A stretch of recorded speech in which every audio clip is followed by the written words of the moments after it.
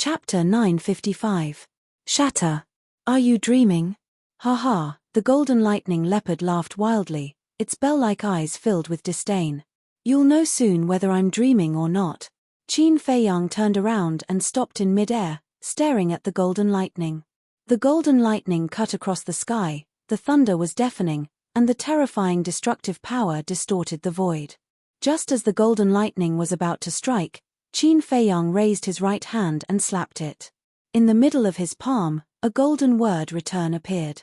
Immediately after, a wave of golden light burst out, containing a mysterious force. Like a giant golden dragon, it pounced on the golden lightning. Return formula. Boom.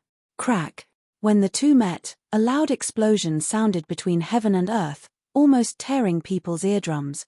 At the same time, Qin Feiyang's body shook, his arm was shattered, and his flesh and blood splattered everywhere. However, the golden lightning only paused for a moment, then it shattered the golden light and continued to pounce on Qin Feiyang. Qin Feiyang's heart sank. It was indeed difficult for a 1-star battle saint to fight against a 7-star battle saint. No. It was not very difficult. It was very difficult. If it wasn't for the protection of the battle character art, his body would have been crushed. But it was not to the point where he could not resist. Without hesitation, he quickly raised his left hand and used the return formula again. Boom. The golden light appeared again. The golden wave covered the sky and fiercely crashed into the golden lightning. With a loud bang, Qin Feiyang's left hand split open again, and dragon blood stained the sky. But it did not shatter. His eyes were like torches, like a mountain, standing tall in the void. In the middle of his palm, the golden light poured out continuously, crazily colliding with the golden lightning. Waves of destructive airwaves rushed in all directions. At this moment, the sky was trembling, and the earth was shattering. The fierce beasts in the forest around the plain were crawling on the ground, trembling, and their eyes were filled with fear. So what if you're a 3-star saint beast? So what if you're a perfect battle formula? Submit. Qin Feiyang roared. His blood-red hair danced in the air. His eyes were full of fighting spirit, as if a god of war had returned. Rumble. Finally. The golden lightning was bounced back. How could this be? The golden thunder leopard turned pale with fright. These golden lightning bolts were formed from its battle chi, but it was shocked to find that it couldn't control them. What the hell? While it was in a daze, the golden lightning struck back and instantly engulfed it. Roar. Immediately, the golden lightning leopard's pained screams resounded in the air. How could my battle art turn around and kill me? I don't believe it, this must be fake. The golden lightning leopard roared again and again. All of a sudden, an even more terrifying ferocious aura erupted like a volcano in this world. Behind the golden lightning leopard, a huge beast shadow rushed out. It was also a golden leopard. Its body was over 300 meters long, and it was completely golden as if it was cast from gold leaf. However, it was different from the golden lightning leopard in that it had 2 huge wings on its back. As the wings flapped, a strong wind blew. This battle soul, Qin Feiyang's pupils constricted. He had seen this golden leopard in ancient books. It was also a divine beast called the Wind Thunder Leopard. It was said that in the distant past, there was a terrifying god of thunder.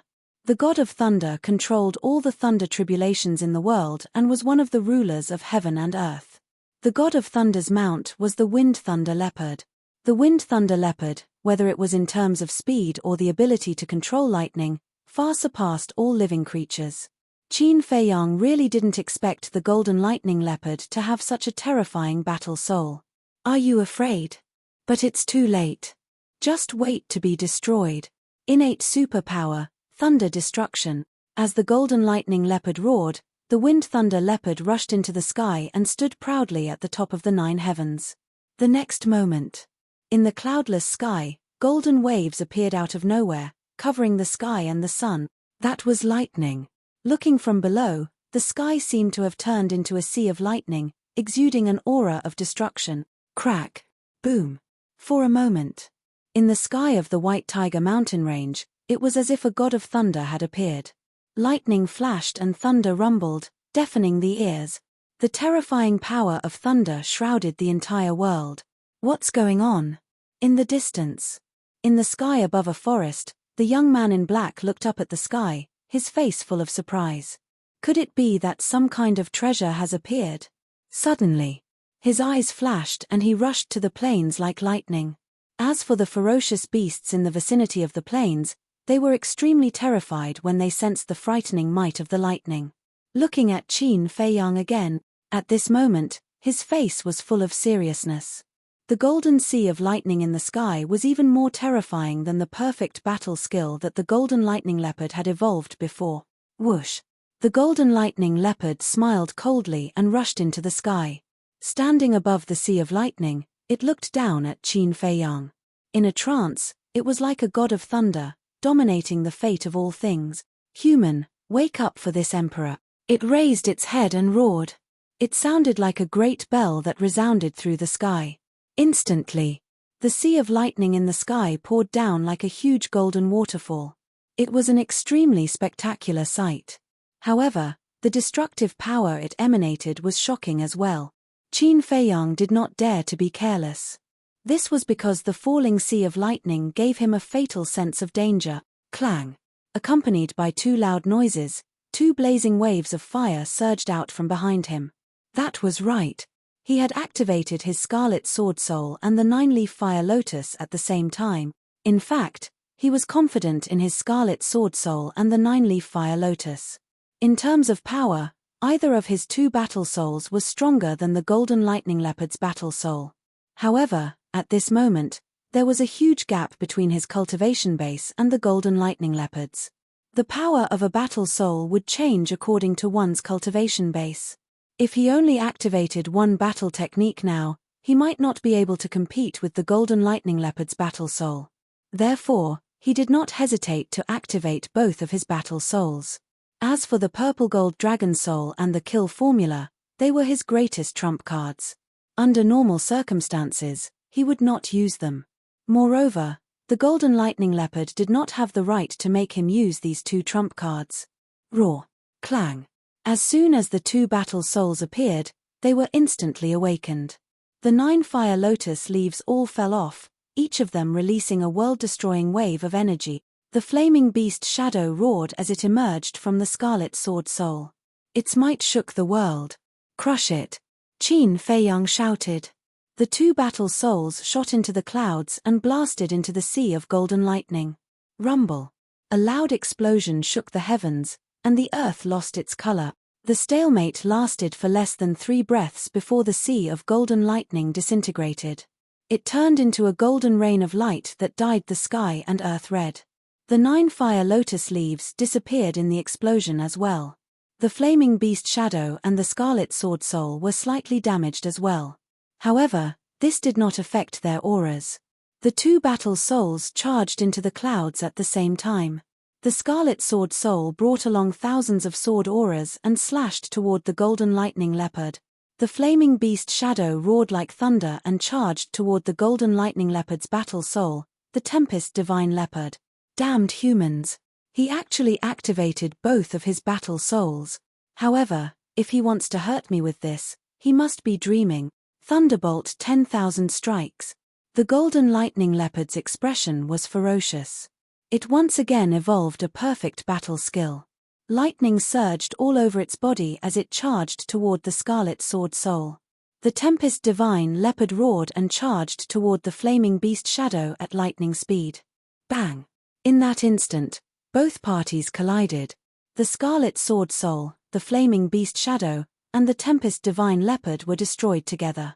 The Golden Lightning Leopard was still alive. However, its body was covered in blood. Furthermore, the Scarlet Sword Soul left a finger-deep wound in between its eyebrows. Blood was gushing out. It had even injured its sea of consciousness. It fell from the clouds helplessly. Its eyes were dull. A 3-star sacred beast could not defeat a 1-star battle saint human. It could not accept this. Phew. Below. Qin Feiyang let out a long sigh. Blood was flowing from the corner of his mouth. Obviously, his injuries were not light. However, although he had paid a high price, he had finally solved this problem. He slowly descended and landed on the broken plains. The life force in his body was also automatically repairing his injuries. 10 breaths later. With a bang, the golden lightning leopard fell on the ground not far from Qin Feiyang, creating a pit that was dozens of meters deep. This collision had undoubtedly caused it to suffer more injuries. It was lying at the bottom of the pit. Its body was bleeding profusely and its aura was extremely weak. If he did not rescue it, its life would be in danger. Qin Feiyang walked over and stood above the pit. He looked down at the golden lightning leopard and said lightly, "It seems that my skills are still better." The golden lightning leopard raised its head with great effort and stared at Qin Feiyang. Its eyes kept changing. After a while, it fell into a pool of blood again and said weakly, "You win. This emperor surrenders." Qin Feiyang smiled and closed the battle formula. He then took out an essence soul pill and a healing pill and was about to throw them to the golden lightning leopard. "Be careful." But at this moment, the golden lightning leopard seemed to have discovered something in the void above and suddenly shouted, "Hmm." Qin Feiyang was shocked. But before he could look up, a terrifying sacred aura erupted from the void above. Clang. Immediately after, a earth-shattering metallic sound exploded, like a divine sword being unsheathed. Qin Feiyang immediately sensed a world-destroying sharpness sweeping over. Without thinking, he activated the battle formula again. When he activated the battle formula, he noticed from the corner of his eyes that a black shadow fell from the sky and landed behind him. The next moment, he felt a pain on his back. It was as if something cold had entered his back. And it was heading straight for his heart. "You're courting death." Qin Feiyang was furious. He actually dared to sneak an attack on him. He slapped out with his palm. In his palm, the purple gold dragon Qi surge. The black shadow also did not expect that at this time, Qin Feiyang still had the ability to fight back. It was not mentally prepared and was directly slapped in the chest by Qin Feiyang. Puff. The black shadow immediately spat out a mouthful of blood and flew out like a meteorite. Its chest was torn apart by the purple gold dragon Qi and was badly mutilated. But at the same time, Qin Feiyang's body swayed and also fell into the pit, rolling to the side of the golden lightning leopard. Chapter 956. What's going on? Golden Thunder Leopard looked at Qin Feiyang and then at the top of the pit. His eyes were full of suspicion. Why did another black shadow suddenly appear? Qin Feiyang endured the pain, touched the wound on his back, and also looked up at the top of the pit. His eyes were emitting cold murderous intent. This place fell into a short period of dead silence. Da. Soon. A series of footsteps sounded above the pit, approaching from afar. Very soon. That black shadow appeared in the sight of Qin Feiyang and Golden Thunder Leopard. "It's you." Qin Feiyang clenched his hands. That's right.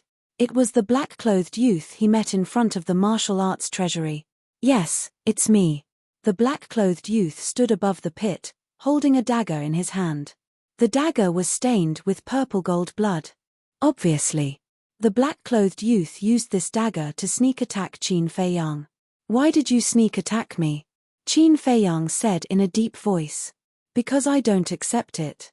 You're just an ant in the 9th area. Why are you valued by the Chief Tower Master?" The black-clothed youth's expression was a bit ferocious, and his whole body emitted a shocking bloody aura. "So it's because of jealousy." Qin Feiyang frowned and said, "Who are you? How do you know I'm in the White Tiger Mountain Range?" Only Elder Wang and Chu Xian knew that he was hunting in the White Tiger Mountain Range. But Elder Wang and Chu Xian didn't have any grudges with him, so they shouldn't harm him. Could it be a coincidence? "Who am I?" Hearing Qin Feiyang's question, the black-clothed youth was so angry that he laughed and said, "You've been in the Chief Tower for so long, but you don't even know who I am. Am I so invisible?" Qin Feiyang frowned. Listening to what he said, this person's status in the Chief Tower was not low. Seeing that Qin Feiyang didn't seem to be pretending, the black-clothed youth became even more angry and shouted, "Listen up. I'm the king of the 2nd tower, Wu Shan." "So it's you." Qin Feiyang suddenly realized. Wu Shan sneered, "Remember my name, because soon you will die in my hands."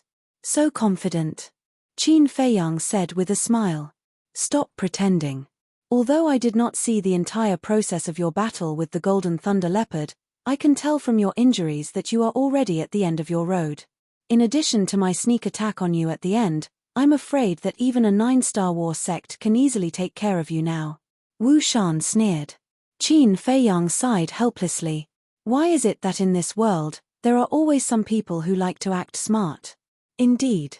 If it was an ordinary person, after a bloody battle with the Golden Lightning Leopard and then being ambushed, they would have been crippled. However, was he, Qin Feiyang, an ordinary person? He had the battle formula protecting him. It had purple-gold dragon blood. He had even fused with the flame of life. These seemingly serious injuries were not even worth mentioning to him. In just a short while, the wound on his back had already scabbed over. More than half of the injuries from the battle with the Golden Lightning Leopard had been healed.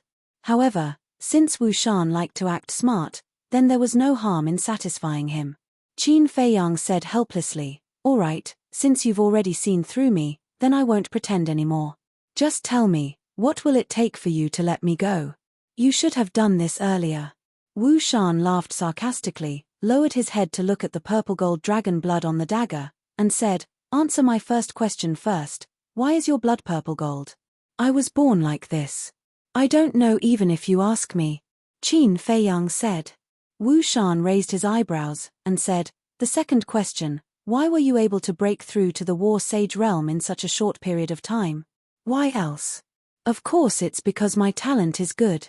But you, why haven't I received any news that you've broken through to the War Sage realm? Or are you deliberately hiding it? But that doesn't make sense.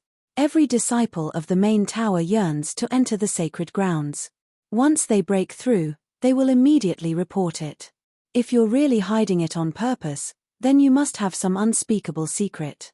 Qin Feiyang squinted his eyes, paying attention to the changes in Wu Shan's expression. For some reason, the bloody aura exuding from Wu Shan's body always gave him an inexplicable sense of familiarity. And it made him feel repulsed, disgusted, and even disgusted. Hearing this, Wu Shan's gaze turned cold, and said, "You have to understand, I'm the one asking you now." All right, continue." Qin Feiyang was somewhat helpless. The third question.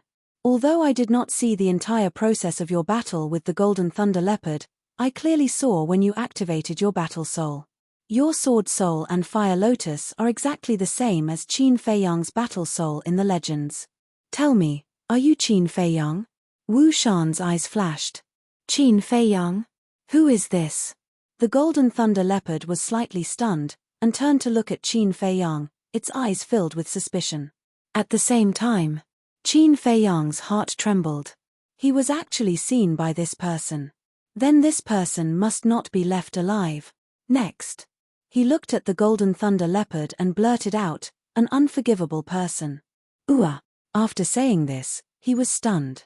Why did it sound so strange? Then he couldn't help but smile bitterly. It seemed that after pretending to be an ancestor for a long time, even he himself began to hate himself. He raised his head to look at Wu Shan, and said, "If I say that I am Qin Feiyang, will you let me go? What do you think?" Wu Shan smiled sinisterly. "It seems that I won't." "That's true. If it wasn't for me messing up the situation, that fire Qilin would have already become your Qilin tribe's clan-guarding beast." "Right. There's also a person called Wu Xiao, who died quite miserably. As far as I know, he's the young master of your Qilin tribe. I just don't know, who is he to you?" Qin Feiyang laughed mockingly. "It really is you." Wu Shan's eyes flashed coldly. Qin Feiyang shrugged his shoulders and said, "I didn't admit it. Haha, I didn't expect this.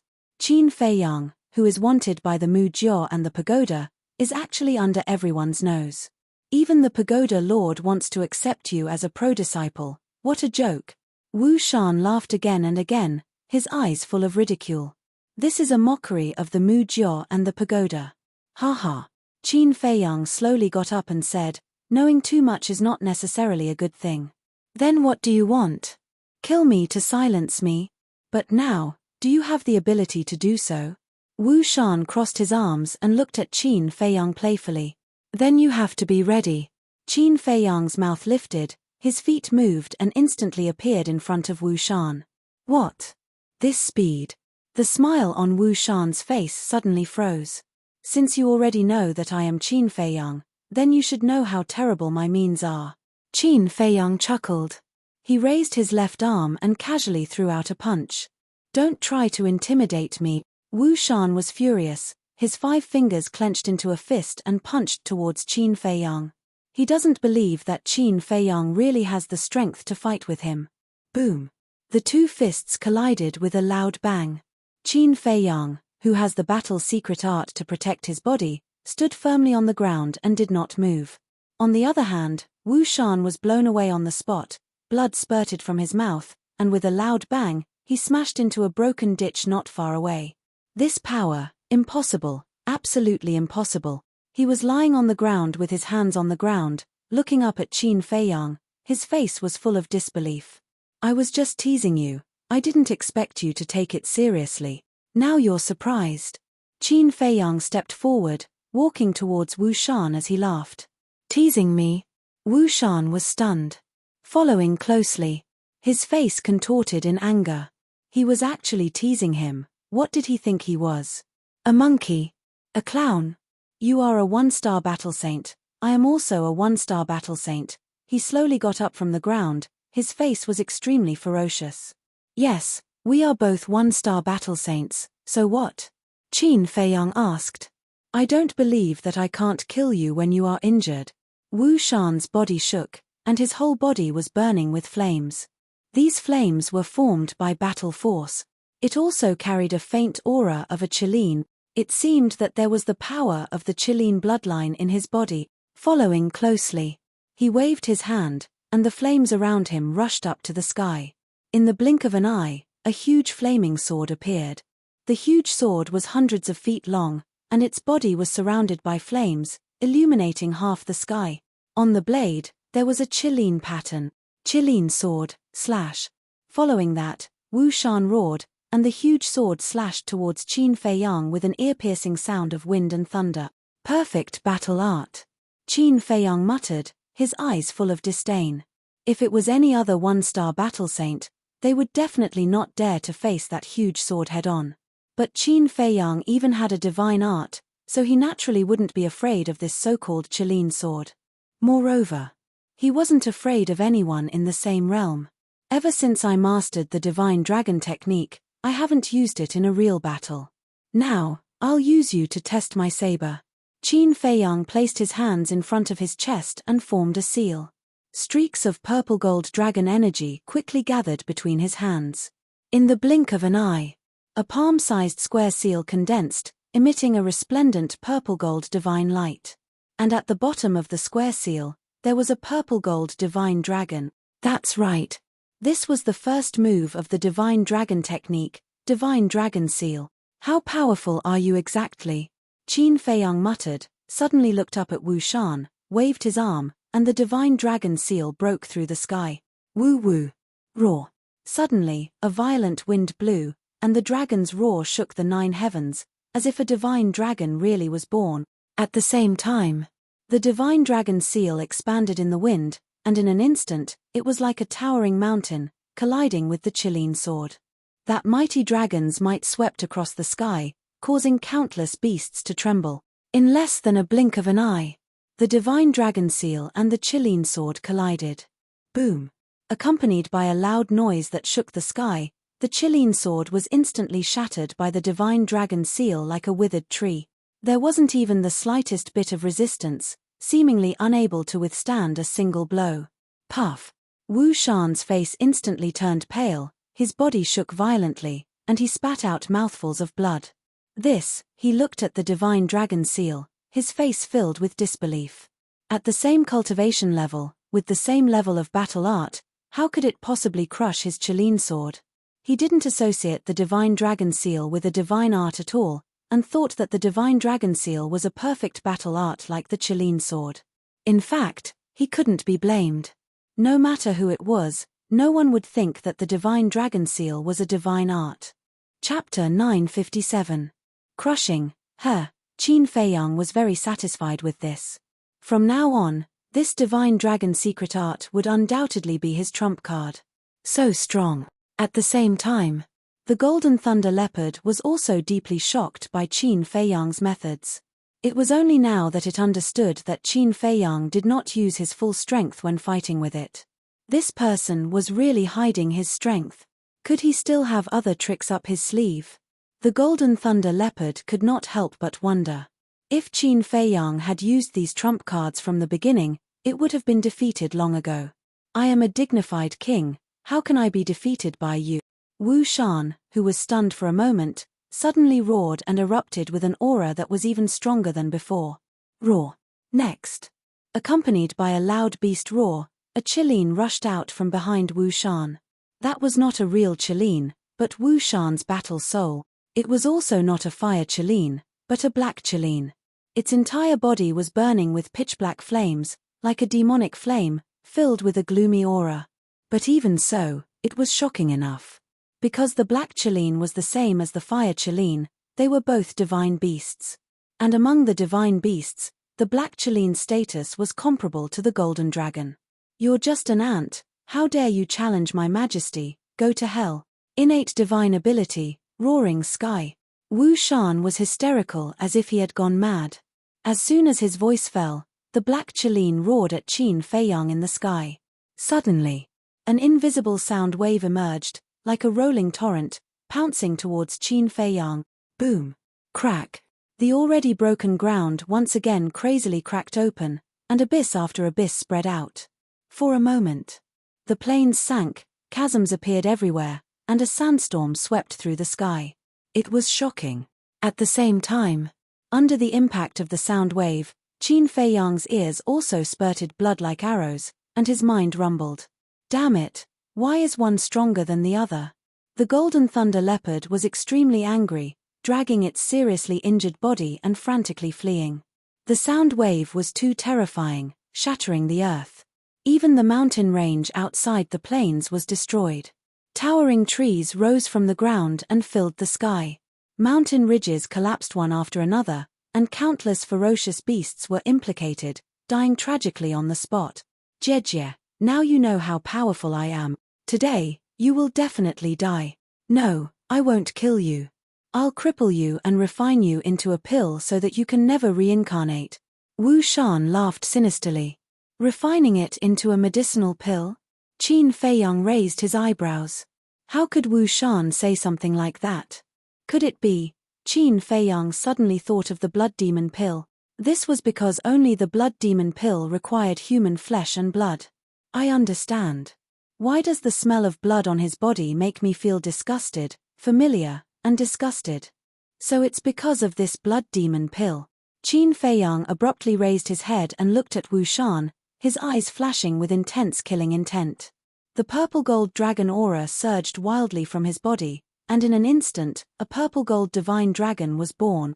Its body was more than 1,000 feet long, covered in dragon scales and shining brightly.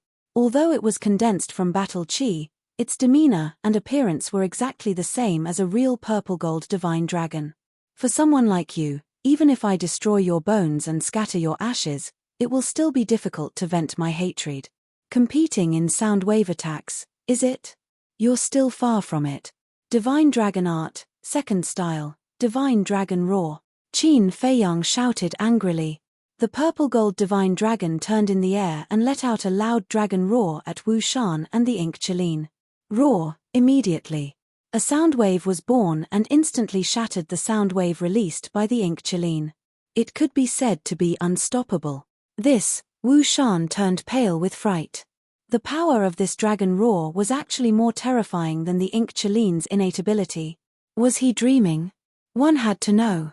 This was an innate ability. The innate ability of a battle soul would basically be stronger than a battle art by a level. A powerful battle soul's innate ability was even stronger than a perfect battle art. And his Ink Qilin's innate ability belonged to this level. Therefore, even if this Divine Dragon Art, Second Style, Divine Dragon Roar was a perfect battle art, it was impossible to defeat the innate ability of the Ink Qilin. Wu Shan could not figure it out. Why was Qin Feiyang's method so strange? Qin Feiyang said coldly, When fighting with me, being distracted will cause you to lose your life. Wu Shan shuddered and suddenly came back to his senses. He immediately felt a fatal danger. The sound wave released by the purple-gold divine dragon had already pounced in front of him. It was too late to dodge now. Ah! Roar! The sound wave enveloped over and Wu Shan screamed in pain on the spot. His body was instantly mangled and blood splattered everywhere. The ink Chileen also let out a wail and was directly crushed into pieces by the sound wave. Amazing! The golden thunder leopard that was fleeing could not help but be secretly speechless when it turned back to see this scene. Its fear of Qin Feiyang deepened. No, I definitely can't fall into his hands. Otherwise, I'll definitely suffer. It muttered to itself and used its extreme speed to escape towards the mountain stream in the distance without looking back. You still want to run now? Qin Feiyang raised his eyebrows. With a thought, the double-winged snow eagle appeared out of thin air and said, I want it alive. Piece of cake. The double-winged snow eagle laughed and a pair of light wings appeared. It turned into a bright stream of light and chased after the golden thunder leopard. The light wings were the double-winged snow eagle's battle soul, comparable to a perfect auxiliary battle art. Although the golden thunder leopard's speed was comparable to a perfect auxiliary battle art, it was heavily injured and could not unleash its full potential. Therefore, the double-winged snow eagle's speed was now one level faster than it. What the hell? There's still a helper. At the same time, seeing the double-winged snow eagle appear, the golden thunder leopard's eyes widened and ran even faster. Seeing that you're running so hard, do you want me to give you a pair of wings? The double-winged snow eagle continued to approach with a playful look in its eyes. Humph! What are you so arrogant for? If you have the guts, wait until I've recovered from my injuries and then compete in speed. The golden thunder leopard snorted, feeling extremely sullen. It could tell at a glance that the double-winged snow eagle was a 2-star battle saint. If it was not injured, with the double-winged snow eagle's speed, it would only be eating dust. The double-winged snow eagle was stunned and mocked.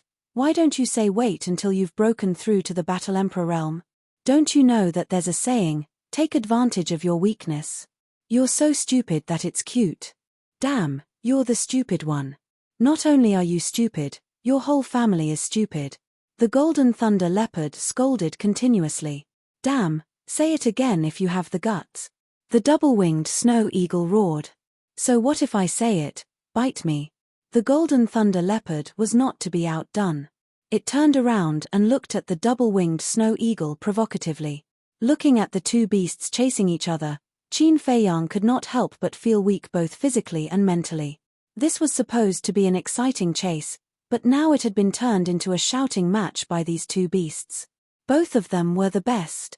Following closely, his eyes turned cold and he looked up at Wu Shan. He saw Wu Shan falling from the sky. Not only was his body covered in wounds, but his life force was also almost gone.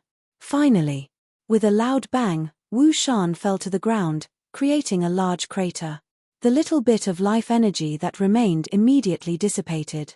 He died just like that. Qin Feiyang's face twitched. Wasn't this too easy to beat up? But after thinking about it, he felt relieved. The second form of the divine dragon's roar was also a divine art, so it was not rare for it to kill Wu Shan in an instant. He walked up and grabbed Wu Shan's cosmos bag. He lowered his head and carefully searched. Found it. A moment later, his eyes lit up. A few pills flew out of the cosmos bag and floated in front of him. These pills were blood red in color and had 2 pill patterns on them. They emitted a strong smell of blood. It was the blood demon pill. I never thought that there would be someone who could refine the blood demon pill in this forgotten land. Qin Feiyang waved his hand, and the few blood demon pills shattered. Then, he crushed the cosmos bag and glanced at Wu Shan's corpse. He hated this kind of person from the bottom of his heart. It would not be an exaggeration to cut him into pieces. Soon, the double-winged snow eagle came back with the golden thunder leopard. Although the golden thunder leopard was a prisoner, it was still arguing with the double-winged snow eagle. Bang! After flying back, the double-winged snow eagle threw the golden thunder leopard at Qin Feiyang's feet. Then, the The double-winged snow eagle grew to the size of a palm and landed on Qin Feiyang's shoulder. It looked at the golden thunder leopard maliciously. We made a bet first. Why are you running away now? Qin Feiyang looked at it and frowned. Tumphh, cut the crap. Today, I am unlucky to have fallen into your hands. Kill me if you want. The golden thunder leopard glared at the double-winged snow eagle and snorted at Qin Feiyang. You have a backbone. Qin Feiyang smiled faintly and said to the double-winged snow eagle, destroy its cultivation. Okay. The double-winged snow eagle waved its claws and a ray of battle chi flew into the golden thunder leopard's body. Ah, the golden thunder leopard howled in pain. It glared at the man and the eagle and roared, I would rather die than be humiliated. Don't go too far. Yes, I am. So what? The double-winged snow eagle sneered.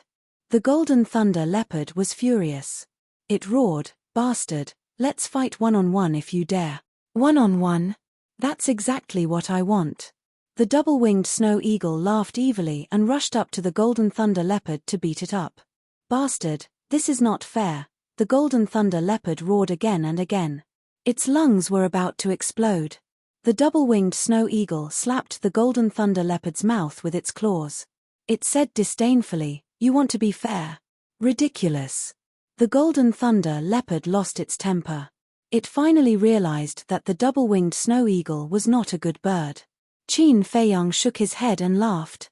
This golden thunder leopard was quite fun.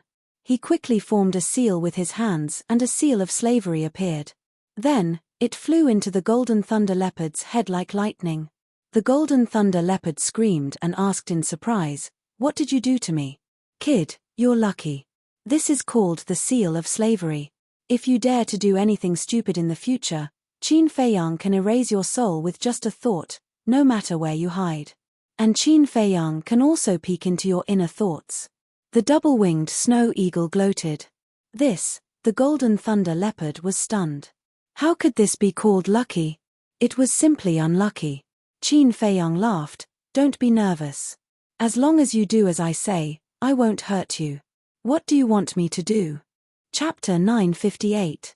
Qin Feiyang took out spirit sea pills, essence soul pills, and healing pills and threw them to the golden thunder leopard. He then said, I need 55 one-star sacred beasts. 2-star sacred beasts are fine too. Phew. The golden thunder leopard heaved a sigh of relief. As long as it was not killed, it was fine. After taking the 3 pills, it asked doubtfully, why do you need so many sacred beasts? Of course, to exchange them for contribution points. Qin Feiyang said. I understand. You deliberately came to find me and then waited for me to help you gather the sacred beasts. The golden thunder leopard said angrily. I didn't expect you to be so smart. Qin Feiyang laughed. What a treacherous bastard. The golden thunder leopard stared at him and then roared. Dong. At that moment, the earth shook. Numerous saint beasts of different sizes were charging over from all directions. Aya, why was I so stupid? When I was fighting with this person, I should have asked them to help. Looking at the group of sacred beasts, the golden thunder leopard could not help but be angry. The sacred beasts in this area were all its little brothers. As long as it gave the order, they would immediately help it beat up Qin Feiyang. Qin Feiyang glanced at it and said lightly, even if you ask them to help, you won't be able to run away. The golden thunder leopard looked at Qin Feiyang in surprise. He could actually peek into its inner thoughts. The 2-winged snow eagle joked, don't tell me you think we are joking with you. Humph. The golden thunder leopard snorted and did not say anything more. But in its heart, it was extremely painful. To think that it, the dignified emperor of this area, was reduced to a human slave. How sad. Qin Feiyang glanced at it and could not help laughing. He asked, where is the pool here? There is a lake not far from the south. The golden thunder leopard said powerlessly. Look after it, I will go wash up. Qin Feiyang whispered to the double-winged snow eagle. Then, he turned into a stream of light and quickly disappeared to the south. A moment later, he was back. The bloodstains on his body had been washed away, and he had changed into a clean set of clothes. He looked clean, neat, and refreshed. By the time he returned, there were already over 100 saint beasts gathered around him. He scanned them one by one. There were giant beasts as big as mountains and flying insects as small as fists. The golden-scaled dragon python that he had first encountered was also among them. Wu Shan's body had also disappeared, leaving behind only a pool of blood.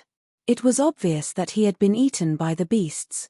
The golden thunder leopard looked at Qin Feiyang and said in a low voice, "This emperor can let them go with you, but this emperor is determined not to go." "Why?" Qin Feiyang asked. "I've said it before. My parents and a few of my brothers died in the hands of you humans. Therefore, I only have hatred for you humans." The golden lightning leopard said. Qin Feiyang pondered for a moment, then nodded and said, "Okay, but I have a condition." "Say it." The golden thunder leopard said. "What you saw today, you are not allowed to mention it to anyone. And your group of little brothers, you have to keep your mouths shut. Otherwise, I will wash you with blood. Don't doubt whether I have the ability or not." Qin Feiyang said, a cold light flashing in his eyes. The golden thunder leopard's pupils shrank, and he nodded, "That's not a problem. It's best if you don't have a problem." Qin Feiyang waved his hand, opened a portal, and said, "Let your little brother go in." The golden thunder leopard shouted, "If you want to go to the main tower to enjoy life, hurry up and go in." Enjoy life. Qin Feiyang and the double-winged snow eagle looked at each other. However, thinking about it carefully, these beasts entering the main tower were indeed enjoying life. Because, all the beasts that were captured alive would be released in the mountains deep in the main tower. Qin Feiyang had also been to the depths. There was no killing, no disputes, and it could be said to be carefree. However, hearing the golden thunder leopard's words, all the beasts protested. Although they could be carefree, once they entered the main tower, it was equivalent to staying there for the rest of their lives and losing their freedom. The sacred beasts had spirituality and wisdom. Naturally, they also yearned for freedom. "Do you want to die? Hurry up." The golden thunder leopard raised his eyebrows and shouted impatiently, showing the might of an emperor. Immediately, one by one, the one-star sacred beasts shrank their bodies and flew toward the portal reluctantly. As for the two-star sacred beasts, they retreated to the side under the golden thunder leopard signal. The golden thunder leopard did this because he wanted to preserve the strength of this area. "Wait a minute." Qin Feiyang suddenly stretched out his hand. All the beasts stopped in the void and turned to look at him suspiciously. "For the sake of safety, I think it's better to control all of you. Relax your body and mind, don't resist," Qin Feiyang said, and his hands quickly formed seals. 55 slavery seals appeared one after another, and then entered the skulls of 55 one-star sacred beasts. This included the golden-scaled dragon python. After the slavery seals were completed, Qin Feiyang put down his hands and said with a smile, "You can go in now." With the slavery seals, the 55 one-star sacred beasts had no choice but to enter the portal one after another. Qin Feiyang waved his hand and sent the double-winged snow eagle to the ancient castle. Then, he looked at the golden thunder leopard and said with a smile, "Thank you, we'll meet again." "Who the hell would meet you again?" A row of black lines appeared on the golden thunder leopard's forehead. He waved his paws impatiently and said, get lost, and don't come back again." Qin Feiyang chuckled as he turned around and stepped into the portal. "Wait a minute." However, the golden thunder leopard seemed to have thought of something and hurriedly shouted at Qin Feiyang. However, Qin Feiyang had already disappeared. "Damn it. I actually didn't let him remove the slavery seal, I'm so stupid." Seeing the portal disappear, the golden thunder leopard was about to collapse. At the same time, the martial arts treasury. Elder Wang sat in front of the pagoda.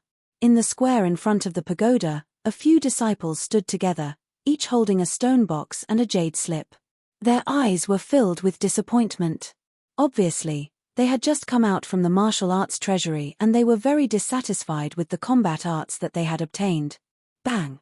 Suddenly, many terrifying sacred beasts appeared in the sky above the martial arts treasury. What is happening? The few disciples looked up at the sky almost at the same time and their expressions changed drastically. Why are there so many sacred beasts? Is this a beast tide? In the sky, many sacred beasts appeared out of thin air and their sacred aura spread in all directions. Not only the few people in the square, but the nearby disciples were also alarmed. They looked up at the sky and their eyes were filled with horror. Beast tide. Elder Wang opened his eyes and looked up at the sacred beasts that appeared out of thin air. 1 beast. 10 beasts. 20 beasts. 30 beasts. 40 beasts. 55 beast. In the end, Elder Wang could not help but be shocked. 55 sacred beasts appeared at the same time. Whose masterpiece was this? As the guardian of the martial arts treasury, he naturally could not think that this was a beast tide like those disciples.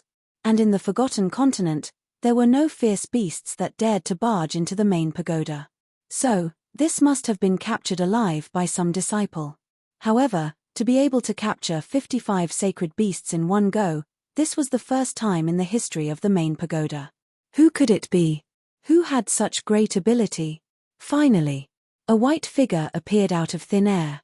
It was Qin Fei Yang. It's him. Elder Wang was startled. Ancestor Mu. Did he catch all these sacred beasts? Oh my God, isn't he a 9-star war sect? How could he have this ability? The disciples were in an uproar, their eyes filled with disbelief. Elder Wang, someone must have helped him.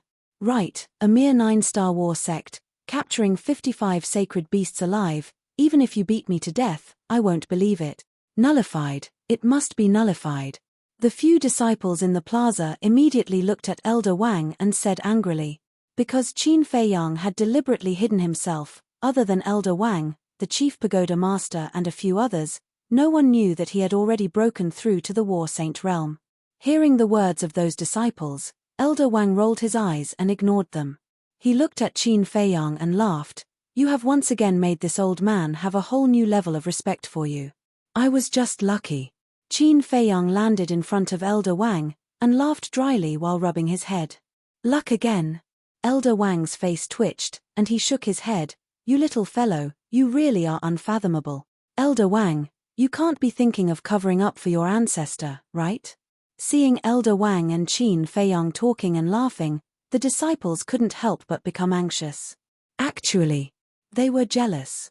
55 sacred beasts could be exchanged for a total of 5,500 contribution points. To them, this was an astronomical figure. This time, Elder Wang only glanced at those people and didn't say anything.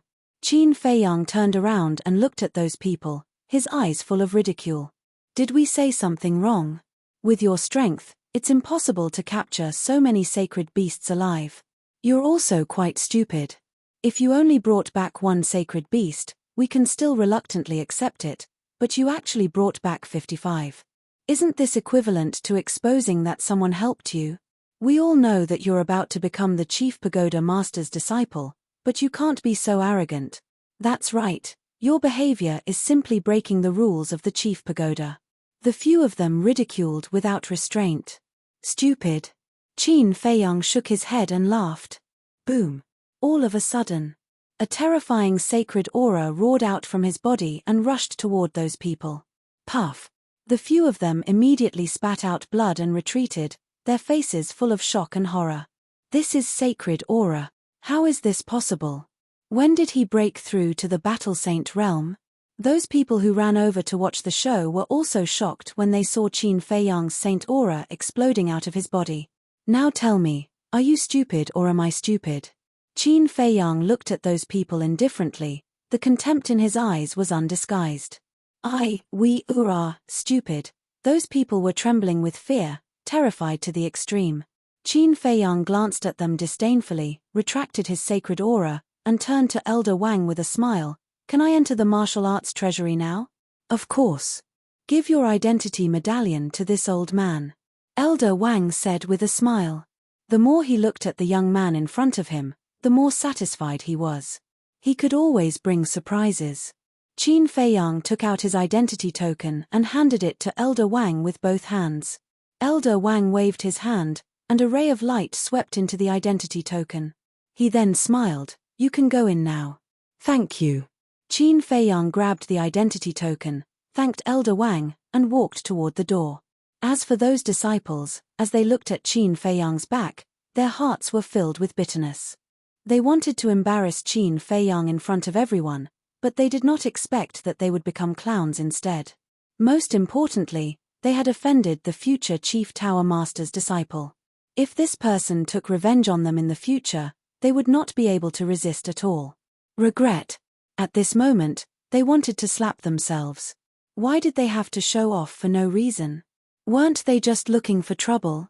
After Qin Feiyang entered the martial arts treasury, Elder Wang looked at them and said, "Remember this lesson. It will be helpful for your future growth." Yes, yes, yes. They nodded repeatedly. Elder Wang looked at the jade slips in their hands and said, "Do you want to take these jade slips with you?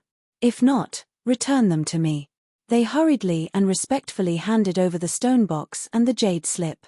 The highest quality jade slips were only medium-grade battle arts, so they naturally would not take them with them. Elder Wang put away the jade slips and stone box, and returned the contribution points to them. He then soared into the sky and flew toward the mountain range deep in the chief tower with the 55 sacred beasts. Chapter 959. Inside the martial arts treasury, Qin Feiyang went straight to the second floor. On the second floor, there was a tightly shut stone door. In the middle of the stone door, there was a groove, the shape of which was exactly the same as the identity token. Qin Feiyang grabbed the identity token and pressed it into the groove. Buzz. Immediately, the identity token shone brightly. In the next moment, accompanied by a low rumbling sound, the stone door slowly opened. Qin Feiyang put away the identity token and walked in. The second floor was the same as the first floor, with shelves neatly arranged on the four walls, and countless stone boxes were placed on them. Next to him, there was a staircase. This was the entrance to the third floor, and there was also a tightly shut stone door. "You're back so soon?" Just as Qin Feiyang was about to take out the jade scroll, a familiar voice entered his ears. Qin Feiyang looked over and saw a beautiful figure standing in a corner, looking at him with a smile. "Chu Xian." Qin Feiyang was stunned, and said with a smile, "I didn't expect to meet you again. It seems that I have to admit that we are really fated." Hee. Chu Xian smiled faintly and asked, "How was your harvest in the White Tiger Mountain Range?" "Not bad." Qin Feiyang smiled and said, "What about you? Did you get the battle art you wanted?" "No. Since I came back from the White Tiger Mountain Range, this is already my third time here, but the best battle art I got was only a mid-tier auxiliary battle art." Chu Xian said with a disappointed face. "Don't be discouraged, you will meet again." Qin Feiyang comforted, and suddenly thought of something, and said, "By the way, did you tell anyone that I was in the White Tiger Mountain Range?" "No. Why do you ask?" Chu Xian was puzzled. "Just asking casually, it's nothing." Qin Feiyang smiled and shook his head, then walked to the center of the second floor and scanned the stone boxes on the shelf. Chu Xian also turned around and looked at the few stone boxes on the shelf in front of her. For a moment, she hesitated, not knowing which one to choose. Suddenly, she turned to look at Qin Feiyang and said, "Why don't you help me pick one?" "Me?" Qin Feiyang was stunned. Chu Xian sighed, "I really don't have much confidence in myself." "Don't worry, even if you help me pick out a low-tier battle art, I won't blame you." Qin Feiyang walked to Chu Xian's side and looked at the stone boxes. He didn't dare to make a decision. "It's okay. You can choose whatever you want." Chu Xian smiled. Qin Feiyang glanced at her. Although this woman appeared very relaxed, he could tell that she was still quite nervous. "This is it." After pondering for a moment, Qin Feiyang pointed at a stone box. Chu Xian glanced at the stone box and asked, "Are you sure? This is all about luck. There's nothing to hesitate about." Qin Feiyang laughed. Then, he grabbed the stone box and handed it to Chu Xian. Chu Xian gritted her teeth, took the stone box, and immediately opened the lid. As soon as the lid was opened, Chu Xian disappeared in front of Qin Feiyang. On the entire second floor, only Qin Feiyang was left. Qin Feiyang also immediately took out the soul refining technique jade slip, and then let go of his hand. The jade slip floated in the air. About 10 breaths passed. The jade slip suddenly moved on its own and flew to a shelf on the left. It really works. Qin Feiyang was stunned for a moment before he hurriedly followed him. In the end, the jade slip stopped above a stone box. Qin Feiyang glanced at the stone box, hesitated for a moment, and then reached out to grab the stone box and opened the lid. Inside the stone box, there was a jade slip lying quietly. What's going on? However, Qin Feiyang's face was filled with shock. What surprised him was not the jade slip, but that after opening the stone box, he was not expelled from the martial arts treasure house. Could it be that Elder Wang opened a back door for him? After thinking about it carefully, it seemed that this was the only explanation that made sense. Then, he threw this question aside, took out the jade slip, and immersed his mind into it. A moment later, a bright light burst out from his eyes. The battle art in the jade slip was indeed the second part of the soul refining technique. You're right. Qin Feiyang smiled, put away the jade slip, and walked to the third floor. Outside, Elder Wang had returned. The disciples who mocked Qin Feiyang were still standing in the square. Chu Xian was also there. At this moment, she was holding a jade slip, and her beautiful face was full of joy. Elder Wang looked at her suspiciously for a moment, then smiled and said, "It seems that you finally got the battle art you wanted." Chu Xian did not answer. She went forward and handed the stone box to Elder Wang, and then put away the jade slip. Elder Wang shook his head and smiled, and did not ask further. Whoosh! At this moment, accompanied by the sound of something breaking through the air, a woman in red flew through the air and landed in front of Elder Wang. The woman was beautiful. Her dress was slightly transparent, and her skin was faintly visible. She looked very sexy and enchanting. She also had a nice body fragrance on her. Who is she? What an unfamiliar face. Her aura is also very strong. She should be a battle sage. Chu Xian and the other disciples looked at the woman in red in surprise. The woman in red glanced at Chu Xian and the others, and there was a trace of disdain in her eyes. She was also extremely arrogant. Then, she looked at Elder Wang and bowed. "Greetings, Elder Wang. What are you doing in the martial arts treasury?" Elder Wang was stunned and asked. He obviously knew this woman. "Look at what you're saying. Can't disciples of the sacred grounds enter the martial arts treasury?" The woman said with a smile, and there was a trace of innate charm in her eyes. "She's a disciple of the sacred grounds." Chu Xian and the others were stunned, and there was a trace of respect and envy on their faces. Elder Wang looked at the woman in red with a doting gaze, but it was not obvious. He smiled and said, "Of course, you can go in by yourself." "Okay." The woman in red nodded and walked towards the door with a proud smile. After the woman in red entered the martial arts treasury, Elder Wang looked at Chu Xian and the others and said, "Don't be jealous. As long as you are willing to work hard, you will enter the sacred grounds sooner or later." The few of them immediately clenched their fists, and there was determination in their eyes. Back to Qin Feiyang. At this moment, he had already reached the 10th floor. In other words, the soul tampering art was only missing the last part. He was very excited. To an alchemist, increasing his mind power was more important than obtaining a divine art. He opened the stone door to the 10th floor. The contribution points in his identity token were finally depleted.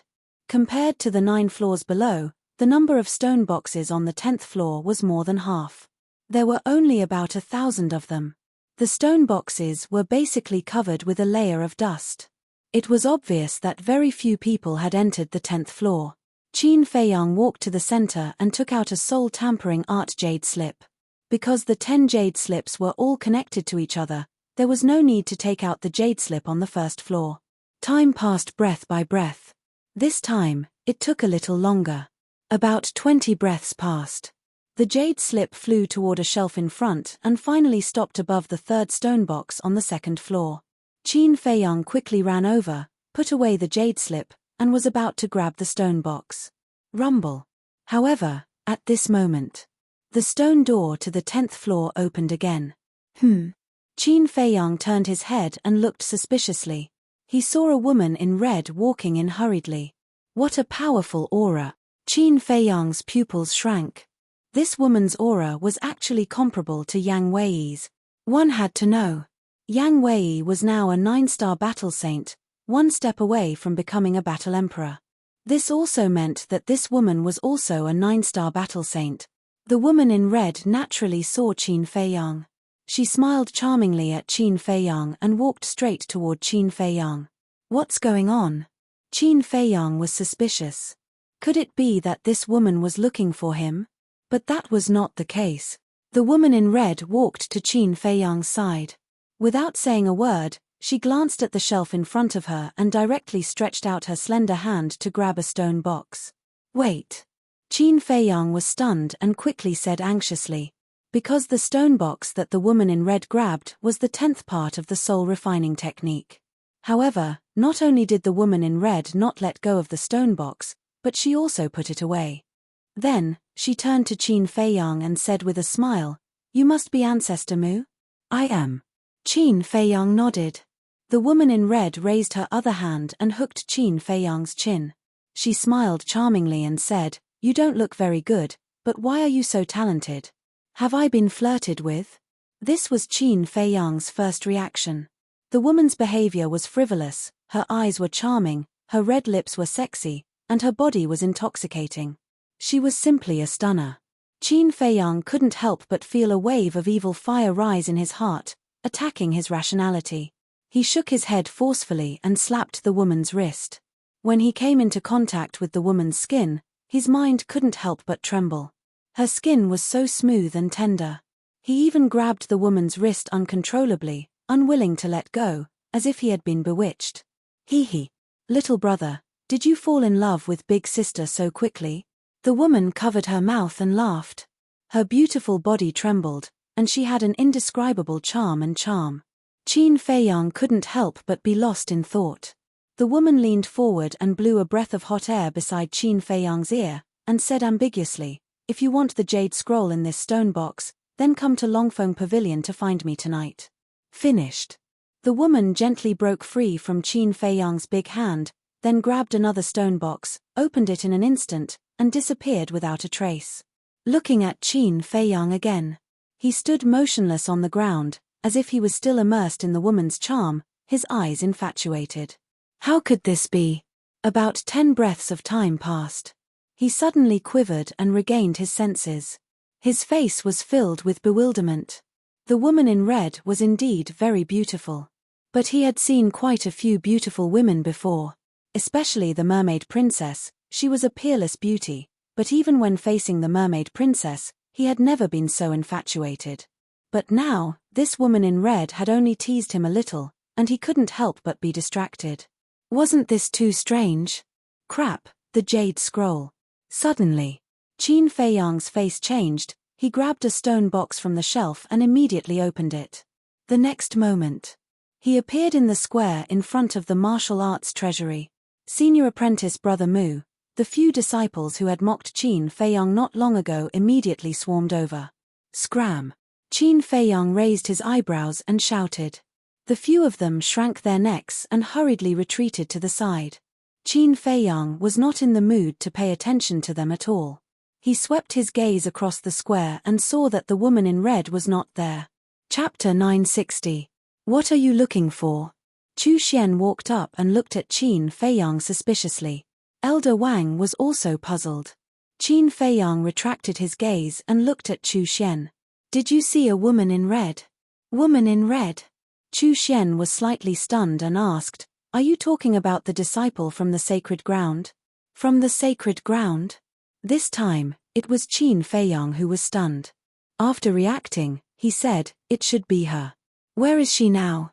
"She just opened the portal and left." Chu Xian said. "Damn it." Qin Feiyang clenched his fists and his eyes were gloomy. Just a little bit more, just a little bit more. He didn't expect that someone would suddenly appear and snatch the last part. What's going on? Elder Wang stood up and looked at Qin Feiyang and asked.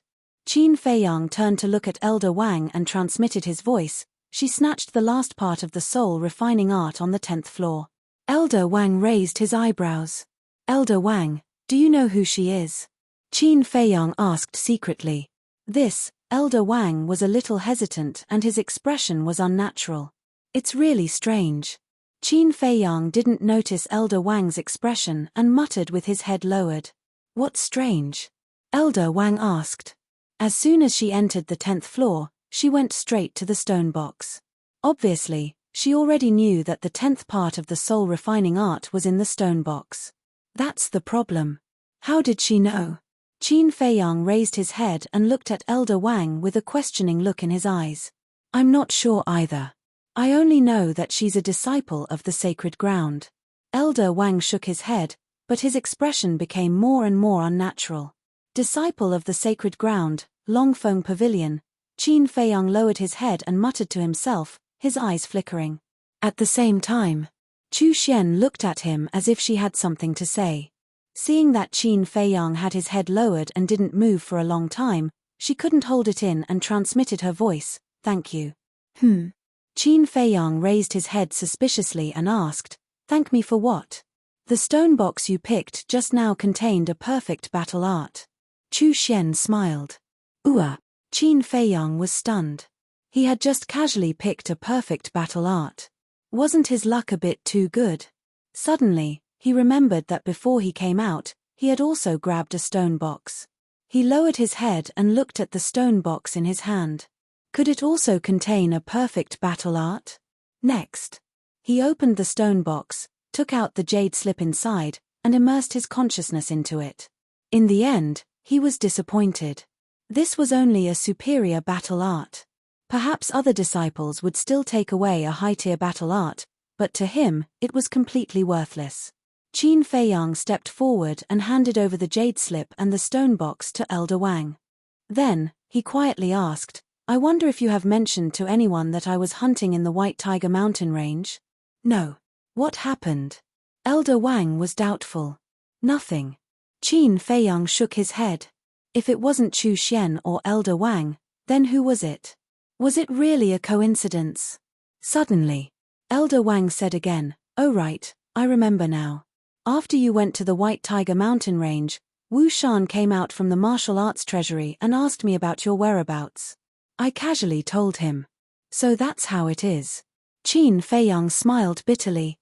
However, Elder Wang didn't do it on purpose. He couldn't blame him, and of course, he didn't dare to blame him. Then, he secretly thanked Elder Wang, took out the teleportation gate, and prepared to leave. Senior Brother Mu, wait. Seeing this, the disciples quickly surrounded him. What? You still want to humiliate yourself? Qin Feiyang raised his eyebrows. No. We're here waiting for you to come out. We want to apologize to you. We were wrong before.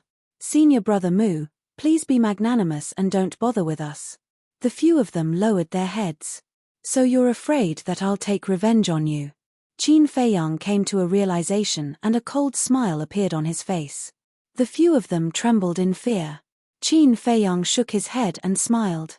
Don't worry, I'm not the kind of person who likes to be calculative. Thank you, Senior Brother Mu. Hearing this, the few of them were overjoyed and thanked him profusely. Qin Feiyang glanced at them and didn't say anything else. He didn't take them seriously at all. In fact, if they hadn't mentioned it again, he would have forgotten about it. Therefore, there was no such thing as revenge. Besides, it was purely a waste of time to take revenge on them. Taking back the last part of the soul refinement technique was the most important thing. See you again.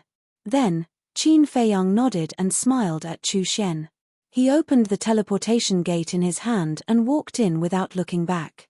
After Qin Feiyang left, Chu Xian and the few disciples bowed to Elder Wang and left one after another. After everyone left, Elder Wang's face was immediately filled with anger. He took out the image crystal. Soon, the illusory image of the red-clothed woman appeared. Elder Wang said angrily, "Do you know what you're doing?" "What did I do?" The woman in red looked at him suspiciously. "Still pretending?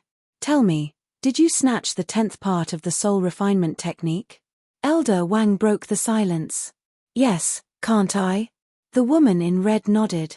She wasn't afraid of Elder Wang at all and had a cheeky smile on her face. "Nonsense. I shouldn't have told you the location of the soul refinement technique and that Ancestor Mu obtained the inheritance of the first Chief Pagoda Master. Elder Wang was so angry that he was fuming. The woman in red said, "Why are you angry?" "I'm just a little curious about Ancestor Mu and wanted to play with him." "Is that something to play with? Do you know that he's about to become the Chief Pagoda Master's personal disciple?" Elder Wang said angrily. "Of course I know about such a big matter. Don't worry, when I'm done playing, I promise to return the 10th part of the soul refinement technique to him." The woman in red giggled. "No, send it to him immediately. This is an order," Elder Wang said with a straight face. "No way. If you have the ability, come and snatch it."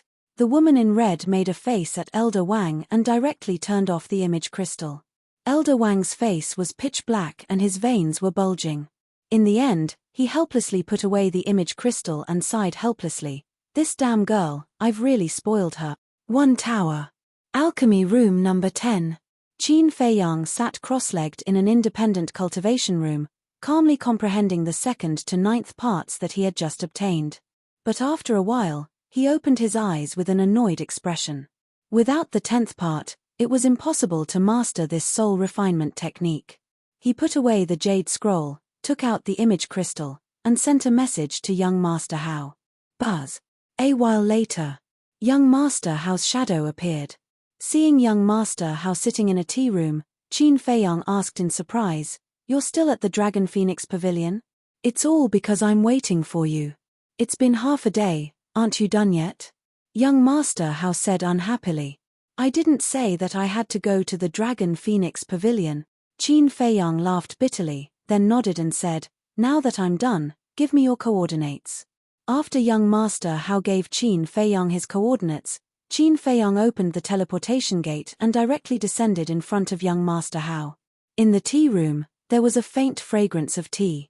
Young Master Hao was cleaning the tea set for Qin Feiyang, and laughed, "Sit anywhere." Qin Feiyang glanced at the pavilion. There was only young Master Hao in the entire pavilion, so he sat beside him. "I just received news that you brought back 55 holy beasts. Is that true?" Young Master Hao asked as he poured tea. Qin Feiyang was startled. He shook his head and laughed. "You're quite well informed." "Nonsense, don't you know who I am?" Young Master Hao rolled his eyes, pushed the teacup in front of Qin Feiyang, and stretched out his hand. "Try it." Qin Feiyang picked up the teacup and took a sip. A trace of surprise crept into his eyes. He had been to the Dragon Phoenix Pavilion several times, so he was quite familiar with the tea leaves of the Dragon Phoenix Pavilion. In the past, the tea leaves were fragrant and sweet, but today's tea leaves had a bitter taste. "The young lady of the Dragon Phoenix Pavilion sent someone to deliver this to me. Although the taste is bitter, it is said that it can strengthen one's foundation and prolong one's life." Young Master Hao said with a happy and satisfied smile on his face. "Is that so?" Qin Feiyang was enlightened. He teased, "The son of the Chief Tower Master is actually so satisfied with a pot of tea. Aren't you afraid of being laughed at? Mouths are on other people's faces. If they want to talk, can you stop them? So, as long as you're satisfied, it's fine." Young Master Hao said. Qin Feiyang nodded. "That's true, but some things can't be forced." "I understand. It's because I understand this that I haven't forced her to do anything. After all, with my identity, if I really want her to do something, she won't dare to not do it." Young Master Hao smiled. Qin Feiyang frowned. "I really don't understand. There are countless beautiful women in the Forgotten Continent. Why are you so infatuated with her? How should I put it? Anyway, it's a very strange feeling. A cultivation maniac like you won't understand." After young Master Hao finished speaking, a trace of disdain crept into his eyes. Qin Feiyang smiled helplessly, then his face turned serious. "Let's talk business. I want to ask you about a person." "Who?" Young Master Hao picked up the teacup, took a sip and asked. Qin Feiyang waved his hand. The image of the red-clothed woman condensed in the void. "Fart."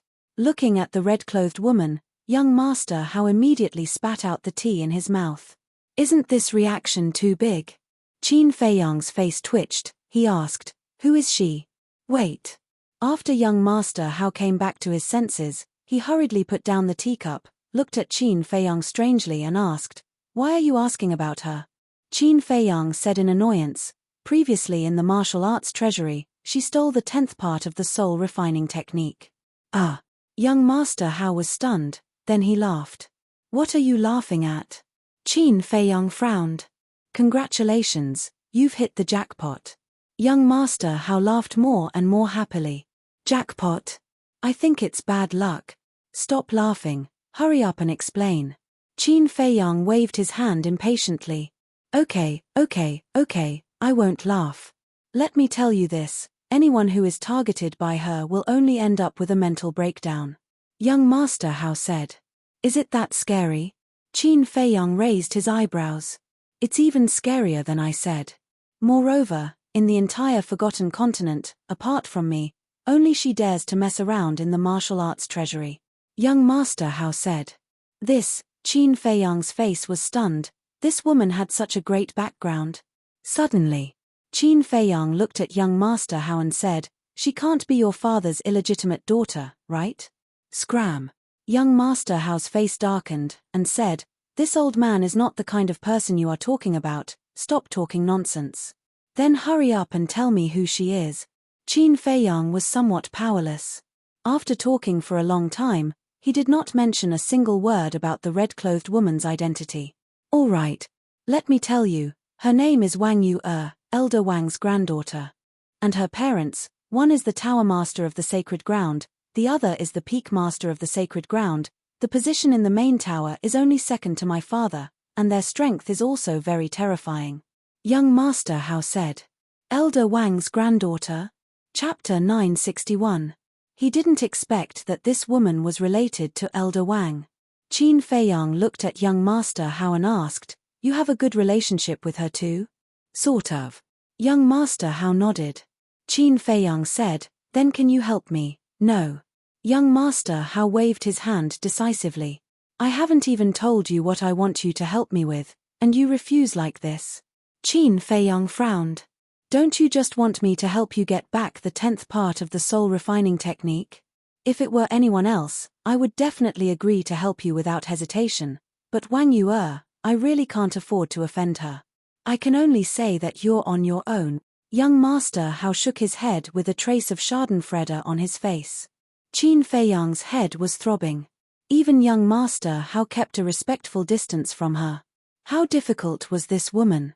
Suddenly, Qin Feiyang seemed to have thought of something and said, "One more thing, is there a ban on refining blood demon pills in the Central Divine Kingdom?" Young Master Hao was shocked and said, "You're not refining blood demon pills, are you?" Qin Feiyang said, "Tell me first." "Blood demon pills are absolutely forbidden. This is the order of the first pagoda master." Young Master Hao said solemnly. Qin Feiyang said, "Then what will the consequences be if someone refines it?" "Kill without mercy," young Master Hao said. Qin Feiyang laughed. There was a written ban, but Wu Shan still refined the blood demon pill. This was simply playing with fire and burning himself. "Brother, since we're brothers, listen to me. Don't go and refine the blood demon pill.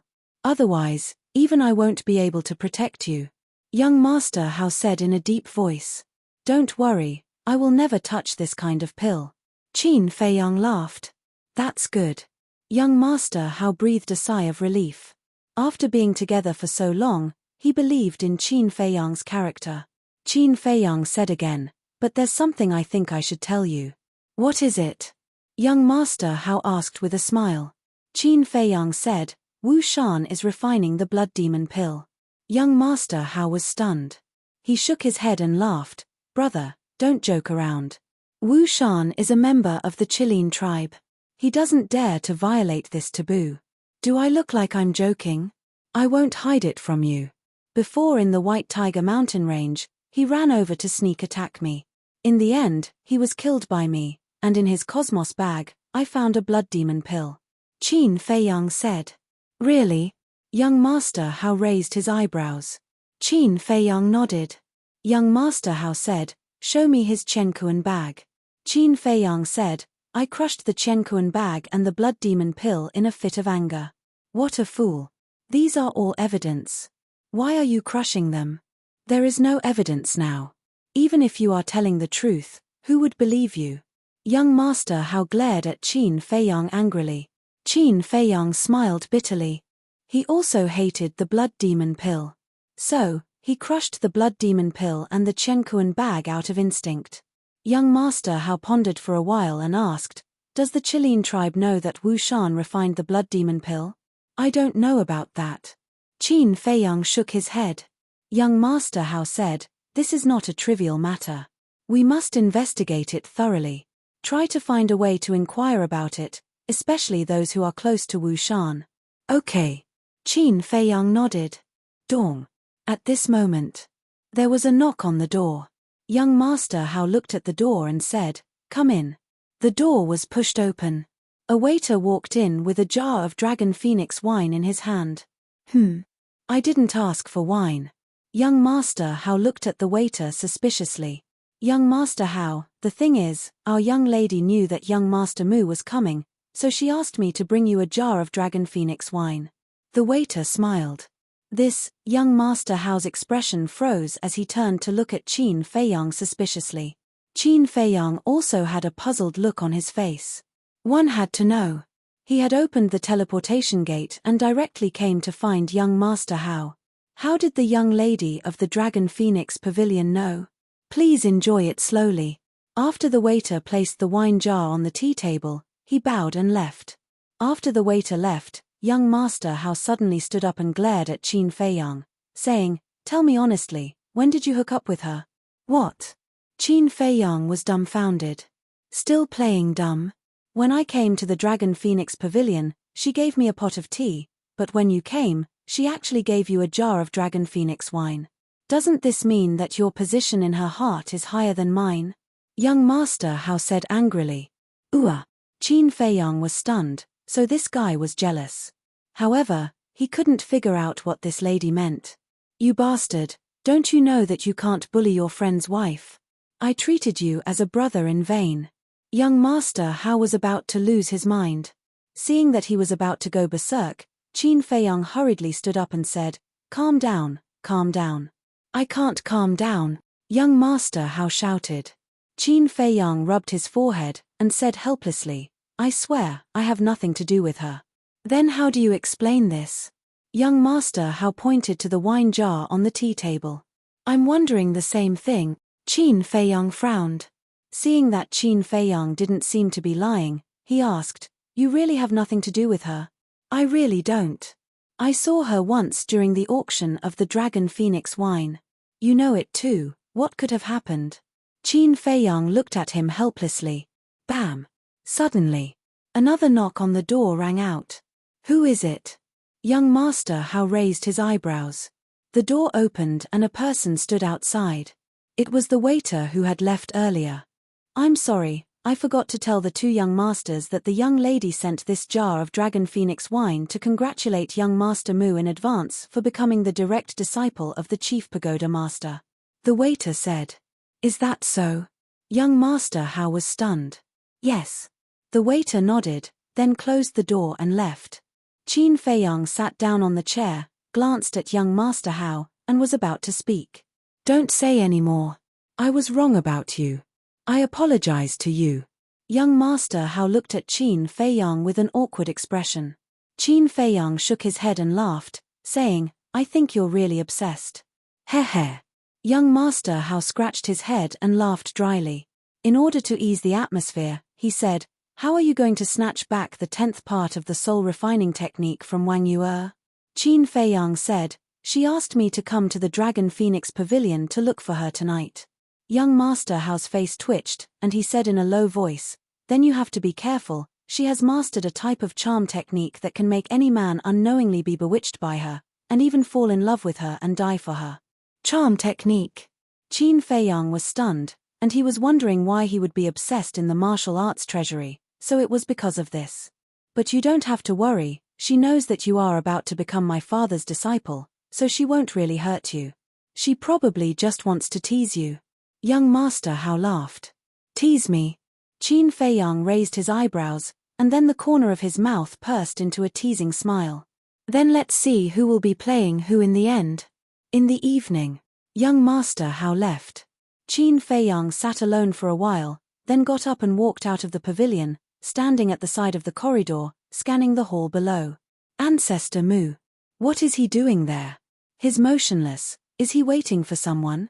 When the guests of the restaurant saw Qin Feiyang, their faces were full of suspicion, and at the same time, their eyes were filled with respect and fear. Time passed breath by breath. Finally, an enchanting figure entered the Dragon Phoenix Pavilion. It was Wang Yu-er. She was wearing a light pink dress that was 3 parts transparent, and her 2 long legs were faintly discernible. Her long black hair was casually draped over her shoulders. Her expression was a little lazy, but she looked extremely charming. Wow! So beautiful. All the men in the hall were stunned in an instant. Even those women were a little mesmerized when they saw Wang Yu-er. Looking at everyone's reaction, Qin Feiyang's fear of Wang Yu-er increased a little. In fact, Wang Yu-er was not that kind of devastatingly beautiful woman, and the reason why these people were so mesmerized was entirely because of her charm. Wang Yu-er, who entered the restaurant, glanced at the expressions of those men with a trace of disdain in her eyes. Subsequently, she raised her head and looked up, just in time to see Qin Feiyang standing at the side of the corridor, and immediately beamed with joy. So it's Miss Yu-er, we are honored by your presence. I hope you can forgive me for not going out to meet you. At this time, the steward of the Dragon Phoenix Pavilion, Pang Su, walked out from the back hall. When he saw Wang Yu-er, it was as if he had seen his ancestor, and he immediately went up to greet her. Steward Pang, long time no see. Wang Yu-er retracted her gaze and looked at Pang Su with a smile. That's right, that's right. Pang Su nodded repeatedly, but did not dare to look into Wang Yu-er's eyes. Her eyes were like a pool of spring water, bewitching all living beings and causing them to sink into oblivion. Then it's been so long since we last met. Did you miss me? Wang Yu-er walked towards Pang Su with a smile. Pang Su retreated in a panic while thinking about how to answer this question. Because he knew Wang Yu-er's identity, he could not afford to offend her. Boring. Wang Yu-er pursed her lips and turned to walk upstairs. Phew. What a tormenting little ancestor. Only then did Pang Su let out a long breath. His entire body was already drenched in cold sweat. Then, he hurriedly looked at a waiter beside him and shouted, "Why aren't you arranging a private room for Miss Yu-er?" Yes, yes, yes. The waiter was also mesmerized. Hearing Pang Su's words, he hurriedly chased after Wang Yu-er. There's no need. Wang Yu-er pursed her red lips and looked up at Qin Feiyang. Silly brother, why are you still standing there? Come and welcome your sister. Everyone was stunned and looked at Qin Feiyang. The waiter also glanced at Qin Feiyang, then looked at Pang Su helplessly. Pang Su also looked at Qin Feiyang meaningfully, then shook his head at the waiter, indicating that he should not ask for trouble. Then, he looked at Qin Feiyang. He stood by the corridor and looked down at Wang Yu-er without any change in expression. Do you still want the 10th part of the soul refinement technique? Wang Yu-er sent a voice transmission with a hint of threat. Qin Feiyang raised his brows and said indifferently, "Can't you just fly up from this distance?" After saying that, he ignored Wang Yu-er and turned to enter the private room. What a temper! Not only was Wang Yu-er not angry, the smile on her face became even brighter. Chapter 962. Whoosh! Wang Yu-er flashed and landed in front of Qin Feiyang's private room. Then she walked in slowly and closed the door. Steward Pang, who is she? Someone in the hall immediately asked. Pang Su said in a deep voice, "She's someone you can't afford to offend." Can't afford to offend? Someone was surprised. Pang Su said, "Have you heard of the charm technique?" Charm technique. I know, she's Wang Yu-er. Yes, yes, yes, it's her. It's said that she has been in seclusion for more than 100 years. Many people have only heard of her but have never seen her. The hall immediately became lively and everyone was talking about it. However, there was dead silence in the private room. Qin Feiyang sat in front of the tea table and didn't entertain Wang Yu-er. He just tasted the food by himself. Wang Yu-er sat opposite Qin Feiyang and looked at him curiously in silence. I can't figure it out. Suddenly, Qin Feiyang shook his head. What can't you figure out? Wang Yue was stunned and asked. Qin Feiyang looked up at her and said lightly, Elder Wang is such a good person. How can he have a granddaughter like you? Wang Yue's red lips curled up. She actually got up and sat directly on Qin Feiyang's thighs. Her two lotus-like arms hooked around Qin Feiyang's shoulders. She smiled and said, Then tell me, how am I? Qin Feiyang didn't expect Wang Yue's behavior to be so bold. Her charming body fragrance rushed to his face. The majestic twin peaks were right in front of him. Qin Feiyang only felt that the blood in his body was spurting and his mouth was dry. At this time, Wang Yue leaned forward and clung to Qin Feiyang's chest. Her red lips moved to Qin Feiyang's ear and she whispered, Tell me quickly. This posture was like a bunch of couples in love, leaning on each other and being as intimate as possible. If it were other men, they would have lost control long ago. Qin Feiyang was also feeling very uncomfortable at this moment. He was desperately suppressing the evil fire in his heart. It was not because his willpower was not good enough, but because Wang Yue's charm technique was too terrifying. It could not penetrate his body at all. Don't you want to be intimate with Big Sister now? Don't be shy. If you want to, just say it. The bedroom is just next door. I can satisfy you at any time. Wang Yue got up from Qin Feiyang's body. As she spoke, she stretched out her jade-like hands and gently rubbed Qin Feiyang's chest. Qin Feiyang was about to collapse. This woman was simply a little vixen who wanted people's lives. He finally understood why young Master Hao was so afraid of Wang Yue. In the face of such teasing, no matter how strong a person's willpower was, they would still collapse. Be rational. You must be rational. Qin Feiyang fiercely bit his tongue. The sharp pain finally woke him up. He immediately pushed Wang Yue away and said with a frown, As a woman, you should know how to respect yourself. However, before he finished speaking, Wang Yue sat on his lap again. And her movements were even more frivolous than before. She directly grabbed Qin Feiyang's hand and pressed it against her chest. Qin Feiyang was so shocked that he broke out in a cold sweat. He said angrily, What on earth do you want to do? Wang Yue said with a charming smile, Silly brother, can't you see it? I want to be your woman. I already have a sweetheart. Qin Feiyang's face darkened. If he believed this kind of nonsense, then he would really be a fool. You have a sweetheart. Wang Yue's face froze, and then she said with a smile, Is she prettier than me? Of course she is. Qin Feiyang said. Are you sure there is a woman more beautiful than me in this world? As Wang Yue spoke, her temperament suddenly changed. Her whole body was full of charm. In the past, she was an irresistible calamity, but now, she was a beauty that could drive anyone crazy. Even the air in the private room had undergone a subtle change, and it was filled with a kind of uncontrollable emotion. She had activated the real charming skill, and in an instant, Qin Feiyang's eyes became dull. Then, his eyes were bloodshot and filled with a sense of possessiveness. Then he raised his hands uncontrollably and held Wang Yue's slender waist tightly. He even raised his head and kissed Wang Yue's red lips. Seeing this, Wang Yue's face changed slightly. Obviously, she was frightened by Qin Feiyang's move. But soon, she calmed down again, reached out to seal Qin Feiyang's mouth, and chuckled, Answer me first, who is more beautiful? You are more beautiful. Qin Feiyang said without hesitation. At this moment, under the urging of the charming skill, his reason had been drowned by the evil fire in his heart. After that, he suddenly stood up, held Wang Yue in his arms, and walked toward the bedroom. What are you doing? Let me go. Wang Yue's face turned pale and she quickly struggled. In fact, she just wanted to tease Qin Feiyang. She didn't really want to do anything. Besides, although she had practiced the charming skill and had teased many people, she had always kept her chastity. And when she had teased others before, she had never activated the charming skill, so she had never faced such a situation. And this was the first time. So when she saw Qin Feiyang was serious, she couldn't help but panic. But no matter how hard she struggled, Qin Feiyang didn't let go, as if he had been possessed. After entering the bedroom, Qin Feiyang directly laid her on the bed, and then violently tore Wang Yue's clothes apart. Her jade-like delicate body was immediately exposed to Qin Feiyang's sight. Ancestor Mu, I have already dispersed the charming skill. Wake up.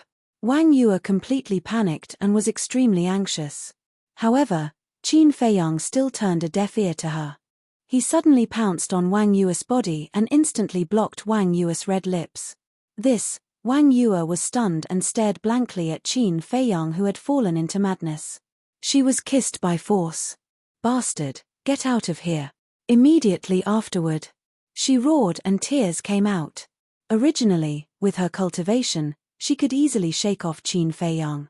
But she, who had never experienced anything, was at a loss and completely forgot the gap between her and Qin Feiyang. Especially this kiss, she was completely at a loss. Qin Feiyang didn't show any signs of waking up. He firmly pressed her hand and crazily demanded. But suddenly, there was a heart-wrenching pain in his heart, which made him unable to help but let out a beast-like howl. And there was a burst of strong light in his heart. This was the concentric knot.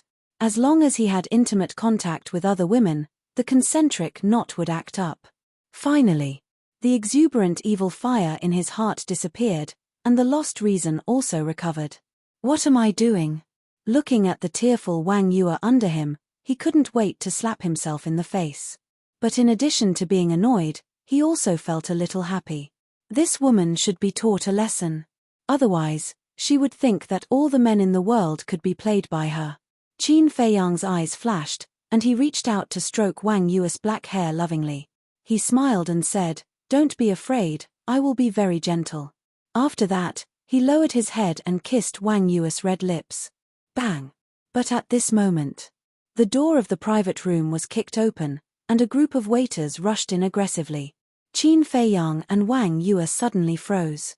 Looking at the messy bed and the ambiguous scene, the group of waiters also froze. They heard Qin Feiyang's miserable howl and thought that something bad had happened, so they ran in. However, they never expected that it would be such a situation. Young Master Mu, Miss Yu, Pang Su also ran into the private room in a hurry, his face full of worry. But when he saw Qin Feiyang and Wang Yue sticking together intimately, he was dumbfounded on the spot. There was dead silence in the private room. Get out! Suddenly, Qin Feiyang and Wang Yue shouted at the same time. I'm sorry to disturb you. Please continue. What are you looking at? Get out of here. Pang Su shivered and hurriedly apologized to the two of them. Then he roared at the waiters, turned around, and ran out in a hurry. Bang! The door was also closed. The room fell silent again. The two of them maintained their previous posture, staring at each other with their big eyes. All of a sudden, Qin Feiyang gave an evil smile and said, "Well, looking at you from such a close distance, you are really quite charming."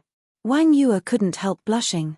Qin Feiyang asked again with a smile, "Tell me honestly, do you really want to be my woman?" Wang Yue shook her head hard. "Don't lie. If you don't want to be my woman, why don't you blow me away? After all, with your strength, it's too easy to blow me away. Why don't we do it for real? It's also my first time. You won't lose out." Qin Feiyang smiled evilly. "Yes, my cultivation is stronger than his. Why should I be afraid of him?" After being reminded by Qin Feiyang, Wang Yue finally remembered the gap between their cultivation. At this moment, a cold light flashed in her eyes and she kicked Qin Feiyang's lower abdomen. Hee. Qin Feiyang grinned. He had expected that Wang Yue would do this. He got up at lightning speed and retreated quickly. "Bastard, I'm going to kill you." Wang Yue immediately got up and pounced on Qin Feiyang with threatening gestures. But for this, Qin Feiyang was not nervous at all. Instead, he crossed his arms and looked at Wang Yue's body evilly, saying, "It's exposed." Wang Yue's delicate body stiffened. She hurriedly grabbed the blanket and wrapped it around her body. Not daring to move anymore, she stared fiercely at Qin Feiyang. And gradually, her eyes became misty as she squatted on the bed and curled up. Her face was filled with grievance.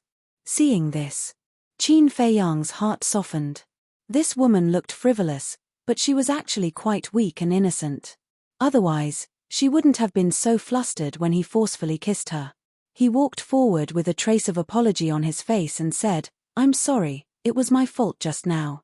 I apologize to you. Don't play like this in the future, you'll bring trouble to yourself." "What's the use of apologizing? I'm afraid the people of the Dragon Phoenix Pavilion already know about this. How do you want me to face others in the future?" Wang Yue glared at him. "How can you blame me for this? If you didn't tease me, would all of this have happened?"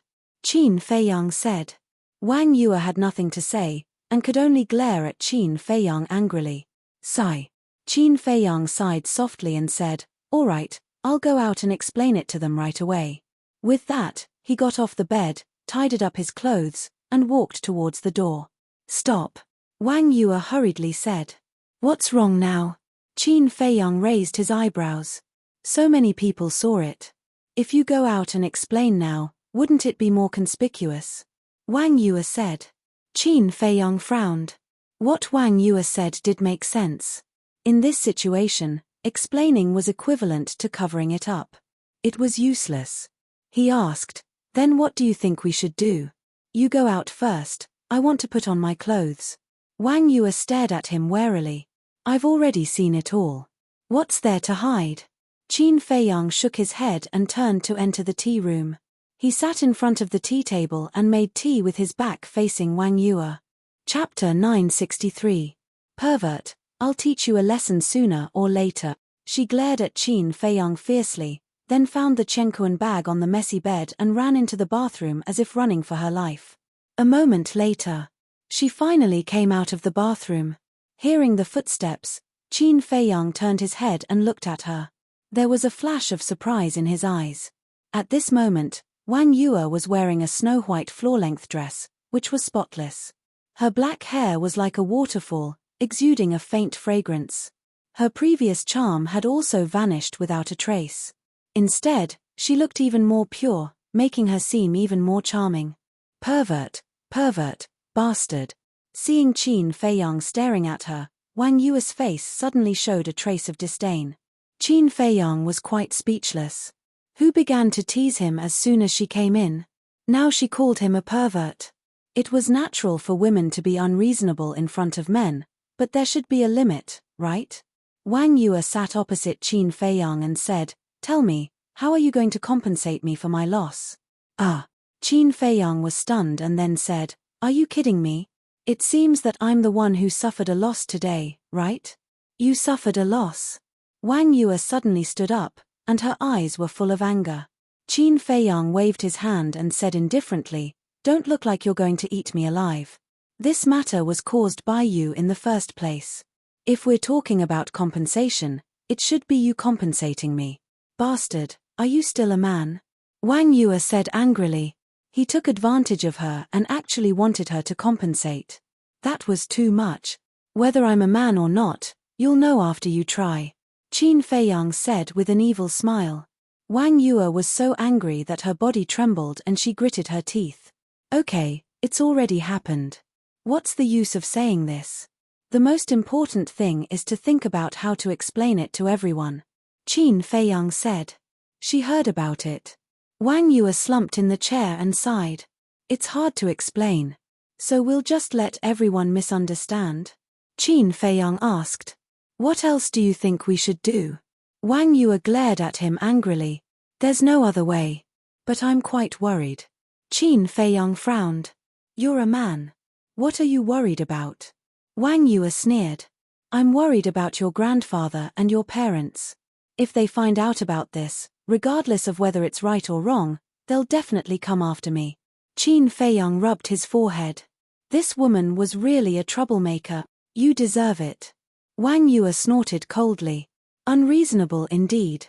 Qin Feiyang shook his head and said, "I'm not in the mood to bicker with you right now. Tell me, what do I have to do for you to give me the 10th part of the soul refining technique?" "You want the soul refining technique now? Do you think it's possible? I'm telling you, this isn't over." Wang Yue snorted, got up, opened the portal, and left without looking back. Headache. Looking at Wang Yue's back, Qin Feiyang felt extremely irritated. Why was he so unlucky to meet such a difficult woman? Dawn. Soon. There was a knock on the door. "Come in." Qin Feiyang sorted out his emotions and looked at the door. As soon as he finished speaking, Pang Su pushed the door open and entered. He looked at Qin Feiyang and said with a smile, "Mr. Mu, Miss wants to see you." Qin Feiyang was stunned. Didn't this lady never see anyone? Why did she suddenly want to see him in person? Qin Feiyang asked, "Did your lady say anything else?" "No." Pang Su shook his head. Qin Feiyang's eyes flashed. He got up and walked to Pang Su, saying with a faint smile, "Steward Pang, please lead the way." "My pleasure." Pang Su chuckled, turned around, and walked along the corridor to the top floor. At the same time, seeing Qin Feiyang walk out of the elegant room, the people in the hall also had a strange look in their eyes. "Mr. Mu, you're really good." Suddenly, Pang Su said with a smile, with an inexplicable ambiguous tone. "What do you mean?" Qin Feiyang was stunned and asked suspiciously. "Others might not be familiar with Miss Yu, but I know her very well. Not only is she beautiful, her talent is also good, and her family background is unparalleled. In the past, who knows how many young elites pursued her, but she never looked at them in the eye." Pang Su said with a smile. Qin Feiyang frowned. "So you're saying that I should feel honored? Shouldn't you?" Pang Su asked. Qin Feiyang smiled helplessly and did not reply. Because he really did not know how to answer. Pang Su did not say anything else. Not long later, the two of them arrived at the door of the young lady of the Dragon Phoenix Pavilion. Pang Su pushed open the door and retreated to the side, smiling, "Young master, please enter." Qin Feiyang glanced at the room and walked in. Pang Su closed the door as well. The layout of the room was still the same as before. There weren't many changes. The young lady of the Dragon Phoenix Pavilion was still sitting behind the curtain. It was hazy, making it hard to see her clearly. "We meet again. Please take a seat." The woman's voice came from behind the curtain. It was as clear and pleasant as an oriole leaving the valley. "It's better not to meet like this." Qin Feiyang shook his head. There was only one chair in the room. Qin Feiyang looked at the chair, raised his head to look at the blurry figure, and said, "There's no need to sit. If you have something to say, just say it." Young master's personality hasn't changed at all. He's straightforward. "All right, I'll be direct. I saw everything between you and Wang Yu. I hope that no matter what conditions Wang Su puts forward to you in the future, you will agree." The young lady of the Dragon Phoenix Pavilion said. "You saw it?" Qin Feiyang raised his eyebrows. "Yes. As long as it's in the Dragon Phoenix Pavilion, nothing can be hidden from me. You can think that every pavilion is under my surveillance." The young lady of the Dragon Phoenix Pavilion said.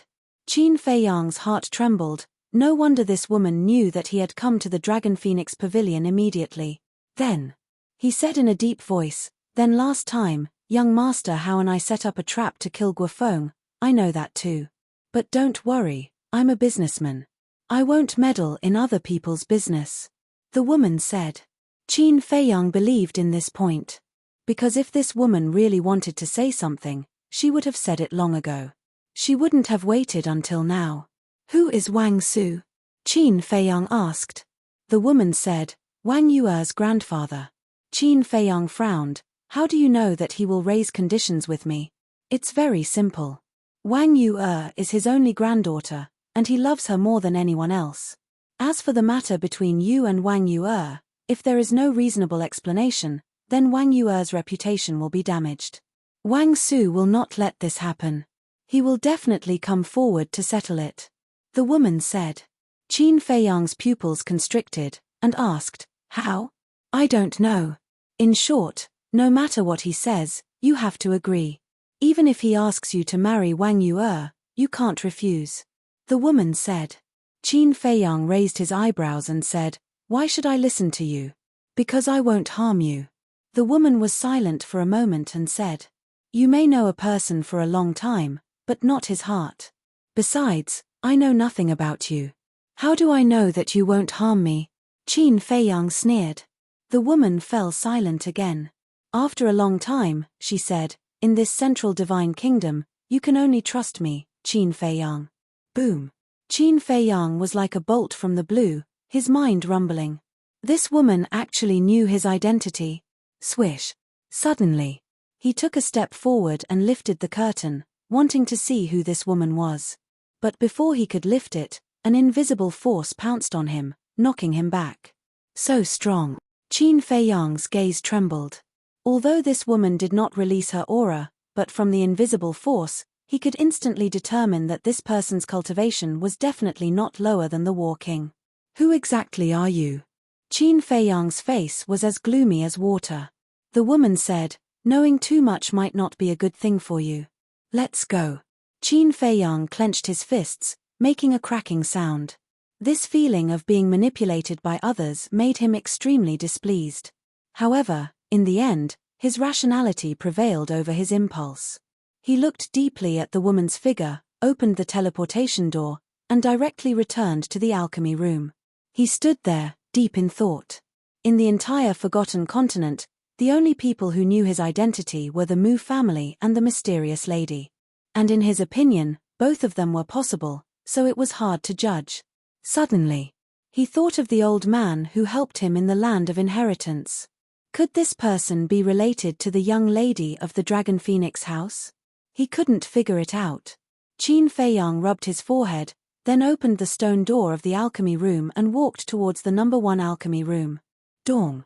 Walking to the door, he lightly knocked on the stone door. Soon, the stone door slowly opened.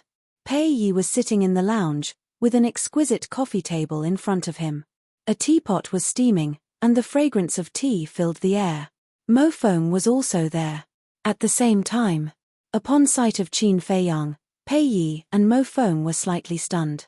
Pei Yi then smiled and said, "What brings you here today?" "What brings you here?" Qin Feiyang chuckled, walked into the alchemy room, closed the stone door behind him, and entered the lounge. "Sit anywhere." Pei Yi pointed to the chair beside him. After Qin Feiyang sat down, Mo Feng immediately washed a teacup and placed it in front of Qin Feiyang. Then, she poured the tea and smiled. "Senior brother Pei and I were talking about you." "What about me?" Qin Feiyang looked at the two of them suspiciously. "We were talking about how capable you are. Not only did you break through to the Battle Saint realm so quickly, you even subdued that demoness." Mo Feng shook her head and smiled. "Demoness?" Qin Feiyang was stunned. "Don't you know? In our eyes, Wang Yu is a demoness. No, to be exact, she's even scarier than a demoness. Can you tell us, how exactly did you subdue her?" After putting down the teapot, Mo Feng looked at Qin Feiyang with a face full of curiosity. Qin Feiyang smiled bitterly. He didn't expect that the news would spread to the two of them so quickly. It was really like the old saying, "Good things don't go out, but bad things do." Qin Feiyang said, "If I say that this is a misunderstanding, would you believe me?" Pei Yi and Mo Feng looked at each other and couldn't help but shake their heads and smile. Obviously, they didn't believe him. However, the two of them were tactful and didn't dwell on this issue. Most importantly, the current Qin Feiyang was no longer someone they could control. Pei Yi picked up the teacup, took a sip, and said with a smile, "I know you don't visit me for no reason. Tell me, what do you want from me? I want to know who has the best relationship with Mount Wu in the main pagoda." Qin Feiyang said. Pei Yi was surprised and said, "Why are you suddenly asking about Mount Wu?" "Yes. Now that you've broken through to the Battle Saint realm, you can enter the sacred ground at any time. The position of the king of the 10 pill pagodas is meaningless to you. Besides, aren't you not interested in the position of king?" Chapter 964. Indeed, I'm not interested in the throne. However, I've encountered some trouble recently and need to investigate it. Qin Feiyang said vaguely. "Trouble?" Pei Yi was stunned. "Do you need help?" "That's not necessary." Qin Feiyang shook his head and smiled. Pei Yi nodded and looked at Mo Feng. "Tell him about it." Mo Feng pondered for a moment and looked at Qin Feiyang. "There are many people in the main pagoda who are close to Wu Shan, but there's only one who is especially close to him. You've met him before, Wu Yang." "Wu Yang," Qin Feiyang pondered for a moment and said, "Are you talking about the person who asked me to go to the second pagoda?" "Yes, that's him." Mo Feng nodded. "What a coincidence. All right, I'll go and meet him now. Qin Feiyang smiled playfully, stood up, and cupped his fists. He then turned and left the first alchemy room. Senior Brother Pei, this person is extraordinarily terrifying. After Mo Feng closed the stone door, he looked at Pei Yi and said with deep fear in his eyes. Yes. In just over a year, he broke through from an 8-star battle grandmaster to a 1-star battle saint. This speed is unprecedented. Pei Yi sighed. I remember when he first entered the main pagoda, I looked down on him and even said that you would always be his backer. Now that I think about it, why was I so childish back then? Mo Feng shook his head and laughed at himself. There are some people in this world that you can't look at with ordinary eyes. And this ancestor Mu is such a person. Pei Yi said. Mo Feng nodded. The second pagoda, Qin Feiyang didn't try to hide anything as he walked in openly. And everyone who met him had a trace of fear in their eyes. Which alchemy room is Wu Yang in? The layout of the second pagoda was the same as that of the first pagoda.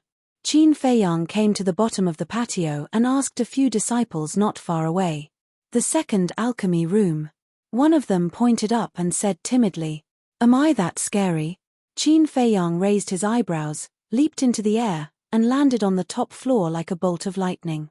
The disciples below also began to discuss in low voices. The topics of discussion were none other than Qin Feiyang's cultivation, the fact that he had become the chief pagoda master's disciple, and the relationship between Qin Feiyang and Wang Yue. Qin Feiyang naturally caught it, but he turned a deaf ear to it and walked straight to the door of alchemy room number 2. Their relationship is indeed extraordinary. Looking at the number on the stone door, Qin Feiyang's eyes lit up. He wasn't sure about Wu Yang's talent in alchemy, but he knew that his strength wasn't that great. Therefore, the reason why Wu Yang was able to occupy alchemy room number 2 was mostly because of Wu Shan. Dong. Qin Feiyang knocked hard on the stone door. Time slowly passed. More and more people gathered below. All kinds of discussions were intertwined, making the place extremely noisy. Rumble. Finally. The stone door opened. A young man in white stood behind the door. It was Wu Yang. What are you doing here?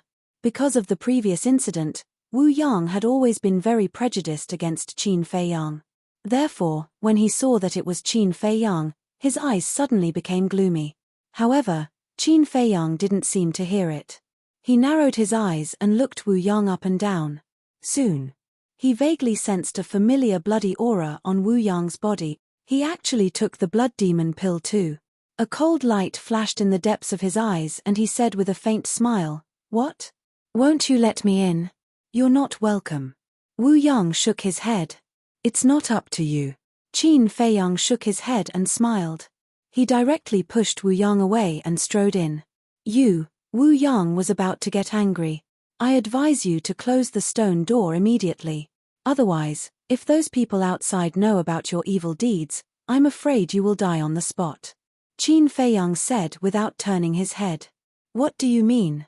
Wu Yang frowned, but in the end, he still closed the stone door. Just as the stone door closed, Qin Feiyang released his holy aura and directly imprisoned Wu Yang. What are you doing? Wu Yang was shocked and furious. Qin Feiyang didn't answer. He tore off Wu Yang's clothes and a Chenkuan bag suddenly fell to the ground.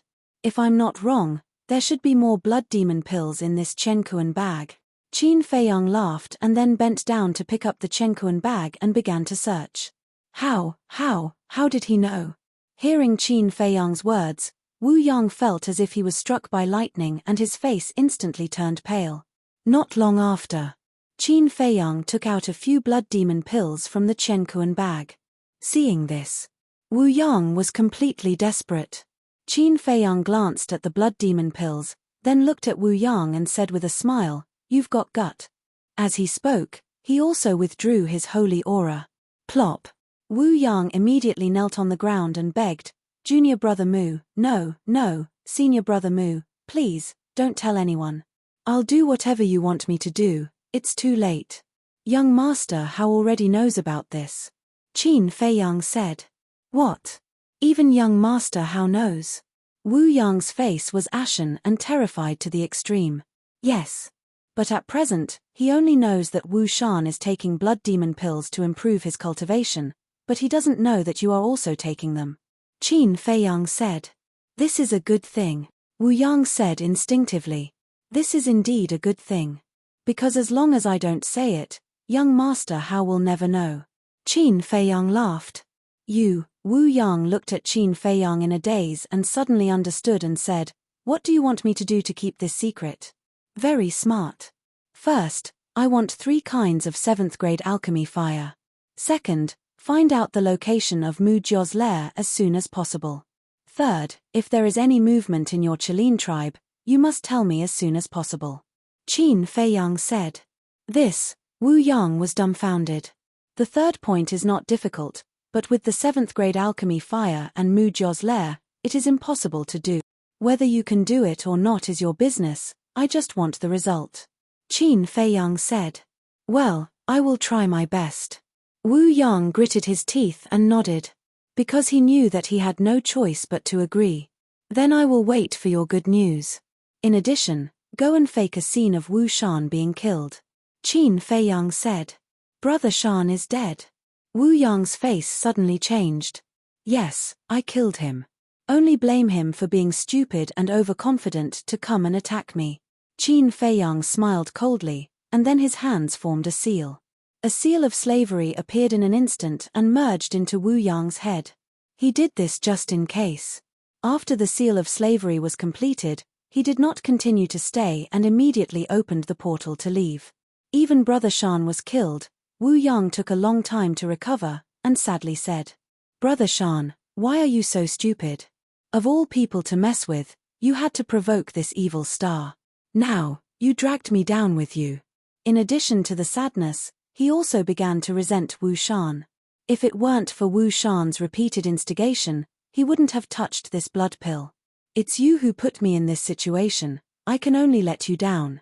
After a while, Wu Yang muttered to himself as he opened a teleportation gate and walked in. Late that night, Wu Yang returned to the main tower with blood all over his body, both of his arms were broken. And, he also brought back a piece of news that shocked countless people. Wu Shan was dead.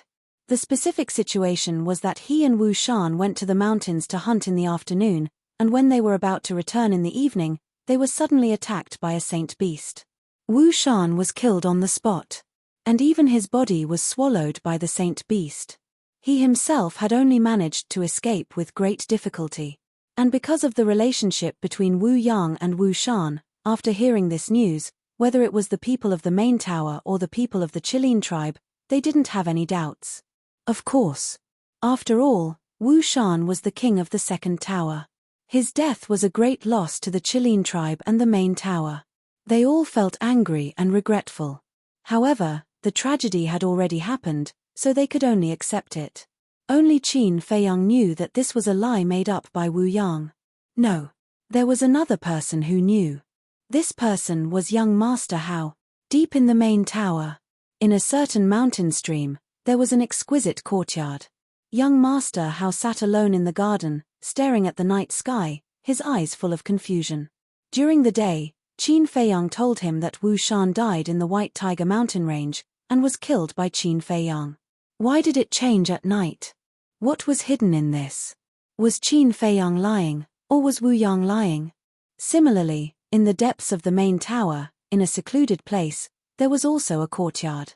At this moment, in the courtyard, it was brightly lit. In the hall of the attic, an old man in white sat in front of the tea table, staring at the bubbling teapot. His hands were clenched together, and his old face was full of anger. It was Elder Wang. On the left and right sides of the tea table, there was a middle-aged couple sitting. Both of them looked middle-aged. The man was more than 1.8 meters, neither fat nor thin, wearing a purple robe. His 2 thick eyebrows were neatly trimmed, like 2 sharp swords, exuding a fierce aura. The middle-aged woman was also wearing a purple robe, with a gorgeous jade hairpin on her head. Her long hair was tied up high, and she looked graceful and elegant, with an extraordinary temperament.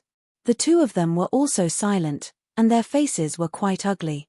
In the hall, except for the sound of boiling tea, there was a dead silence. At the same time, A woman in white was hiding outside the door. It was none other than Wang Yu'er. She stuck her head out, glancing at Elder Wang and the other two from time to time, looking extremely nervous. Bastard. Time passed by slowly. Suddenly, Elder Wang slammed his palm on the coffee table, and the boiling teapot was immediately sent flying. It rolled onto the floor and shattered into pieces with a loud crack. Wang Yu'er's delicate body trembled, and she immediately retracted her head, her face full of panic. Seeing Elder Wang flip out, the middle-aged couple was also a little nervous and worried. Whoosh! Suddenly, Elder Wang looked at the door with an aggressive gaze and shouted, "How long are you going to stand outside? Get your ass in here. Bastard, it's all your fault." Wang Yu'er cursed secretly. The person she was cursing was naturally Qin Feiyang. Chapter 965. Look up at me, Wang Su shouted coldly. He usually only doted on Wang Yu'er and was even afraid that she would melt in his hands. But at this moment, he just couldn't control the anger in his heart. Wang Yu'er's delicate body trembled as she raised her head and looked at Wang Su pitifully. 2 drops of tears were squeezed out of her eyes. "Don't pretend to be pitiful."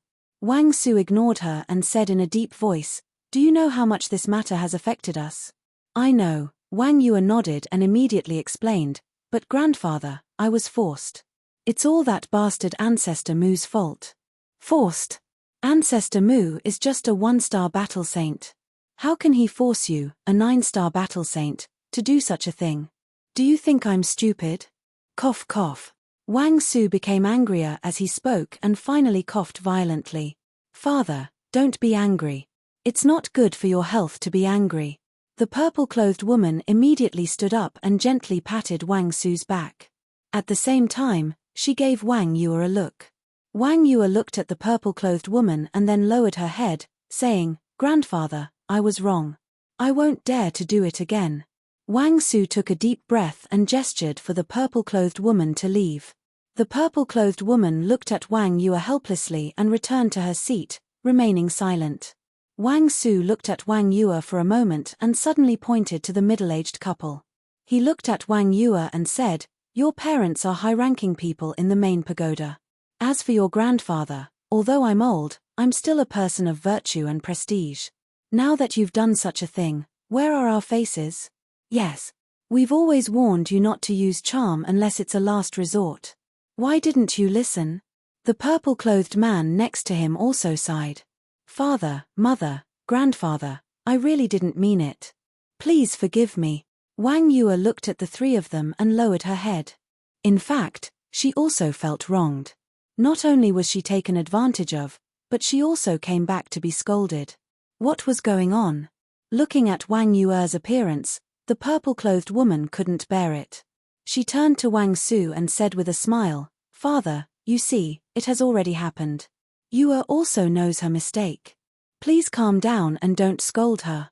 Scolding her and your heart ached. "I'm telling you, I still want to beat her up.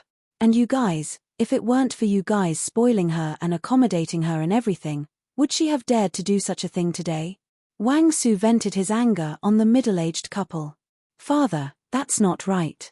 Aren't you the one who usually dotes on you the most? Why are you blaming us now?" The purple-clothed woman was displeased. "What is it? Can't I say that you are?" Wang Su was fuming with rage. "Yes, but," the purple-robed woman nodded, but before she could finish her sentence, the purple-robed man beside her transmitted his voice, "Can't you see that the old man is in a fit of anger? Stop talking so much." The purple-clothed woman's lips moved, but she chose to remain silent in the end. Then, the purple-robed man looked at Wang Su and said with a smile, "Father, now that things have come to this, it's useless to say more. It's better to think about how to solve this problem." After a moment of silence, Wang Su pointed to the door and said to Wang Yu'er, "Stand outside. Go quickly. Don't make your grandfather angry again." The middle-aged couple immediately sent voice transmissions to Wang Yu'er. Wang Yu'er turned around and walked out aggrievedly. Wang Su waved his sleeve and the door closed with a bang. Wang Yu'er put her ear on the door, wanting to hear what the 3 of them were talking about.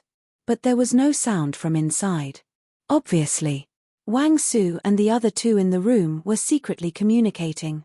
A moment later, Wang Su finally walked out and glanced at Wang Yue, saying in a deep voice, "I'm going to meet the chief pagoda master, and from now on, without my order, you're not allowed to leave this place." "Yes." Wang Yue lowered her head and replied like an obedient child. "Humph." Wang Su snorted and turned into a stream of light, disappearing into the night sky at lightning speed. The middle-aged couple also did the same. "Father, mother, what's the result of your discussion with Grandpa?" Wang Yue quickly looked at the two of them and asked. "Sigh." The two of them looked at Wang Yue deeply and finally let out a long sigh. Without saying anything, they flew into the sky and left. "How can this be? I'm the victim, shouldn't you ask for my opinion first?" Wang Yue stomped her feet in anger. "Sister, are you sure you're the victim?" Suddenly, a wicked laugh sounded, and outside the courtyard, a young man in white walked out of the darkness. It was young Master Hao. "Brat, what did you say?" Wang Yue looked at young Master Hao and suddenly frowned. Young Master Hao flashed and landed beside Wang Yue, smiling slyly. "Sister, how do you feel?" "How do I feel?" Wang Yue was stunned and asked. Young Master Hao said, "Nonsense, of course it's the feeling of being intimate with Ancestor Mu. Are you courting death?" Wang Yue stretched out her claws and grabbed young Master Hao's face. "Ouch, ouch, ouch. Let go." For a time, young Master Hao howled miserably. "Humph." Wang Yue snorted and let go of her hand. Staring at the night sky, she said, "This bastard, I will not let him go. Alas. Brother Mu, you're on your own now." Looking at Wang Yue's fierce look, young Master Hao couldn't help shaking his head and sighing, muttering secretly, "By the way, what are you doing here? Don't tell me you're here to laugh at me."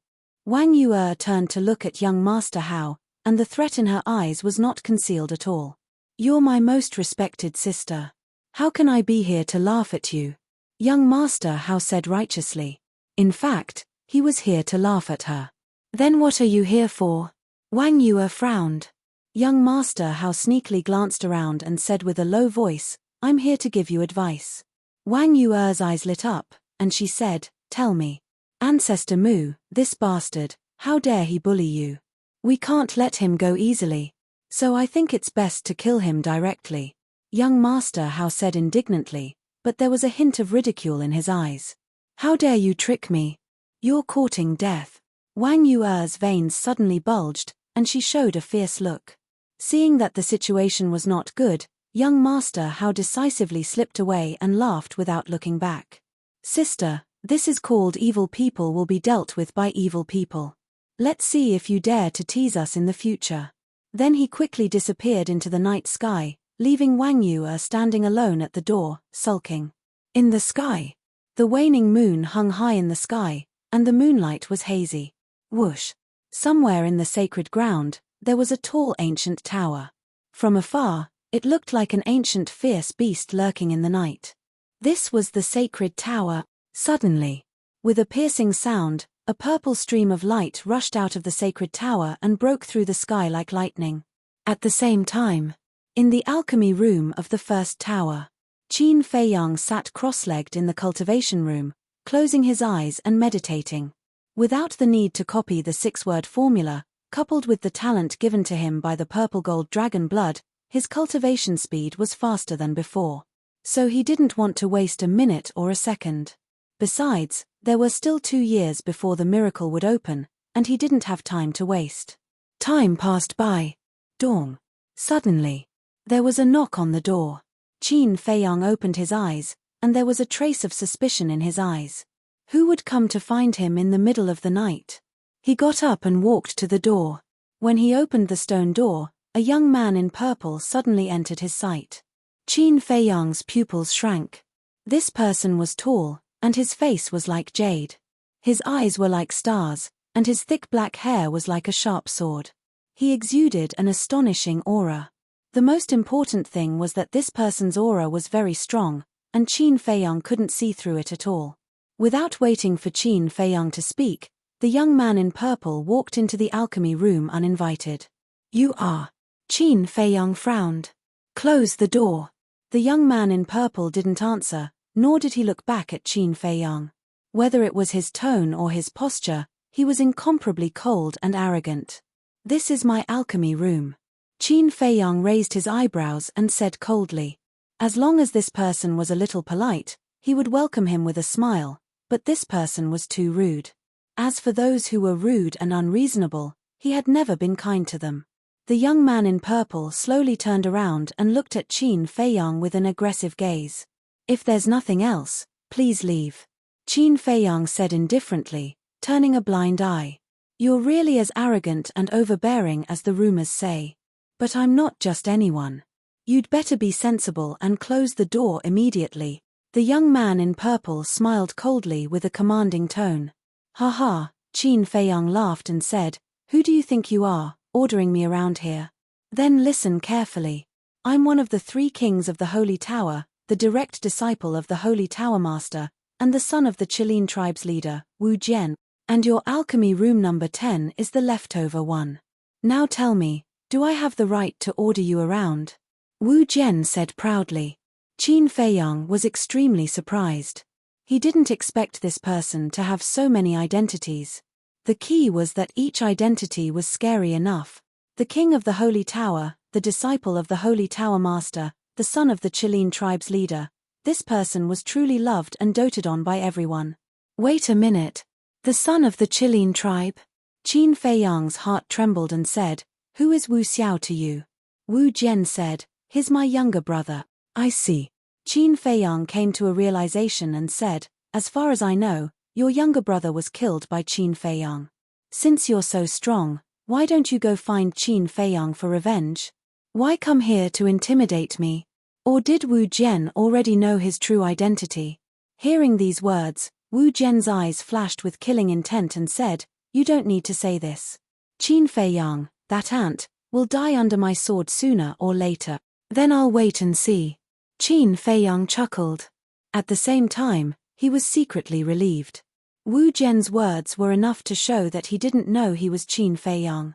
Qin Feiyang closed the stone door and said indifferently, "Speak, why are you looking for me? Leave the main tower immediately.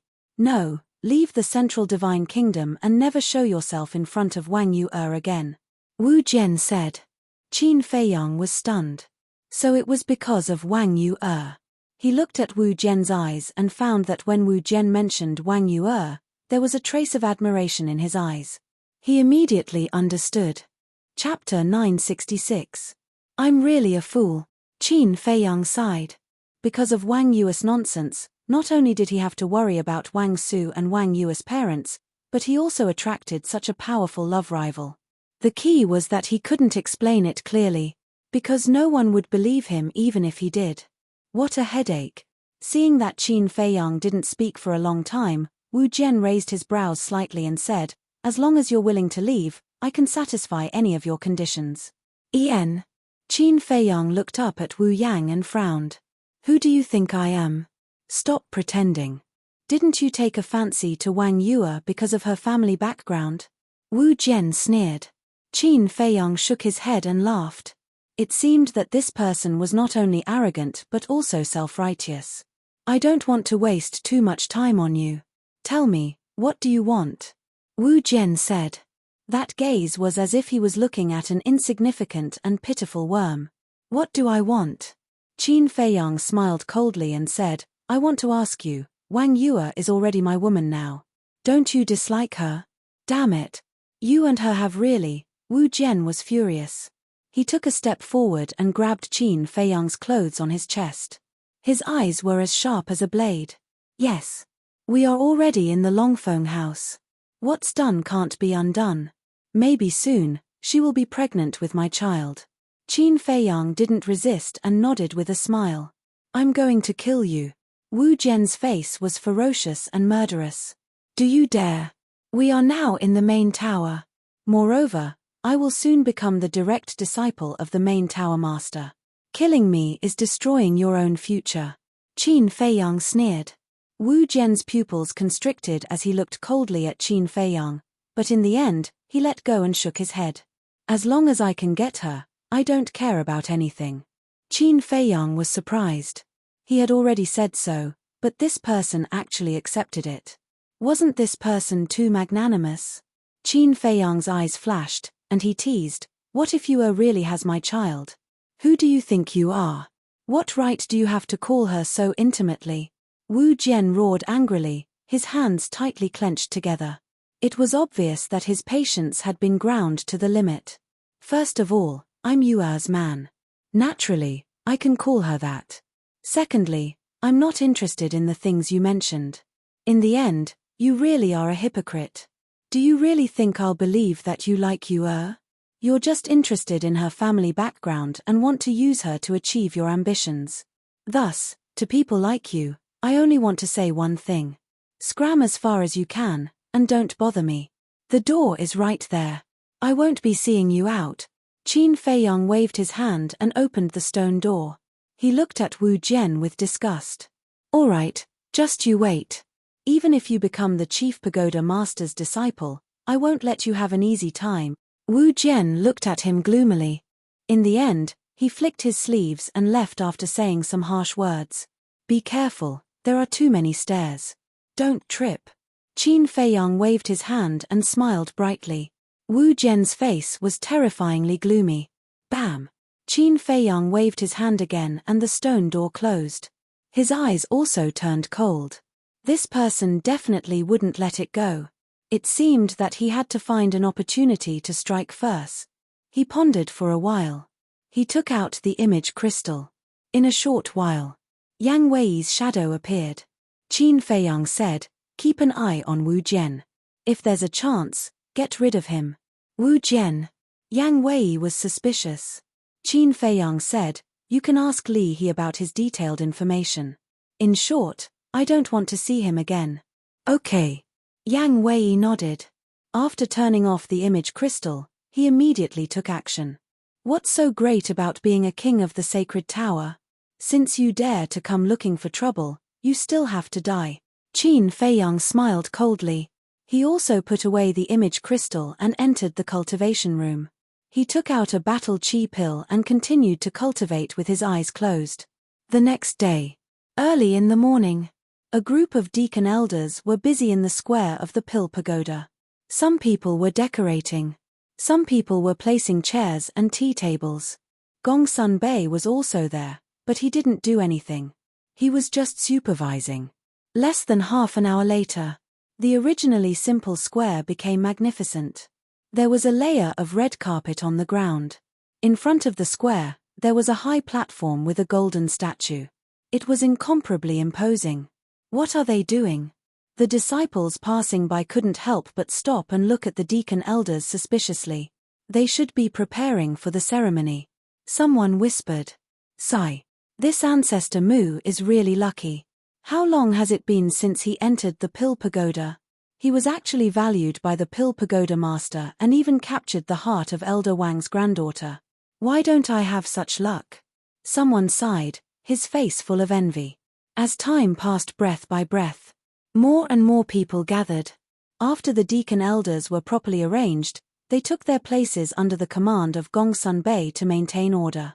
As for Gongsun Bei, he stayed on the high platform. Gradually, the sun rose from the horizon. The sunlight shone on the earth, reviving everything and making them full of vitality. The leader of the Qilin tribe has come with the high priest to congratulate. Suddenly, accompanied by a loud voice, a middle-aged man descended on the square. Beside him was a black-clothed old man.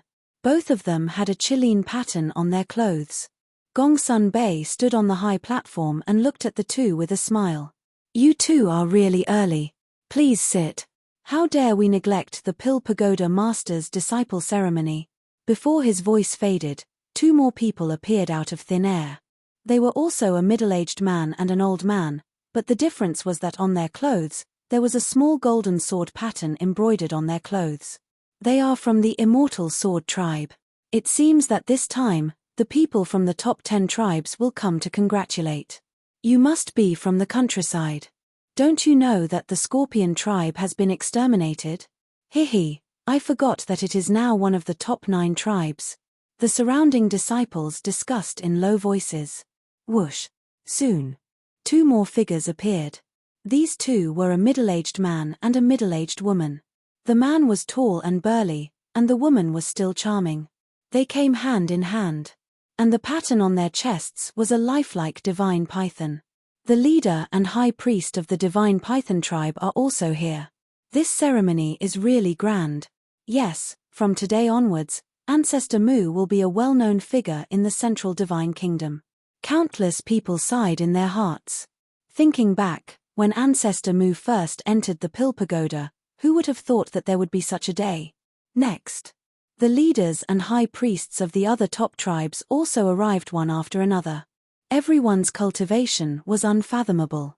And in addition to the top 9 tribes, the pavilion master of the trading pavilion also came.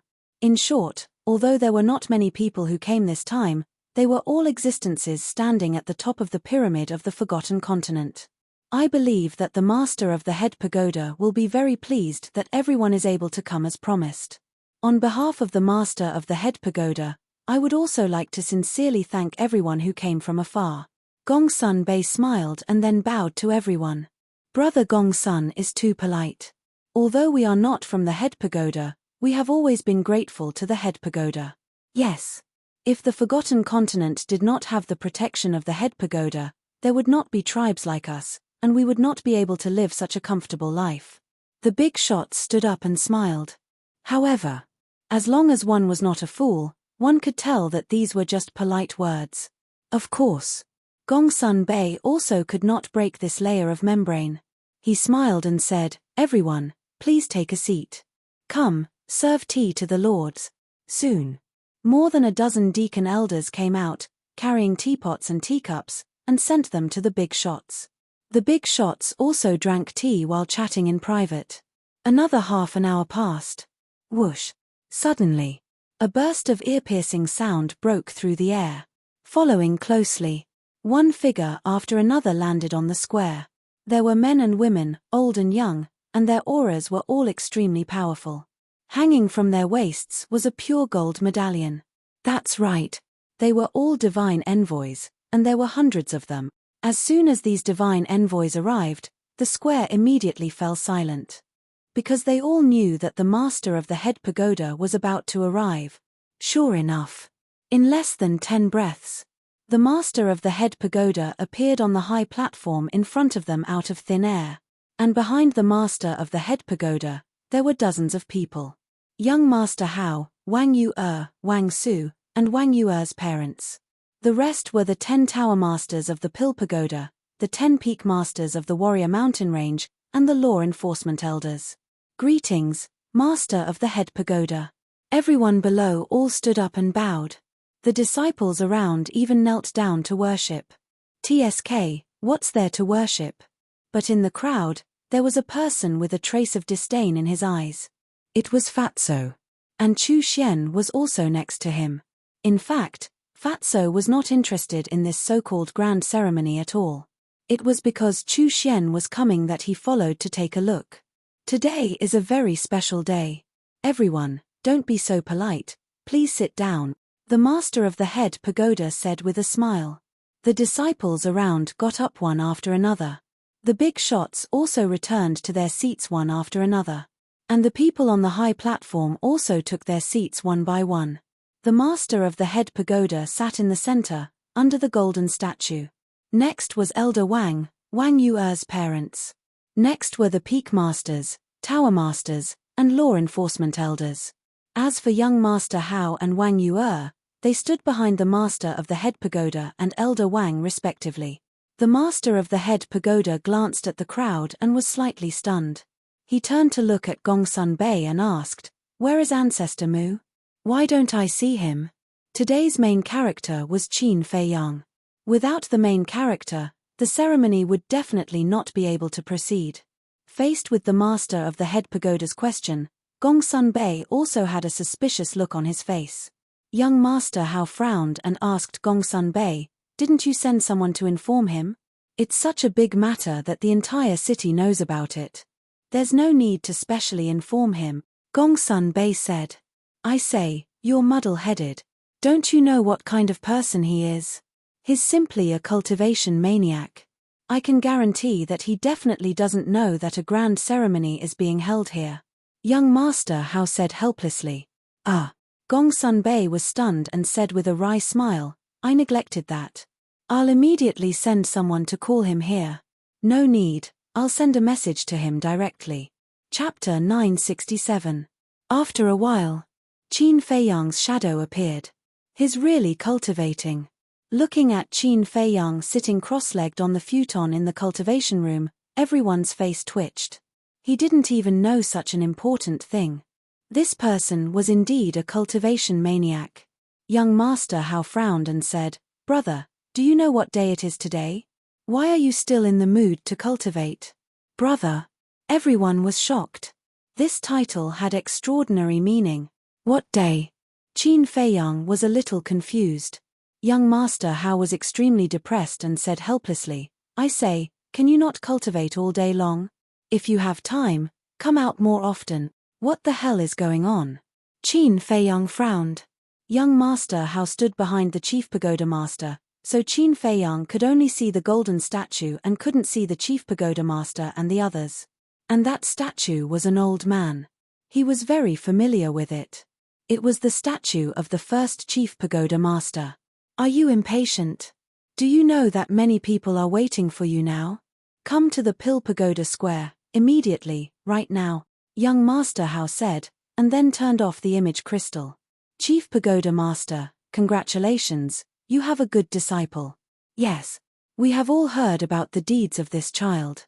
Originally, we thought that he was just talented, but we didn't expect him to be so hardworking. With his efforts, he will become a great person in the future. The leaders of the major tribes laughed. Hee hee. The Chief Pagoda Master was also full of smiles. Swish. After a few breaths, outside the crowd, Qin Feiyang appeared out of thin air. What's going on? Looking at the sea of people in front of him and the gorgeous square, Qin Feiyang was stunned. He's here. At the same time, everyone also looked at Qin Feiyang. Boss is indeed the boss. He accidentally became the center of attention again. In the crowd, Fatso looked at Qin Feiyang and laughed, his face full of admiration. What are you waiting for? Come here quickly. On the high platform, young Master Hao waved his hand and shouted. Qin Feiyang came back to his senses and looked up. His pupils immediately shrank. The Chief Tower Master is also here. Moreover, why were all the big shots of the main tower here? Could it be that these magnates were going to interrogate him in public because of Wang Yue? He walked towards the high platform with a nervous heart. The crowd in front automatically retreated to the sides and opened up a path. Their eyes were filled with envy. Something's not right. Why are these people looking at me strangely? The more Qin Feiyang looked, the more puzzled he became. Hey! Suddenly, Qin Feiyang stopped and looked at the man and woman. This man and woman were the chief and high priestess of the divine python tribe. To be exact, Qin Feiyang was looking at the divine python pattern on their chests. In the meantime, seeing Qin Feiyang looking at them, the chief and high priest of the divine python tribe nodded at Qin Feiyang with a smile to show their friendliness. However, the two of them were also quite puzzled. There were so many people present. Why were they looking at the two of them? Ahem. Seeing this, Gongsun Bei on the high platform clenched his fist and coughed dryly. Qin Feiyang quivered and quickly retracted his gaze. He strode to the bottom of the high platform and bowed. Disciple Muzu greets Lord Chief Pagoda Master and seniors. Yes. Everyone nodded. Gongsun Bei smiled and asked, do you know what day it is today? Please tell me. Qin Feiyang said. Today is the day the Chief Tower Master accepts you as his disciple. This ceremony is specially prepared for you. But you hid in the alchemy room to cultivate and made everyone wait for so long. Gongsun Bei said unhappily. Ah. Qin Feiyang was startled. Soon after, he smiled bitterly and said, so that's how it is. This matter is indeed due to this disciple's negligence. I hope that Lord Chief Pagoda Master and seniors can forgive me. It's okay. Don't listen to Gongsun Bei's nonsense. We just arrived. The Chief Tower Master smiled. I say, sir, can you not ruin my plans? Gongsun Bei looked helplessly at the Chief Tower Master and then at Qin Feiyang. "Let me introduce you." He pointed at the leaders of the 9 tribes and said, "They are the leaders and high priests of the 9 super tribes. They are here to congratulate you." Qin Feiyang looked at those people and said, "Thank you, seniors." The leaders of the 9 tribes also showed a faint smile on their faces. "And this is the Tower Master of the Trading Pavilion." Gongsun Bei pointed at an old man in white. The old man was skinny and had white hair and a white beard. He held a cane and looked very weak, but the aura he emitted was extremely terrifying. Qin Feiyang looked at the old man and said, "Greetings, Tower Master. Today is a big day for my little friend. No need to be so polite. I'm also indebted to the Chief Tower Master for inviting this old man to participate in the ceremony. Thus, this old man has prepared a small gift. I hope you don't mind." The old man chuckled. With that, the old man stood up and waved his hand. A stream of light flew toward Qin Feiyang. "What is it?" The Tower Master must have some amazing treasure. Everyone stared at the stream of light. "There's a gift." Qin Feiyang was quite surprised and couldn't help but look forward to it. Swish. Finally, the stream of light stopped in front of Qin Feiyang and revealed its true appearance. It turned out to be a cauldron. The cauldron was copper in color and glowed. There were 2 fire phoenixes on it, flapping their wings and looking very lifelike. Such a blazing treasure light. It must be at least a grade 6 cauldron. Everyone was moved and their eyes were burning. The old man smiled and said, "This cauldron is called the Fire Phoenix Cauldron. It is a grade 7 cauldron. Please accept it." What? A grade 7 cauldron? The scene was in an uproar. Even the leaders and high priests of the 9 super tribes couldn't help but be moved. The so-called gift was actually a grade 7 cauldron. This old man was really generous. Qin Feiyang was also a little excited. He was worried that he couldn't find a grade 7 cauldron. He didn't expect that someone would give it to him now. "Senior, thank you for your gift. If you need my help in the future, please don't hesitate to tell me." Qin Feiyang bowed and said. The old man chuckled, returned to his seat and fell silent. Qin Feiyang immediately put away the Fire Phoenix Cauldron. At this time, the leader of the Divine Python tribe stood up. With a clang, a cluster of elixir fire appeared. "Little brother, our Divine Python tribe is not as rich as the trading tower. This is a grade 6 cauldron fire. Please don't mind it." As soon as he finished speaking, the leader of the Divine Python tribe waved his hand and the elixir fire flew to Qin Feiyang. "Thank you, senior."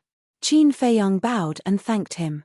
The grade 6 cauldron fire was indeed of no value to him, but it was better than nothing, right? Moreover, the grade 6 cauldron fire was also a rare treasure of heaven and earth.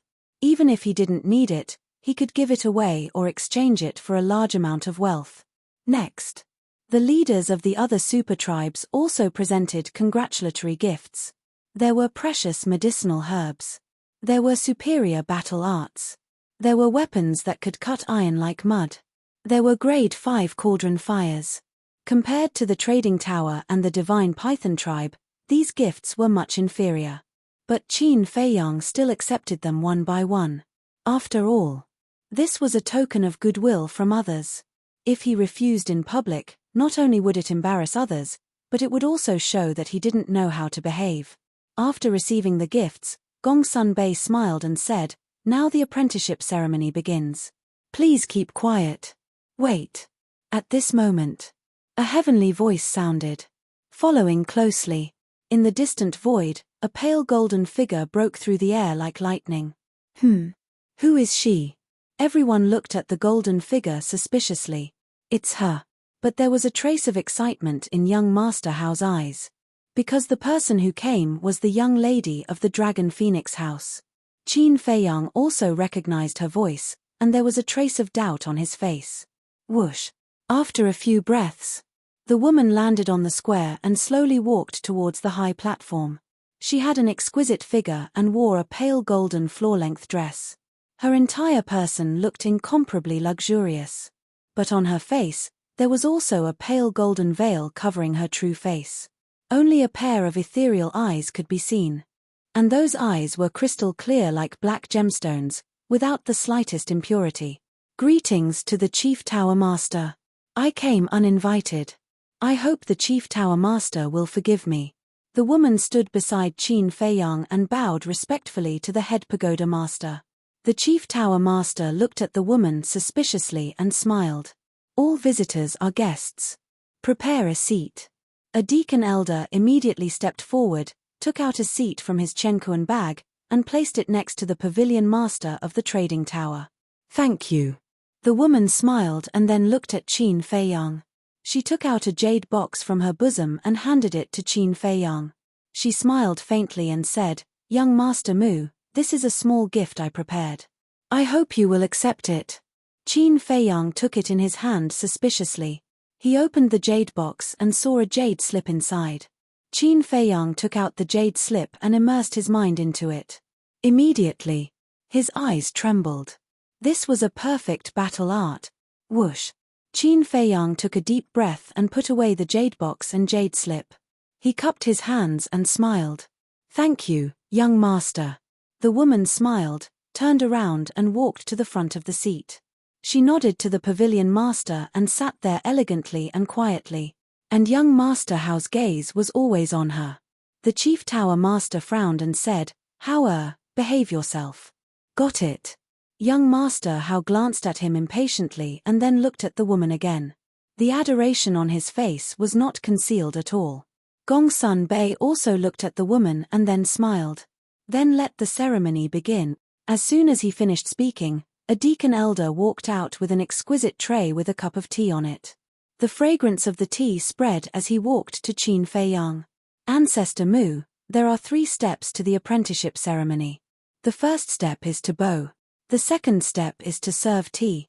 The third step is to accept the Chief Tower Master's test.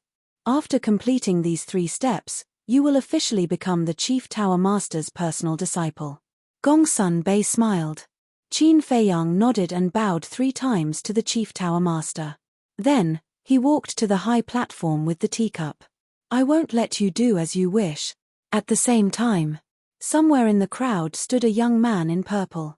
He looked at Qin Feiyang with eyes full of killing intent. It was Wu Jian. Then. Chapter 968. In an instant. Everyone looked at Wu Jian. Qin Feiyang also raised his eyebrows, stopped, and turned to look at Wu Jian, his eyes flashing with a fierce light. It was not easy to get to this point. If he failed because of this person, he would never let this person go. Wu Jian, what are you doing? On the high platform. A purple-clothed woman frowned.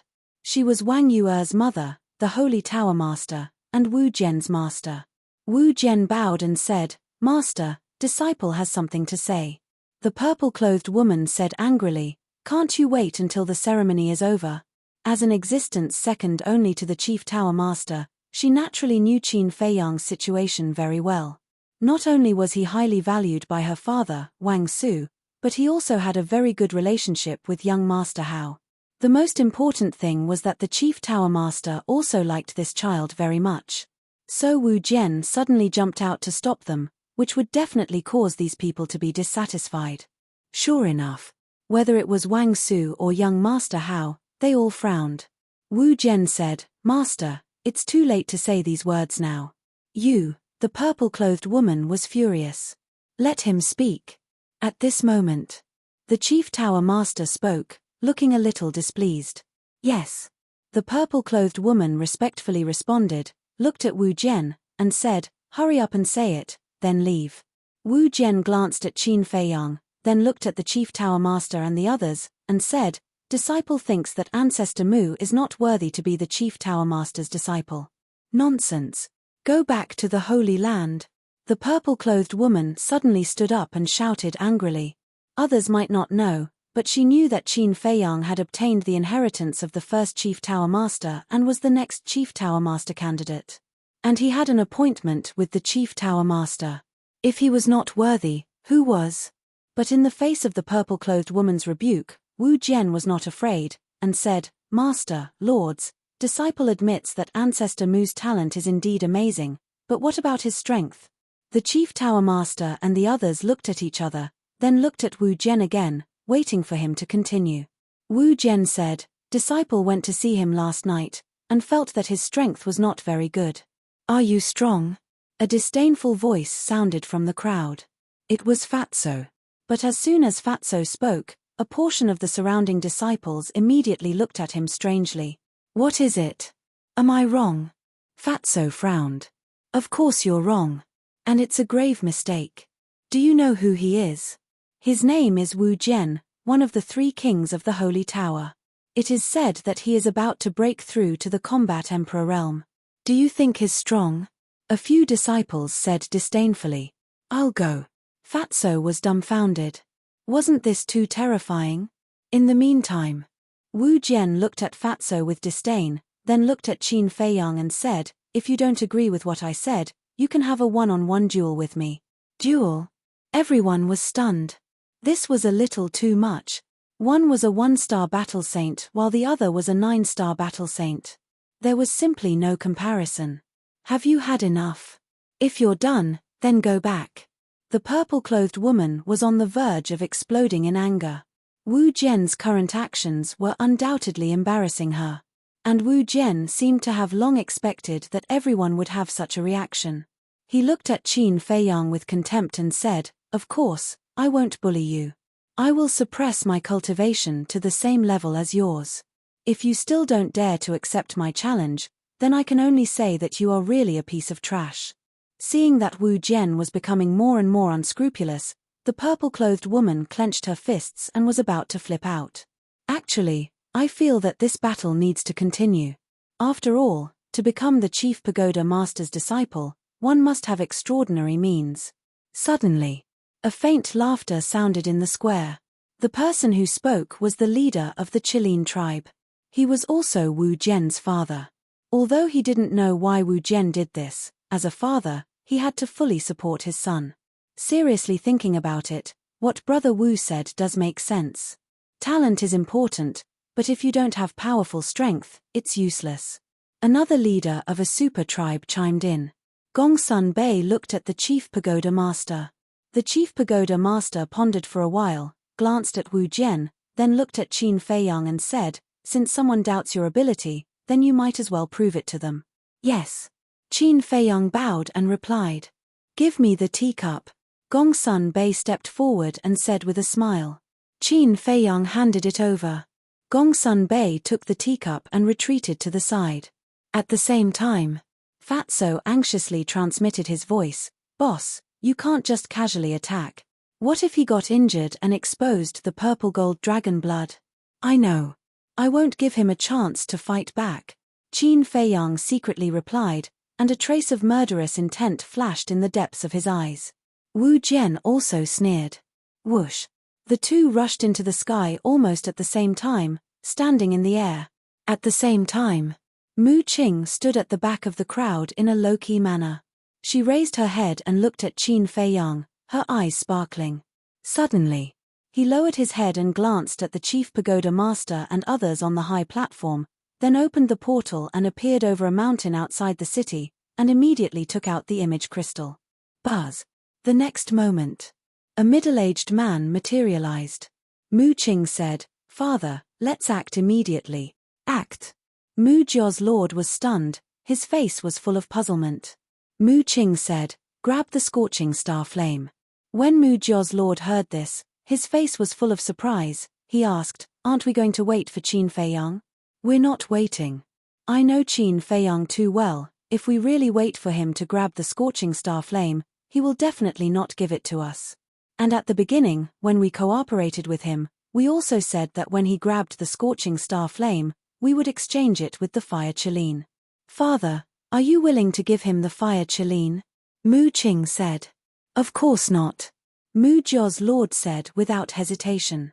The fire Qilin is a mythological beast, and it's still a mythological beast standing at the top of the pyramid. In the future, it will become the strongest support of the Mu Jia. So, it's better for us to do it ourselves. And now, the big shots of the Chief Pagoda are in the Pill Pagoda Square. This is undoubtedly an excellent opportunity. Mu Qing said. Mu Jia's lord hesitated. Because he has already figured out the background of the Chief Pagoda, in addition to the Chief Pagoda, there are 3 terrifying existences in the land of inheritance. Father, we can't hesitate anymore. As long as we do it quickly, no one will find out it's us. And when we do it, let someone disguise themselves as Qin Feiyang and go to the Chief Pagoda. At that time, the Chief Pagoda will naturally think that it's Qin Feiyang who took the scorching star flame. Mu Qing said. Okay, I'll arrange it right away. Hearing this, Mu Jia's lord nodded fiercely, and the shadow dissipated. Qin Feiyang, this time you've finally lost to me. Mu Qing sneered, opened the portal again, and returned to the Pill Pagoda Square. Everyone's attention is now on Qin Feiyang and Wu Jian, so no one noticed that he had left.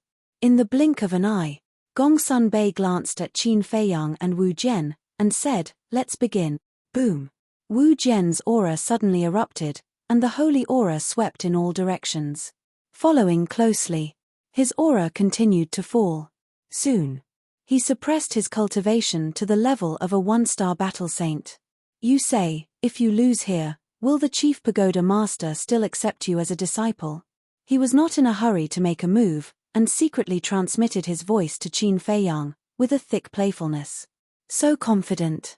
Then you'd better go all out, or else you may be the one to lose face. Qin Feiyang said lightly. Back then, he could even defeat the emperor, let alone this clown in front of him.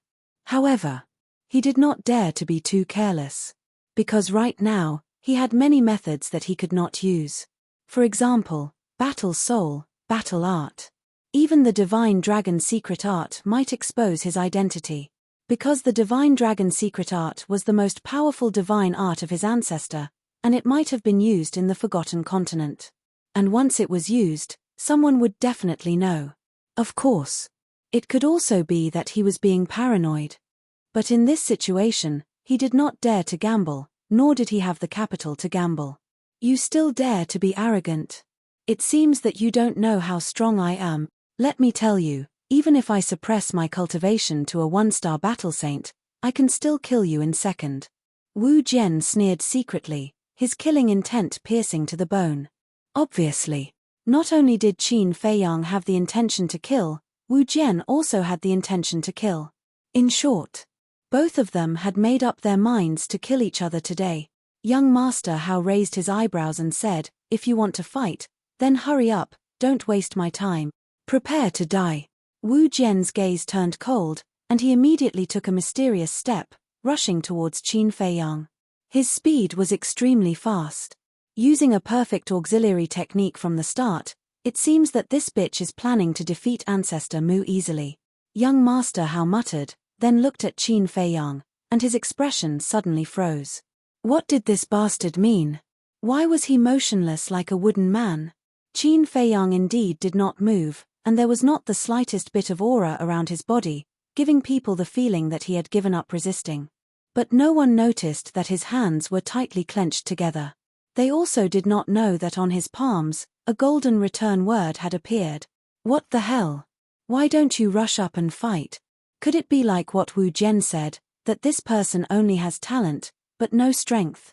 Looking at Qin Feiyang standing motionlessly in the air, the eyes of the crowd below were filled with suspicion. Leader, who do you think will win? The high priest of the Qilin tribe secretly asked the leader of the Qilin tribe. Is there a need to ask? Jian is the most outstanding genius of my Qilin tribe. Usually, he often goes outside the city to fight with beasts to cultivate his combat awareness. As for this Ancestor Mu, according to my inquiry, ever since he entered the main tower, he has been squatting in the alchemy room to cultivate in seclusion every day. It can be seen that he must be a pampered master with no combat experience. So there is no suspense at all. The final winner will definitely be Jian. The leader of the Qilin tribe smiled confidently. Makes sense. The high priest of the Qilin tribe nodded.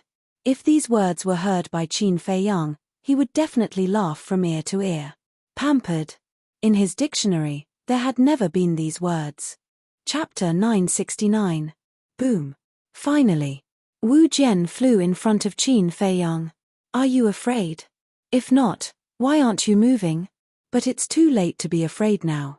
This is the consequence of going against me. Qilin Battle Fist. He sneered inwardly as he threw a punch at Qin Feiyang. The shadow of a fire Qilin roared out from Wu Jian's fist, exuding an aura that could destroy the world. This was also a perfect battle technique. The consequence of going against you. Qin Feiyang was silent, but his eyes were full of mockery. He really didn't know where this person found the confidence to say such words. The Qilin Battle Fist whistled. That powerful aura was earth-shattering, and even the void was trembling and distorting violently. It was also at this moment that Qin Feiyang moved. He suddenly raised his clenched hands, and two dazzling golden lights bloomed. Puff! Boom! Wu Jian was blasted away on the spot, spitting out blood, and his face was full of disbelief. Everything happened too suddenly, too quickly, and the people below did not know what was going on. But Wu Jian felt it deeply. Just as Qin Feiyang raised his hand, his Qilin Battle Fist actually changed sides and pounced back at him. Giving oneself a taste of their own medicine, what kind of battle art was this? Whoosh! Qin Feiyang's attack succeeded, and he instantly caught up and stood behind Wu Jian. Your biggest mistake is to suppress your cultivation to challenge me. Now, I'll send you to the afterlife. Qin Feiyang's eyes flashed with killing intent, and before Wu Jian could react, his right hand was like a blade, sinking into Wu Jian's back and grabbing Wu Jian's heart. No. That fatal crisis made Wu Jian tremble, and he hurriedly yelled. At the same time, the suppressed cultivation base also burst out. However, just before his aura erupted, Qin Feiyang smiled coldly, and his 5 fingers suddenly contracted, crushing Wu Jian's heart on the spot. Ah! A shrill scream resounded through the sky. At the same time, these screams also impacted everyone's eardrums and shocked everyone's heart. Wu Jian is dead. He was insta-killed. When everyone saw this scene, they were dumbfounded. The shock in their hearts could not be calmed down for a long time. The chief pagoda master and the others were also extremely shocked. The entire process of Qin Feiyang's attack happened in the blink of an eye. They couldn't stop it even if they wanted to. It was too fast. None of them had expected Qin Feiyang's methods to be so swift and terrifying. Furthermore, he did not expect that he would kill Wu Jian directly. All right. The fatty in the crowd was also shocked. However, when he came back to his senses, it was as if he had been injected with chicken blood. He roared excitedly in his heart. In front of countless big shots, and even in front of the Qilin tribe's chief, he mercilessly killed Wu Jian. Only someone with such courage and means is worthy of being Fatso's boss, worthy of being Fatso's idol. The square of the Pill Pagoda fell into a dead silence. Qin Feiyang pulled back his arm. His hand was dripping with blood, while Wu Jian fell down powerlessly. The fluctuations of life had already disappeared. Jian-er! An angry roar broke the dead silence. The chief of the Qilin tribe suddenly stood up and rushed into the sky, holding Wu Jian in his arms. Seeing that Wu Jian was already dead, a substantial murderous aura suddenly rose from his body.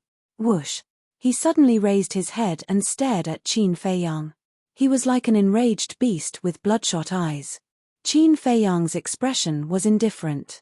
He took out a white robe from his Chenkuan bag and wiped the bloodstains on his hands.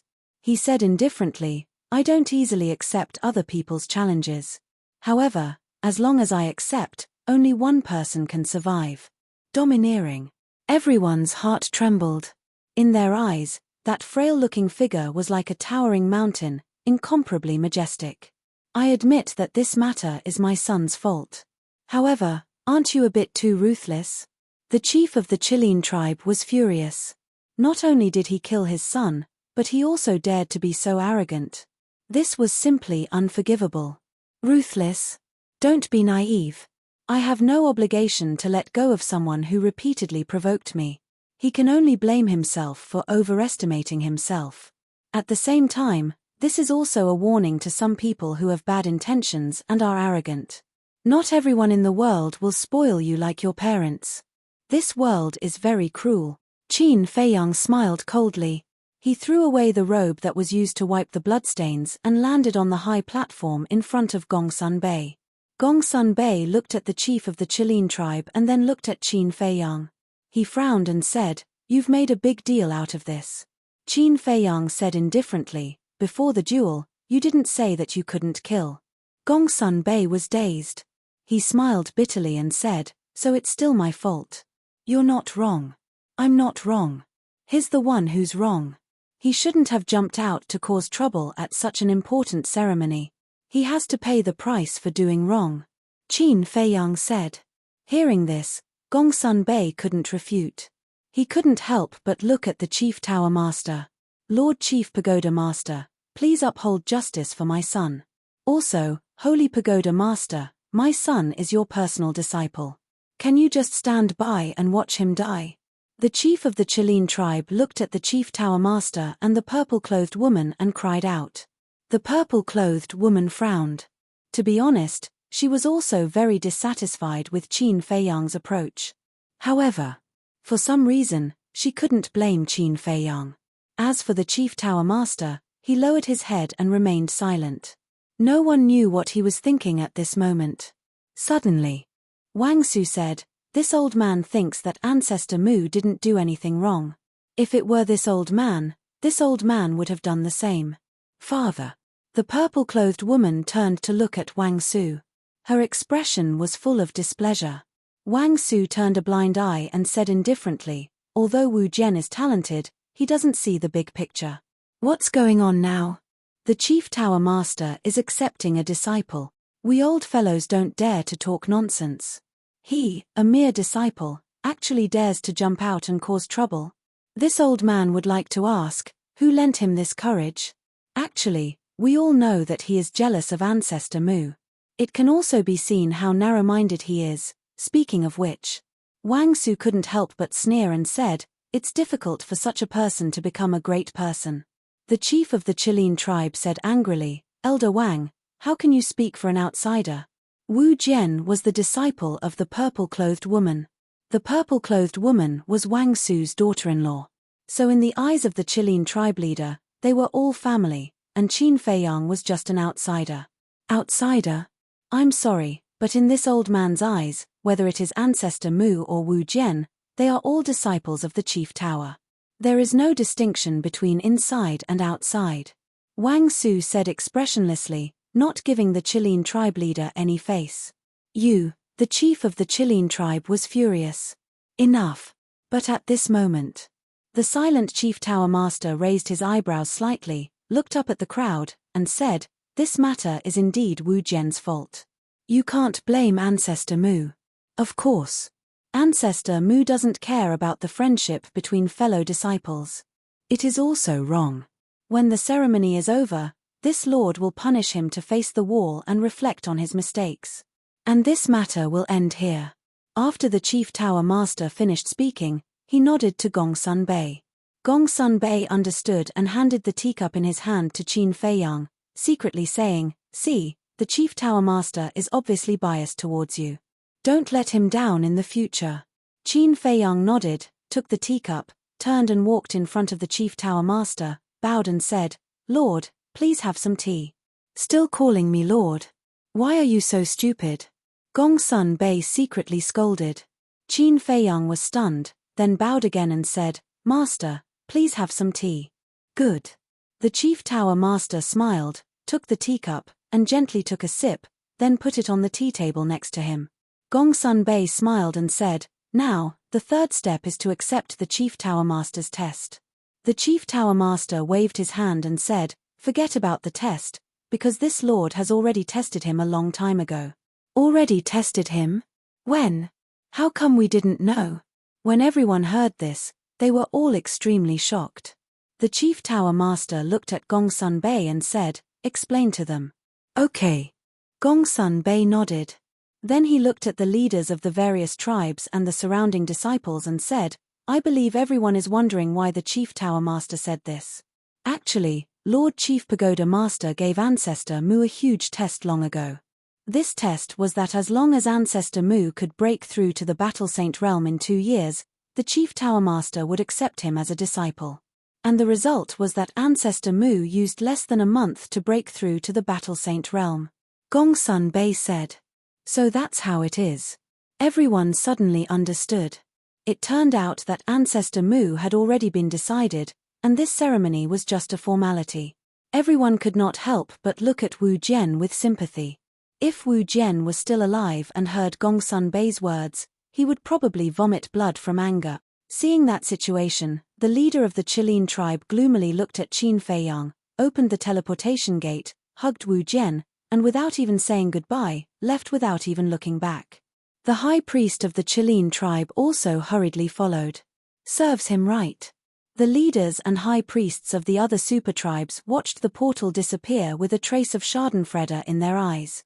If the Qilin tribe leader had come out to stop Wu Jian when he was causing trouble, Wu Jian would not have lost his life. Unfortunately, as a father, not only did he not stop it, he even supported it. Therefore, the Qilin tribe leader was partly responsible for Wu Jian's death.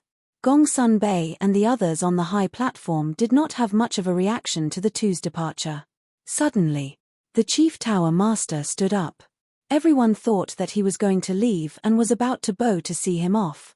But he did not. The Chief Tower Master glanced at everyone present and said with a smile, "There is one more thing that I want to announce personally here." Announce personally? Looks like it must be something big. Everyone murmured secretly. The Chief Tower Master looked at Qin Feiyang and then at Wang Yue and said, "I believe everyone has already heard about the matter between Ancestor Mu and Wang Yue." Everyone nodded. Chapter 970. Last night, Elder Wang came to find me late at night to discuss how to solve this matter.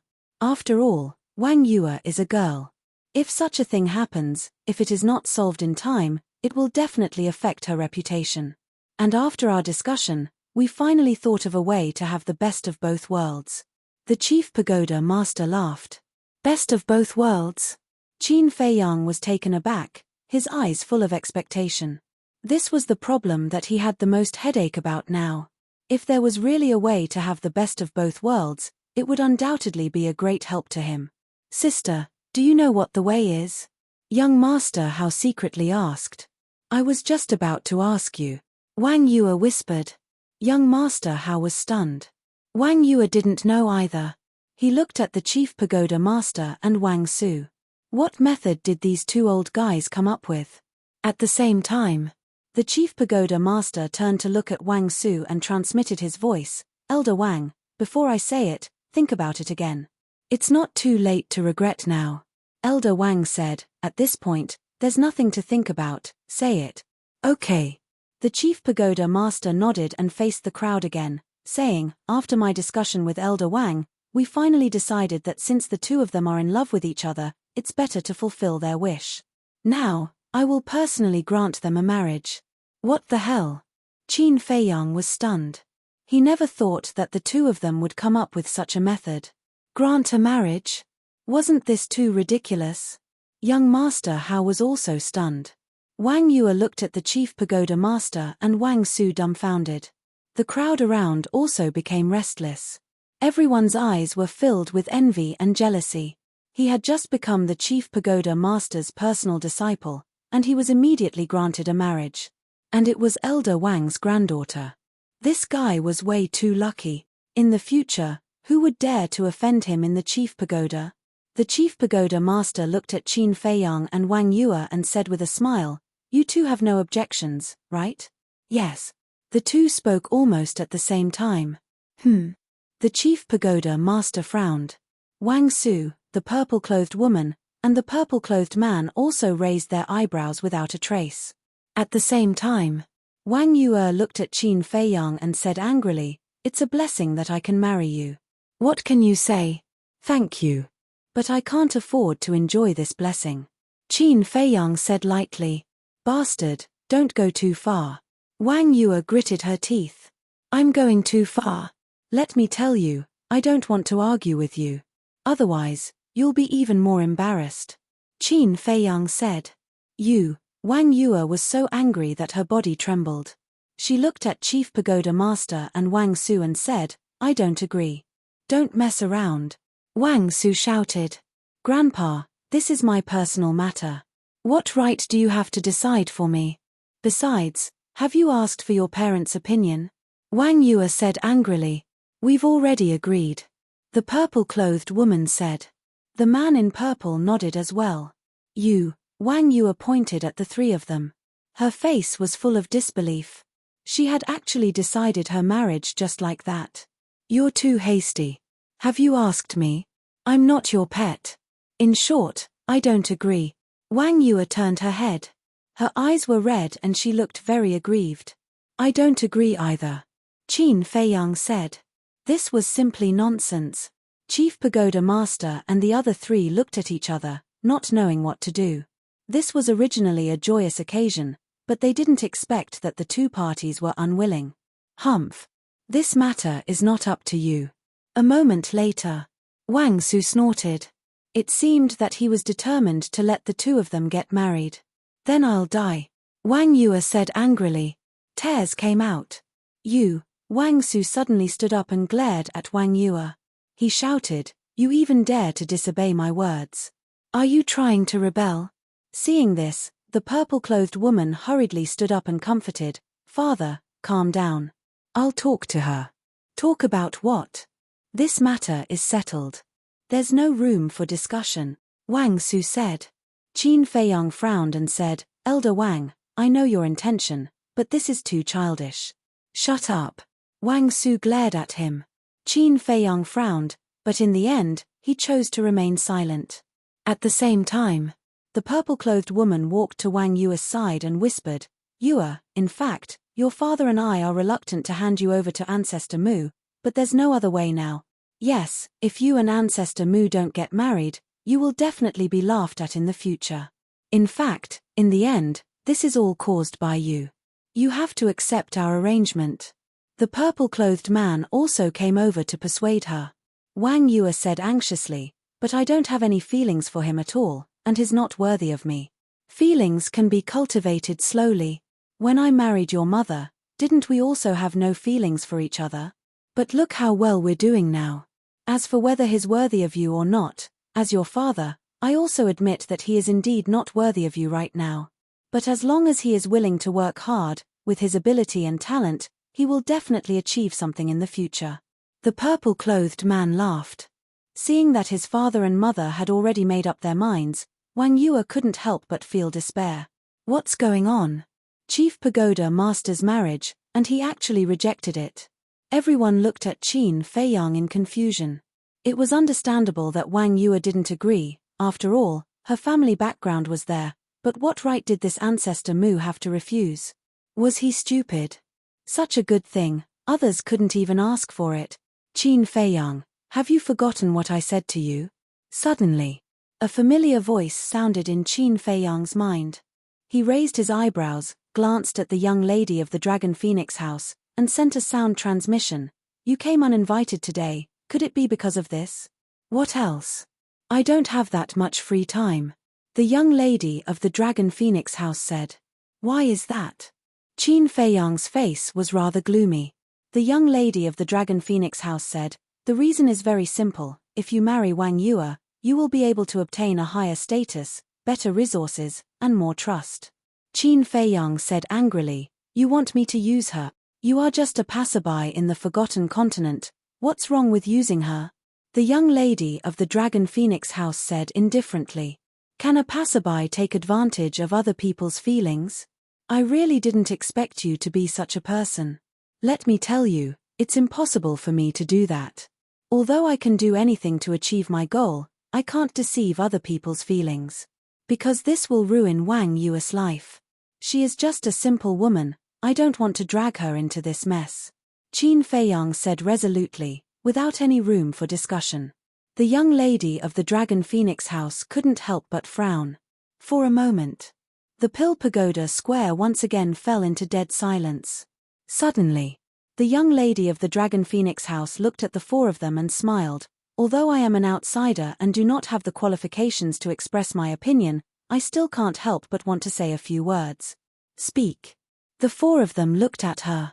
This kind of thing can't be forced, otherwise both sides won't be happy in the future.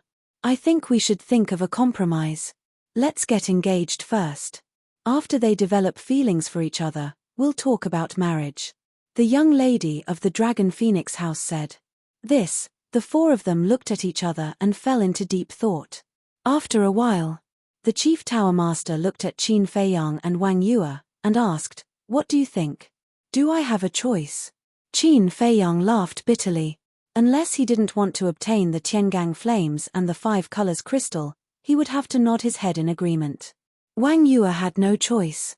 Because she was afraid that if she continued to resist, her grandfather and parents might let her marry Qin Feiyang right now. And if it was just an engagement, there would still be a chance in the future. The Chief Tower Master laughed. "Since there are no objections, then Gongsun Bei, immediately prepare 2 marriage contracts." "Yes." Gongsun Bei respectfully responded, turned around, walked to a tea table, and took out a brush, ink, and paper. After a while, 2 marriage contracts were out. Then Gongsun Bei took the 2 marriage contracts and handed them to the Chief Tower Master, Wang Su, and Wang Yue's parents to check them one by one. "No problem." The purple-clothed woman nodded, then looked at Qin Feiyang and Wang Yue, and said with a smile, "You two, come and take a look." The 2 of them stepped forward, each took a marriage contract, and carefully checked it. The general content was that today, under the witness of the Chief Tower Master, Ancestor Mu and Wang Yue had a marriage contract, and when the time was right, the wedding ceremony would be held. The Chief Tower Master said, "If there are no objections, write down your names." Wang Yue glanced at Qin Feiyang, then directly cut her fingertip and pressed a bloody fingerprint on the 2 marriage contracts. Qin Feiyang frowned and also pressed 2 fingerprints. This also meant that the marriage contract between the 2 was officially in effect. Wang Su finally smiled. He looked at the 2 of them and said, "Each of you has a copy of these 2 marriage contracts. Take good care of them. As long as there was a marriage contract, the 2 of them would get married sooner or later. No one could run away from it." "Humph." Wang Yue snorted and casually threw the marriage contracts into her Qiankuan bag. She transmitted her voice to Qin Feiyang, "Come to the sacred land to see me tonight." Qin Feiyang was stunned and said warily, "What? Look at you. Are you afraid that I'll eat you? Let me tell you, I'm not interested in you." Wang Yue glanced at him disdainfully and took out a portal. "That's good, because I'm not interested in you either." Qin Feiyang breathed a sigh of relief. Hearing this, Wang Yue did not feel the slightest joy of relief. Instead, she was so angry that she almost went berserk. "Just you wait and see," she said ruthlessly and was about to open the portal to leave. Puff. However, at this moment, the purple-clothed woman sitting on the chair suddenly trembled, and then she spat out a mouthful of blood. Everyone looked at her in bewilderment. "Mother, what's wrong?" Wang Yue immediately ran up and asked anxiously. However, the purple-clothed woman did not answer, nor did she pay attention to the Chief Tower Master and the others. She directly closed her eyes. The next moment, she suddenly opened her eyes and looked at the Chief Tower Master. She said in shock and anger, "Someone erased the blood contract I left in the Big Dipper flame." "What?" The Chief Tower Master's expression changed drastically. He immediately opened the portal and rushed in like lightning. Chapter 971. At the same time, Gongsun Bei's face darkened, and he shouted, "Seal the main tower immediately, don't let anyone suspicious go." Whoosh! Hundreds of divine envoys, law-enforcing elders, deacon elders, 10 peak masters, and 10 pagoda masters all rushed into the sky and flew in all directions, searching thoroughly. The scene was also chaotic. No one would have thought that someone would sneak into the main tower at this time and steal the heavenly dipper flame. Gongsun Bei looked at the people of the super tribes and cupped his hands. "Everyone, this is an emergency, so I won't see you off. It's okay, catching the thief is more important." The leader of a super tribe said. "See you again." Gongsun Bei cupped his hands and said, then looked at Qin Feiyang, young Master Hao, and Wang Yue, and warned, "You guys be careful too." After saying that, he opened the portal and left. "Who is so bold to enter our main tower to steal?" Young Master Hao frowned. "The most important thing is that this person can erase my mother's blood contract. He must be very strong." Wang Yue said in a deep voice. "What's your mother's cultivation?" Qin Feiyang asked. 8-star War Emperor. Wang Yue said. "So strong." Qin Feiyang was stunned, and then immediately scanned the crowd around him. When he first came to the Pill Pagoda Square, he had already noticed Mu Qing in the crowd. And only the Mu family would steal the heavenly dipper flame. The crowd around him was very chaotic. Everyone was talking at once, and the noise was earth-shattering. Soon, Qin Feiyang found Mu Qing in the crowd. At the same time, Mu Qing was also looking at Qin Feiyang. "It's you." Qin Feiyang transmitted his voice. "What is me?" Mu Qing responded suspiciously. Qin Feiyang sneered, "Stop pretending, other than your Mu family, who else dares to enter the main tower?" "Hee hee." Mu Qing smiled secretly and said, "I knew I couldn't hide it from you. That's right, I asked someone to steal it." Qin Feiyang clenched his fists, and his gloomy eyes were extremely frightening.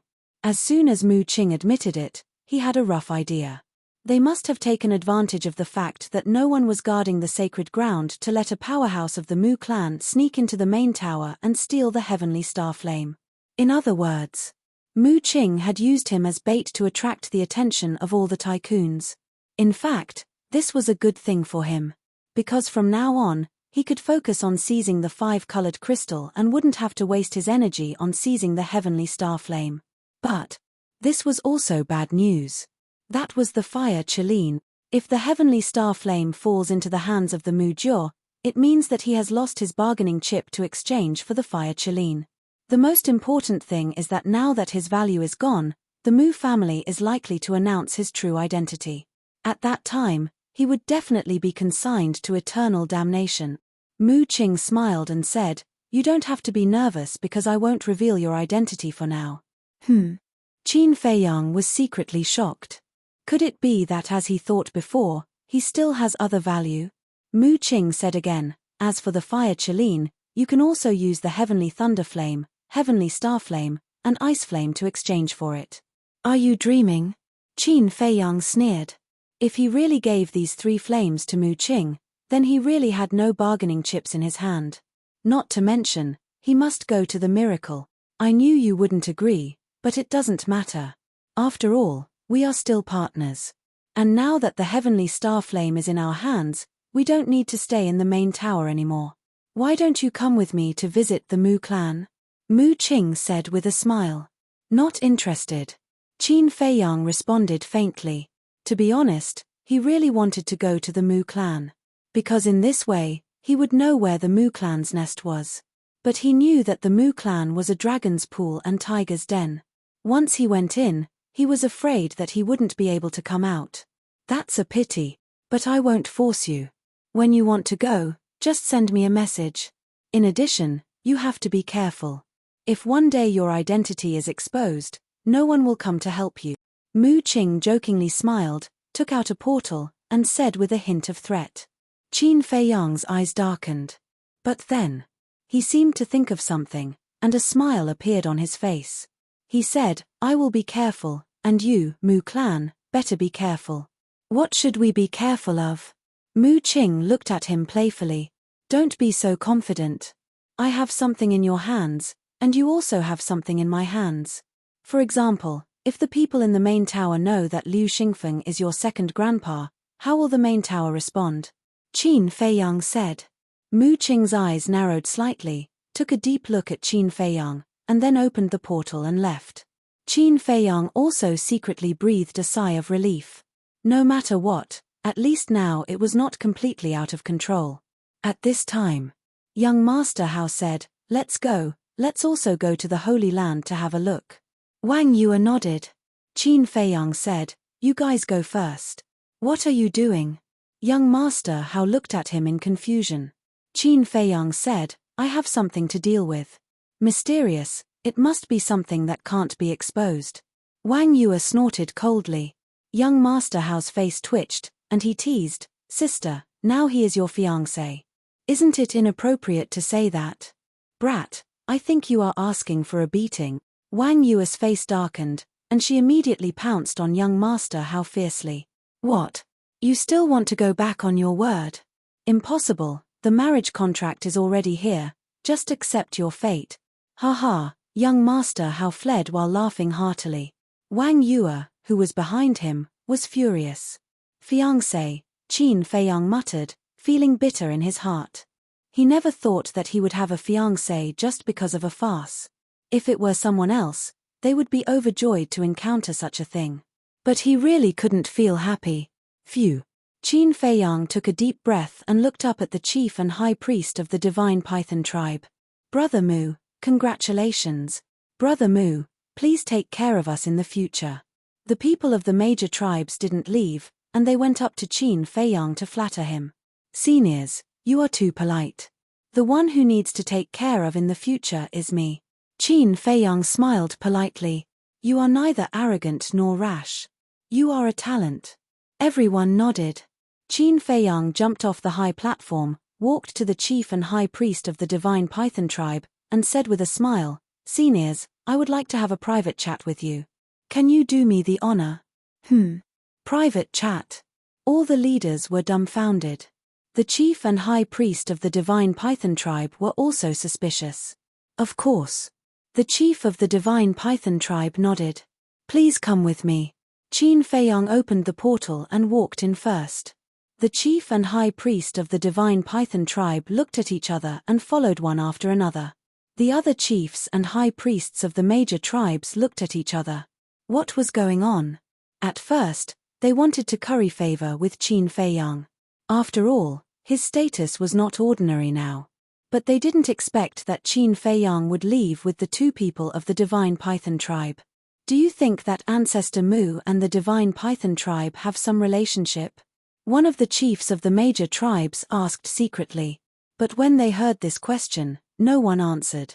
They all fell into deep thought. Because if that was the case, the divine python tribe would undoubtedly have a strong and powerful backer.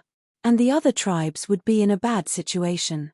First Tower, Alchemy Room 10.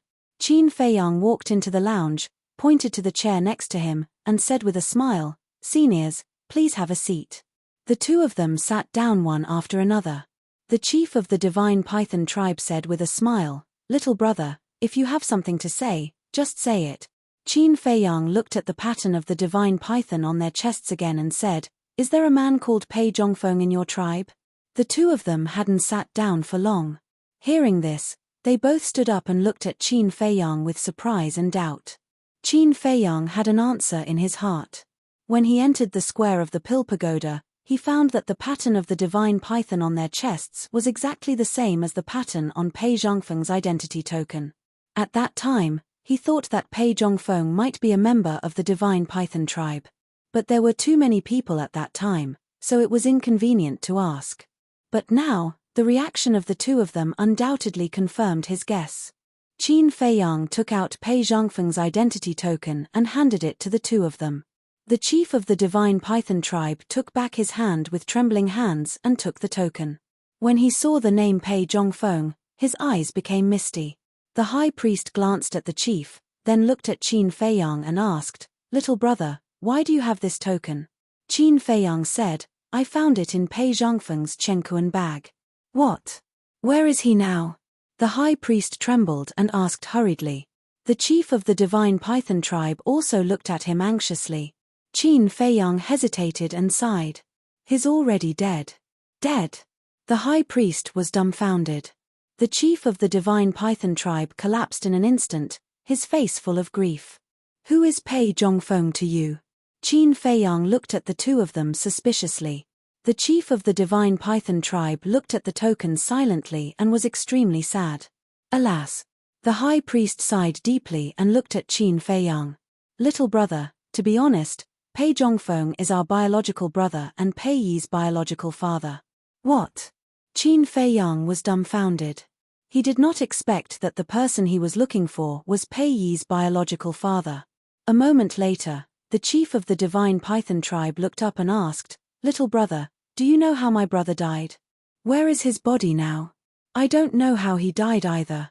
All these years, I've been trying to find out more about him, but to no avail. As for his body, I buried him in the third region. Qin Feiyang said. It's been so many years, and I finally got news of him. However, I only got news of his death. The chief of the mysterious tribe lamented and felt as if a knife was being twisted in his heart. Qin Feiyang asked, You don't know the cause of his death either? No. My brother was born with a simple heart and never chased after fame and fortune. He only liked to cultivate quietly. Back then, our father wanted him to inherit the position of the chief of the divine Python tribe, but he refused. Because of this, he even quarreled with our father. In the end, he ran away from home in a fit of anger.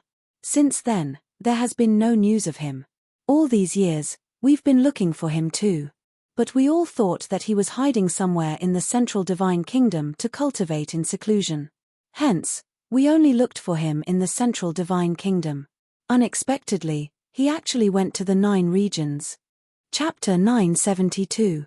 He left home just because of this. Qin Feiyang was surprised and asked, "Was Pei Yi born when he left?" "Not long ago." The chief of the divine Python tribe said. Qin Feiyang immediately shook his head, his eyes full of disappointment. He thought that Pei Changfeng was a great figure, but it turned out that he was just SOSO. Because, to put it nicely, he was indifferent to fame and fortune. To put it bluntly, he was childish. Besides, Pei Yi was already born at that time. It was irresponsible of him to leave just like that. In other words, he was selfish. After a long time, the chief of the divine Python tribe looked at Qin Feiyang and said, "Little brother, I hope you won't tell Pei Yi about this for now." Yes. Yi loves and hates his father. If he suddenly knows about his father's death, I'm afraid he will have a mental breakdown. The high priest nodded and agreed. "I understand." Qin Feiyang nodded and said, "But Pei Changfeng is his father after all. He should know." The chief of the divine Python tribe pondered for a while and said, "I'll find a suitable opportunity to tell him. By the way, did my brother leave behind any other relics?" This, Qin Feiyang was a little hesitant. Of course, there were relics. Sacred weapon ice blade, 6th grade alchemy fire, 6th grade alchemy furnace, and a large number of medicinal herbs. But he had already forgotten what medicinal herbs there were and how many there were. The 6th grade alchemy fire had long been devoured by the netherworld demonic flame. In other words, the only things he could return to the divine Python tribe were the ice blade and the alchemy furnace. The alchemy furnace did not matter. Anyway, it was broken and useless. But frankly speaking, he could not bear to return the ice blade to the divine Python tribe. Seeing Qin Feiyang hesitate, the chief of the divine Python tribe smiled and said, "Little brother, don't get me wrong. I'm not asking for these relics. After all, you got them with your own ability. We have no right to ask them back. I just want to see if I can find out the cause of his death from these relics. You can rest assured. I've already checked and found no clues about the cause of his death." Qin Feiyang said. The two of them looked at each other with a trace of disappointment in their eyes. Crack. Suddenly, the chief of the divine Python tribe clenched his fists and said in a deep voice, "No matter what, we must find out the cause of his death and avenge him. Yes, whoever dares to hurt the people of the divine Python tribe will have to pay the price." The high priest nodded, his eyes filled with killing intent. However, Qin Feiyang shook his head non-committally. After such a long time, it was unrealistic to find out who killed Pei Zhongfeng. After a while, the chief of the divine Python tribe put away the token and cupped his hands. "Little brother, thank you so much. If you have time in the future, remember to visit my divine Python tribe." "I will." Qin Feiyang nodded and smiled. "Then we'll take our leave first." The chief of the divine Python tribe said. "Take care. I won't see you out." Qin Feiyang said. Then, the chief of the divine Python tribe opened a portal and left with the high priest. Strange, when the teleportation gate dissipated, Qin Feiyang could not help but frown. One had to know. Pei Zhongfeng had a high status in the divine Python tribe. And the chief of the divine Python tribe was Pei Zhongfeng's younger brother. If it were him, he would definitely ask for the exact location of Pei Zhongfeng's burial and then immediately bring Pei Zhongfeng's body back and bury it in the tribe. However, the chief of the divine Python tribe did not even ask. Was this the attitude of a younger brother? After a while, Qin Feiyang whispered, "He must be too sad and hasn't reacted yet." This was the only explanation that made sense. He stood there and pondered for a while. Then, He entered the alchemy room and put away the alchemy furnace. Then, he walked out of the alchemy room and flew toward the Holy Land. Everywhere he passed, the disciples he met were extremely respectful. About half an hour passed. Finally, a huge object entered Qin Feiyang's sight. It was a stone tower, dark and towering, exuding an ancient aura. Opposite the ancient tower, there was a steep giant peak, like a giant sword, towering into the clouds. That was the place where the disciples of the Holy Land cultivated, the Holy Tower and the Holy Peak. Qin Feiyang flew straight to the Holy Tower. In front of the Holy Tower, there was a square of about 1,000 feet, paved with a layer of green stone slabs. At this moment, the square was full of people. Even the surrounding void was filled with people. They were all disciples of the Holy Peak and the Holy Tower, and each of them had extraordinary strength. Ancestor Mu. As soon as they saw Qin Feiyang arrive, their pupils constricted. There was fear. There was envy. And jealousy. Qin Feiyang stopped in the air and scanned the crowd below. After a while, he did not see Elder Wang and the others, so he looked at a disciple and asked, "Where is Elder Wang and the others?" "They have all left. They should be discussing this matter with the Chief Tower Master," the disciple said. Qin Feiyang pondered for a while, opened the portal, and directly descended in front of the Chief Tower Master's courtyard. Last time, he had been here with young Master Hao, so he knew the coordinates. As the disciple said, the senior figures of the Chief Tower were all here. The Chief Tower Master, Elder Wang, and Wang Yuer's parents were all sitting in the pavilion. The rest stood around the four of them. They did not speak. Their faces were gloomy. The atmosphere was extremely solemn. Young Master Hao and Wang Yuer stood on the path between the flower beds, looking at those people from afar. Swish. Qin Feiyang flashed, landed beside the two, and asked, "How's the situation?" "We didn't catch that person. We didn't even see that person's shadow." But, young Master Hao's face was also very ugly. "But what?" Qin Feiyang asked. Young Master Hao said, "Someone found Qin Feiyang's trace in the holy ground." "Bastard." Qin Feiyang's eyes suddenly surged with anger. It was obvious. This must have been done by Mu Qing on purpose. As for why Mu Qing did this, it was nothing more than to shift the target. Now the people present probably already thought that it was him who had snatched the heavenly star flame. This Qin Feiyang is simply too lawless. We must find him and execute him in public. Sure enough. In the pavilion, a peak master of the Warrior Mountains said with a murderous aura, "We all want to find him, but the problem is that this person comes and goes without a trace. We can't do anything to him at all." Gongsun Bei said. "Bastard." The Chief Tower Master slammed his palm on the stone table and said angrily, "Our dignified Chief Tower, there are countless powerhouses, but we can't do anything to a kid like him, aren't we a joke? Investigate immediately, even if we have to turn the forgotten continent upside down, we must find him for me." Gongsun Bei's eyes trembled, and he hurriedly went to make arrangements. After Gongsun Bei left, the Chief Pagoda Master looked at the 10 Peak Masters. The 10 Pagoda Masters said, "All of you, stay in your positions and guard against any potential dangers. If something like this happens again, I will hold you responsible." "Yes." The 10 Peak Masters and 10 Pagoda Masters respectfully responded and hurriedly left. At this point, in the pavilion, only the Chief Tower Master and the other 3 were left. The Chief Tower Master looked at Qin Feiyang and the other 2, and said, "The 3 of you, come here." The 3 looked at each other and quickly walked over. The Chief Tower Master said, "You all know the situation, now tell me, do you have any good ideas?" Wang Yuer was silent. Young Master Hao was silent. Qin Feiyang was also silent. What a joke. He was Qin Feiyang.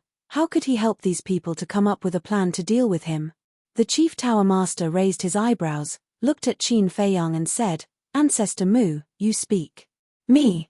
Qin Feiyang was stunned. Why did he mention his name? Wasn't he deliberately making things difficult for him? After a while, Qin Feiyang cupped his hands and said, "Forgive this disciple for speaking bluntly, but it is almost impossible to find Qin Feiyang." "What do you mean?" The Chief Tower Master and the other 3 looked at him. "It's very simple. Since he dared to enter the chief tower and steal the heavenly starflame, then he is not afraid of us finding him. But there is one thing that this disciple still can't figure out. Qin Feiyang said. What?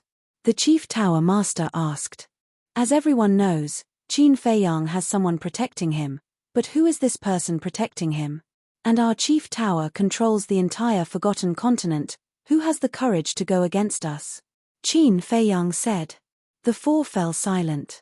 Qin Feiyang said again, in fact, we don't need to specifically look for Qin Feiyang, we just need to find the person behind Qin Feiyang.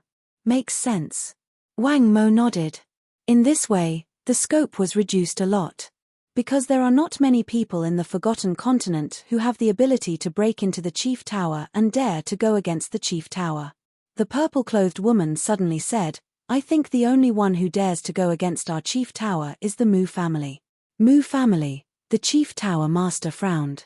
The purple-clothed man said, then who is the mysterious madam behind Qin Feiyang? The purple-clothed woman said, why don't we make a bold guess? Could this mysterious madam be from the Mu family? You mean, the Mu family is a thief pretending to be a thief? The purple-clothed man was surprised. I don't exclude this possibility. The purple-clothed woman said. Qin Feiyang's eyes flashed, and he said, Master, Elder Wang, Auntie, Uncle, there is actually a simpler way. Say it. The four looked at him, their eyes full of expectation. Qin Feiyang said, before I say it, this disciple wants to ask, is there any secret hidden in the heavenly starflames? Obviously, this was asking the obvious. When the four heard this question, they all fell silent. There really is a secret. Young Master Hao and Wang Yu looked at each other, their eyes flashing with a touch of surprise. After a while, the chief tower master looked up at Qin Feiyang and the other two and nodded, there is indeed a secret, but this secret can't be told to you yet. Then how many people know this secret? Qin Feiyang asked. Not many. The chief tower master shook his head. Then it's simple. Let's start from this point. Anyone who knows this secret, go and investigate it. I think it must be one of them behind the scenes. Qin Feiyang said. Yes. Such a simple reason, why didn't we think of it before? The four looked at each other. Qin Feiyang did this because he wanted to turn the tables on the Mu family and put some pressure on the Mu family. Moreover, he can't always be the scapegoat, right? Chapter 973. Inside the pavilion. The pagoda master and the other three were lost in thought. Qin Feiyang was also silent. After a while, the pagoda master looked up at the three and said, you should be thinking the same thing as me. The three nodded. The pagoda master said, well, from now on, pay close attention to the Mu Jiao's movements. Old man, since you all suspect that it's the Mu Jiao, just send someone to ask.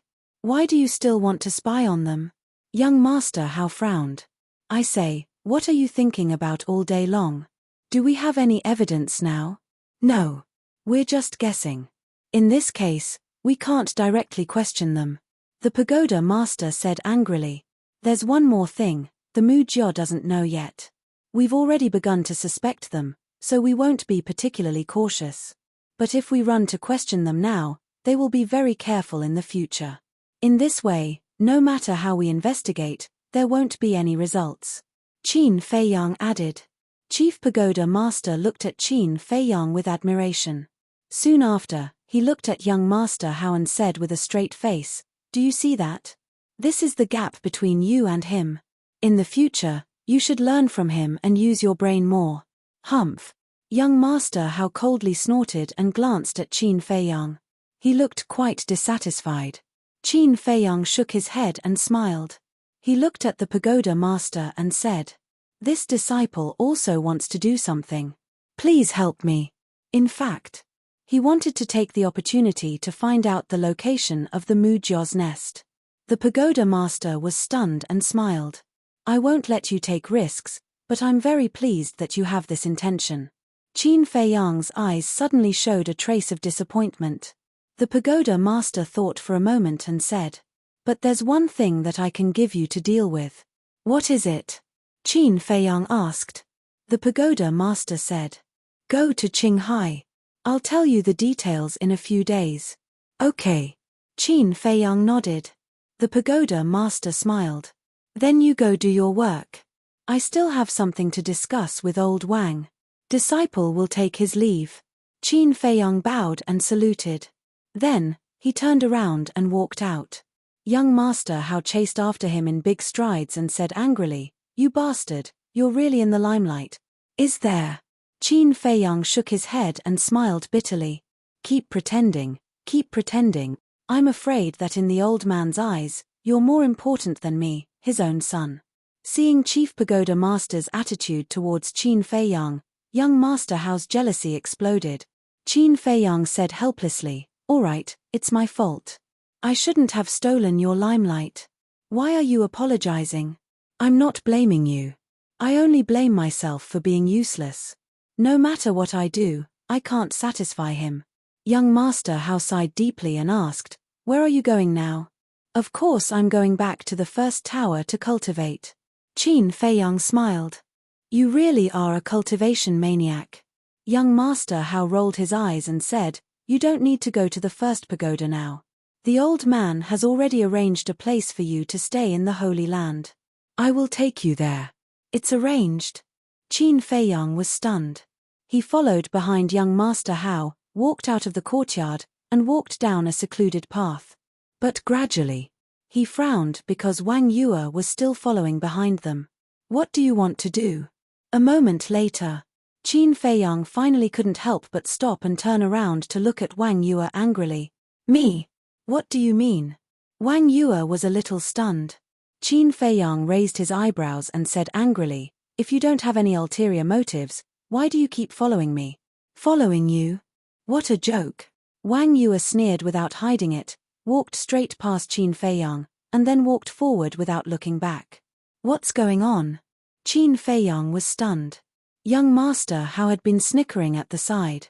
After Wang Yue left, he looked at Qin Feiyang and said with a low smile, "I forgot to tell you, Sister Yu also lives in this direction, and it's not far from where you live."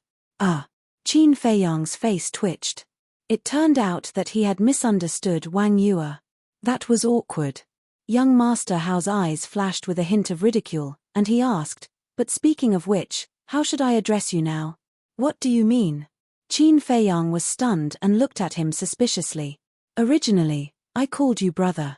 But now, you and Sister Yu have taken off the engagement, so shouldn't I call you brother-in-law?" Young Master Hao said. "Brother-in-law?" Qin Feiyang was stunned and hurriedly waved his hand and said, "Forget it, I really can't afford it." "Hee. It seems like you don't like this sister of mine at all." Young Master Hao smirked. Qin Feiyang shook his head and said, "It's not that I'm resistant." "Then why?" Young Master Hao was slightly stunned and asked curiously. Qin Feiyang said, "I don't want to talk about feelings at the moment, and I don't want to let someone down." Young Master Hao was surprised. Could it be that this person already had someone he liked? A moment later, the two of them came to a lake. The lake was very large, covering an area of several miles. The lake water was clear, reflecting the blue sky and white clouds. In the center, there was a piece of land, about 1,000 feet long, like a small island, sitting in the center of the lake. "This is..." Qin Feiyang looked at the lake suspiciously. Young Master Hao said, "This is the Soothing Lake, and also where we live." "Soothing Lake?" Qin Feiyang was surprised and said, "Shouldn't I go to the Holy Tower?" All the disciples who entered the Holy Land either went to the Holy Tower or the Holy Peak. Why did young Master Hao bring him here? "The Holy Tower is where ordinary disciples stay, and you are my father's disciple. How can they compare to you?" Young Master Hao smiled proudly. "I see." Qin Feiyang suddenly understood. "Let's go." Young Master Hao smiled and soared into the sky, flying toward the small island in the center of the lake. Qin Feiyang followed closely behind young Master Hao, scanning the lake below. The surface of the lake was very calm, but there were turbulent waves below. He could even feel the aura of the emperor beasts under the lake. Young Master Hao explained, "There are thousands of beasts hiding in this soothing lake. Among them, there are 10 war emperor-level beasts, responsible for protecting us." "So many." Qin Feiyang was shocked and asked, "What about the other beasts?" Young Master Hao said, "Sacred beasts." "All of them?" Qin Feiyang was surprised. "Yes, all of them." Young Master Hao nodded. Qin Feiyang was speechless. For someone of his cultivation level, this place was simply a dragon's lair and a tiger's den. A dozen breaths later, the two of them landed on the small island. On the small island, the fragrance of flowers was everywhere, and the scenery was pleasant. Lush green grass and verdant little trees swayed in the wind, displaying endless vitality. A clear stream meandered across the entire island. The stream flowed slowly, and colorful fish jumped up and down, adding to the tranquility of the place. In the center of the island, there were a total of 3 courtyards, standing side by side, only 100 meters apart. According to young Master Hao, the first courtyard was Wang Yue's residence. The second courtyard was young Master Hao's own. As for the third courtyard, it was Qin Feiyang's future residence. Qin Feiyang looked at them one by one. Compared to the second and third courtyards, the first courtyard was more beautiful and tidy. There were all kinds of flowers planted in the courtyard. On both sides of the gate, there were 2 vigorous peach trees, blooming with peach blossoms, and a strong fragrance. At this moment, Wang Yue was standing under the peach tree, and the petals fell down. Her hair and dress danced in the wind, making her look like a flower fairy, especially charming. "Let me tell you, everything on this small island was basically arranged by Sister Yue, so you'd better not destroy it, or she will definitely come and find trouble with you." Young Master Hao warned in a low voice. Qin Feiyang's head suddenly swelled a little. He did not expect to live in the same place as Wang Yue. However, he was very satisfied with this place. Not only was the environment good, but it was also very quiet, very suitable for meditation. Third, the two of them walked along a winding path and arrived in front of the third courtyard. This was originally Gongsun Bei's residence, but later he moved to the Divine Envoy Hall because he had to take charge of the Divine Envoys. As young Master Hao spoke, he pushed open the gate of the courtyard and walked in. There was a pavilion in the courtyard, surrounded by a flower bed. Most of the flowers had withered. Many petals had fallen on the ground, and they were already rotten, emitting a rotten smell. On one side of the pavilion, there was a 2-story pavilion with carved beams and painted rafters, and it was quite charming. Young Master Hao smiled and said, "No one has lived here for a long time, and some places are a little messy. Clean it up yourself." "Okay." Qin Feiyang nodded. Young Master Hao looked up at the first courtyard and said in a low voice, "There's one more thing that I have to tell you. Don't enter my sister's courtyard without permission." "Why? Is there something that can't be exposed?" Qin Feiyang was suspicious. "Isn't your imagination a little too rich?" Young Master Hao rolled his eyes and said, "She doesn't like others to disturb her." "I see." Qin Feiyang nodded in realization and said with a smile, "That's very similar to me." "All right, you're all freaks. I'm the only normal one who likes to be lively. All right, I won't disturb you anymore. I'll go to the Dragon Phoenix Pavilion for a while. I really hope to see her face soon." Young Master Hao looked at the sky and laughed foolishly. Then, he opened the portal and left without looking back. Miss Dragon Phoenix Pavilion. Qin Feiyang pondered for a moment, shook his head, and began to tidy up the courtyard. Wang Yue looked at Qin Feiyang from afar, and also entered the pavilion without saying a word. An hour later, Qin Feiyang cleaned up the courtyard inside and outside, then went to take a bath, changed into a clean set of clothes, and sat on the balcony on the 2nd floor. He took out the jade slip that the young lady of the Dragon Phoenix Pavilion gave him and carefully looked through it. "Isn't this the legendary invisibility technique?" 100 breaths passed. Qin Feiyang suddenly opened his eyes, his face full of excitement. This was a battle art that could make one invisible. It was called the concealment art. The concealment art did not have any offensive power, but it could hide one's body in the void and turn invisible. Even if you stood in front of others, they would not be able to see you. It could be said that as long as he mastered this concealment art, Qin Feiyang would be like a tiger that had grown wings. Then came the question. Why did the young lady of the Dragon Phoenix Pavilion give him such a precious battle art? Chapter 974. After thinking for a long time, Qin Feiyang couldn't figure it out. So, He put it aside for the time being and meditated on the concealment spell. Time flew. 3 days later, in the evening, Qin Feiyang opened his eyes and an obscure aura spread out from his body. The next moment, he disappeared on the terrace. And even his aura disappeared as if he had never appeared here. In fact, he was still on the terrace, but he had activated the concealment spell and no one could see him. Swish. Suddenly, a figure landed on the island out of thin air. It was Mr. Hao. In the past 3 days, he went to the Longfeng house on time every morning and came back on time at night. And when he saw Qin Feiyang meditating on the terrace, he didn't disturb Qin Feiyang for 3 days. But at this moment, seeing that there was no one on the terrace and there was no candlelight in the attic, Mr. Hao couldn't help but feel suspicious. Where did this guy go? He swooped down and landed in Qin Feiyang's courtyard, shouting, "Brother Mu, are you there?" No one answered. In fact, Qin Feiyang was now standing in front of Mr. Hao and waving at his eyes. But Mr. Hao didn't notice it at all. "Not here. This bastard is too unloyal. He didn't call me when he went out to have fun." After waiting for a long time and not hearing Qin Feiyang's response, Mr. Hao thought that Qin Feiyang had gone out. He cursed and returned to his courtyard. After Mr. Hao entered the attic, Qin Feiyang's figure appeared out of thin air. "It's really amazing." He looked at himself, his eyes full of surprise. Suddenly, he seemed to think of something and looked up at Wang Yue's courtyard. Because it was not far away, he could clearly see that there were wisps of candlelight in the attic where Wang Yue was. "If you don't give it to me, I'll get it myself."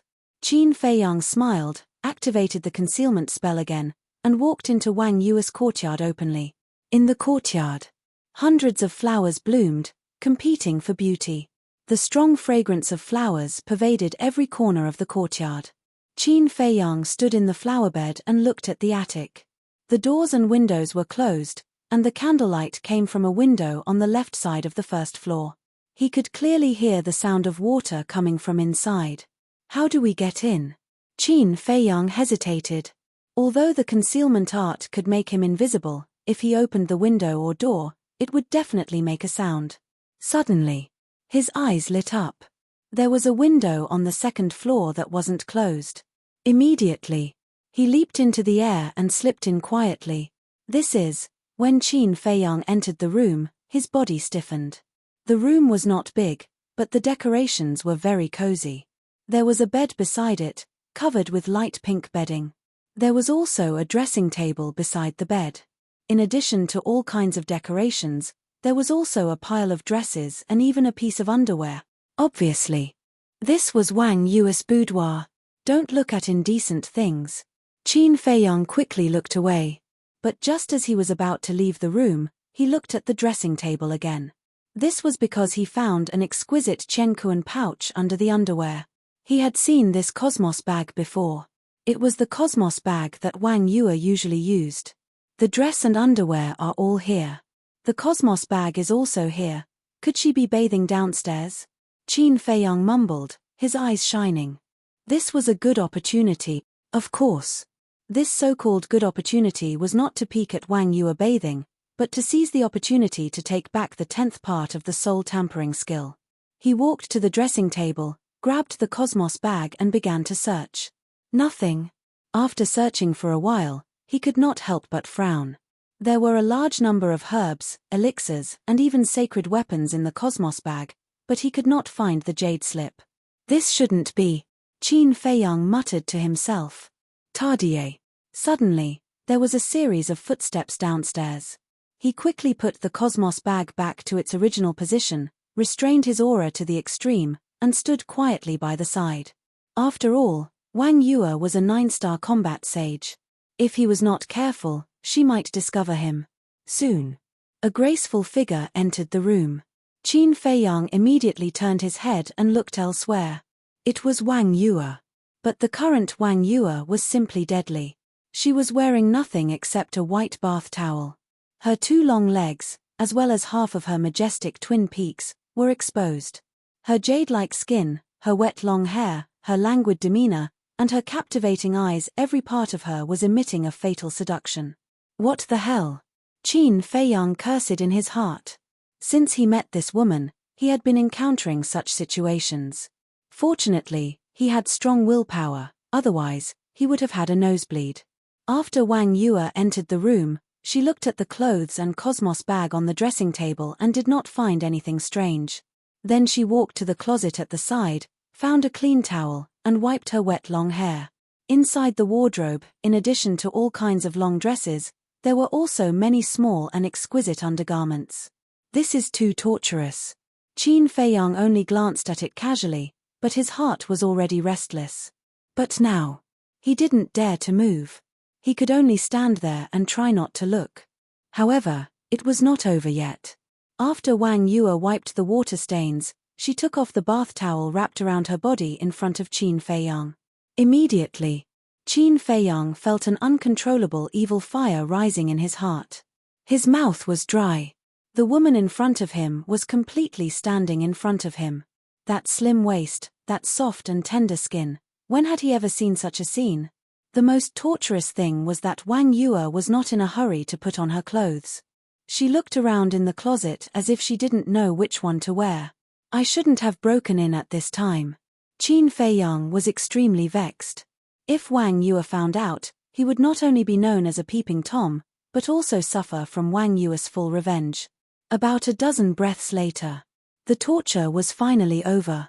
Wang Yue found a sky blue long dress and put it on, which added a bit of elegance to her. Every color of clothes can give off a completely different flavor. This woman is really a natural beauty, Qin Feiyang murmured. Then Wang Yue sat on the edge of the bed, lowered her head and said nothing. All of a sudden, she waved her hand, and a stream of light rushed out of her body. It was a jade slip, which was suspended in front of Wang Yue. Qin Feiyang's face twitched. No wonder he couldn't find it. It turned out that Wang Yue put it in her qi. He didn't expect this woman to be so cautious. However, the devil was 1 foot tall and the priest 10 feet tall. Now this great opportunity was in front of him. He walked up silently, grabbed the jade slip, and put it in his Chengkuan bag. At the same time, Wang Yue was stunned. She immediately straightened her body and scanned the void in surprise. What was going on? Where was the jade slip? Was there someone? She quickly looked around the room. But in the end, as if she had seen a ghost, a trace of panic appeared on her face. Because she didn't find anyone else in the room. She didn't even sense any other aura. Impossible. How can there be ghosts in this world? Even if there are ghosts, they can't snatch this jade slip. Someone must be behind this. Whoosh. She suddenly got up, her face full of anger. She rushed out of the window at lightning speed, closed her eyes, and sensed carefully. However, she didn't find a third person's aura on the island except for Mr. Howe's. Who is it? Get out here. She was so angry that she couldn't help but roar. Her voice resounded in all directions, and her eyes were as cold as ice. What's wrong, sister? Young Master Hao ran out in a hurry and looked at Wang Yue in surprise. Wang Yue said in a deep voice, someone stole the 10th part of the soul refining technique in front of me. Mr. Hao was a little confused. How could someone steal the 10th part of the soul refining technique in front of this demoness? After coming back to his senses, Mr. Hao said with a smile, Sister, you must be joking. Do I look like I'm joking? Wang Yue suddenly lowered her head and stared at Mr. Hao with a sharp gaze. Mr. Hao's heart skipped a beat. Indeed, she didn't seem to be joking. Whoosh. He landed beside Wang Yue in a flash and asked, What's going on? Just now, I took out the jade slip and was sitting by the bed thinking about something, but suddenly, the jade slip disappeared in front of my eyes. Wang Yue said. This, Mr. Hao was stunned. It disappeared in front of his eyes. That was too strange. Was it haunted? He scanned the island in surprise. This situation could only be explained by a ghost. Whoosh. Suddenly, Wang Yue looked at Qin Feiyang's courtyard, her eyes flickering. Seeing this, Mr. Hao frowned and said, Sister, are you suspecting your fiancé? Besides you, he's the only one who knows about the 10th part of the soul refining technique. Who else could it be? Wang Yue gritted her teeth and had already locked onto Qin Feiyang. It can't be him. Because when I came back, he wasn't here. He should have gone out. Mr. Hao said. Not here. Wang Yue raised her eyebrows and said, before I took a shower, I specially observed him. At that time, he was still on the balcony. How could he not be here? It's true. Mr. Hao said. Wang Yue didn't believe it. She flew over Qin Feiyang's courtyard and shouted, Moo, don't pretend. I know you're inside. Get out. Sister, he's not here. Would I lie to you? Mr. Hao looked at her helplessly and said. Wang Yue turned a deaf ear and continued to shout, Aren't you very powerful? Why do you dare to admit what you did? What kind of man are you? However, there was dead silence in the courtyard. Not even a shadow appeared. He's really not here? Wang Yue raised her eyebrows. If it wasn't this bastard, who else could it be? The island was guarded by emperor beasts. If someone really sneaked in, it was impossible for there to be no sound at all. Sister, this matter is too strange. Let's go to the old man immediately, Mr. Hao said in a deep voice. He sneaked in without anyone noticing and snatched the 10th part of the soul refining technique under Wang Yue's nose. This was definitely not something an ordinary person could do. Wang Yue nodded. The two opened a portal and were about to walk in, but at this moment, Qin Feiyang appeared out of thin air in the sky. It's already dark. Where are you going? Looking at Mr. Hao and Wang Yue, Qin Feiyang asked suspiciously. Where have you been? Mr. Hao frowned and said. Qin Feiyang said with a smile, I went out for a walk. What's wrong? There was a ghost incident just now. Mr. Hao said. A ghost incident? Chapter 975. Young Master Hao gave a brief account of what had happened. This, Qin Feiyang was dumbfounded. Of course, he knew it, but he had to pretend. When he came back to his senses, he looked at Wang Yue angrily and said, I told you to give me the 10th part of the soul refining technique, but you didn't listen. Now it's been snatched away. What do you think we should do? The 10th part is mine. Even if it's snatched away, what does it have to do with you? Wang Yue was already full of anger. At this moment, when she heard Qin Feiyang's rebuke, she was undoubtedly angrier and directly went against Qin Feiyang. Yours? Are you kidding? If you didn't snatch the 10th part with your relationship with Mr. Wang, how could it be yours? Let me tell you, if you don't get the 10th part back, I'll divorce you. Qin Feiyang snorted coldly. Young Master Hao's face changed and he hurriedly said, Brother Mu, you can't joke about this. I never joke. Qin Feiyang said expressionlessly, then quickly swooped down and disappeared in the attic. Divorce me? How dare you divorce me? Wang Yue was in disbelief. Although she didn't agree to the engagement, she could only accept it. But now, he actually threatened to divorce her. This was simply a humiliation to her. She couldn't tolerate it. She shouted at the attic, Okay, I can't ask for more.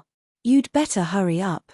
Seeing that Wang Yue was also angry, young Master Hao rubbed his forehead and said helplessly, Sister, can you calm down? I'm very calm. Wang Yue said.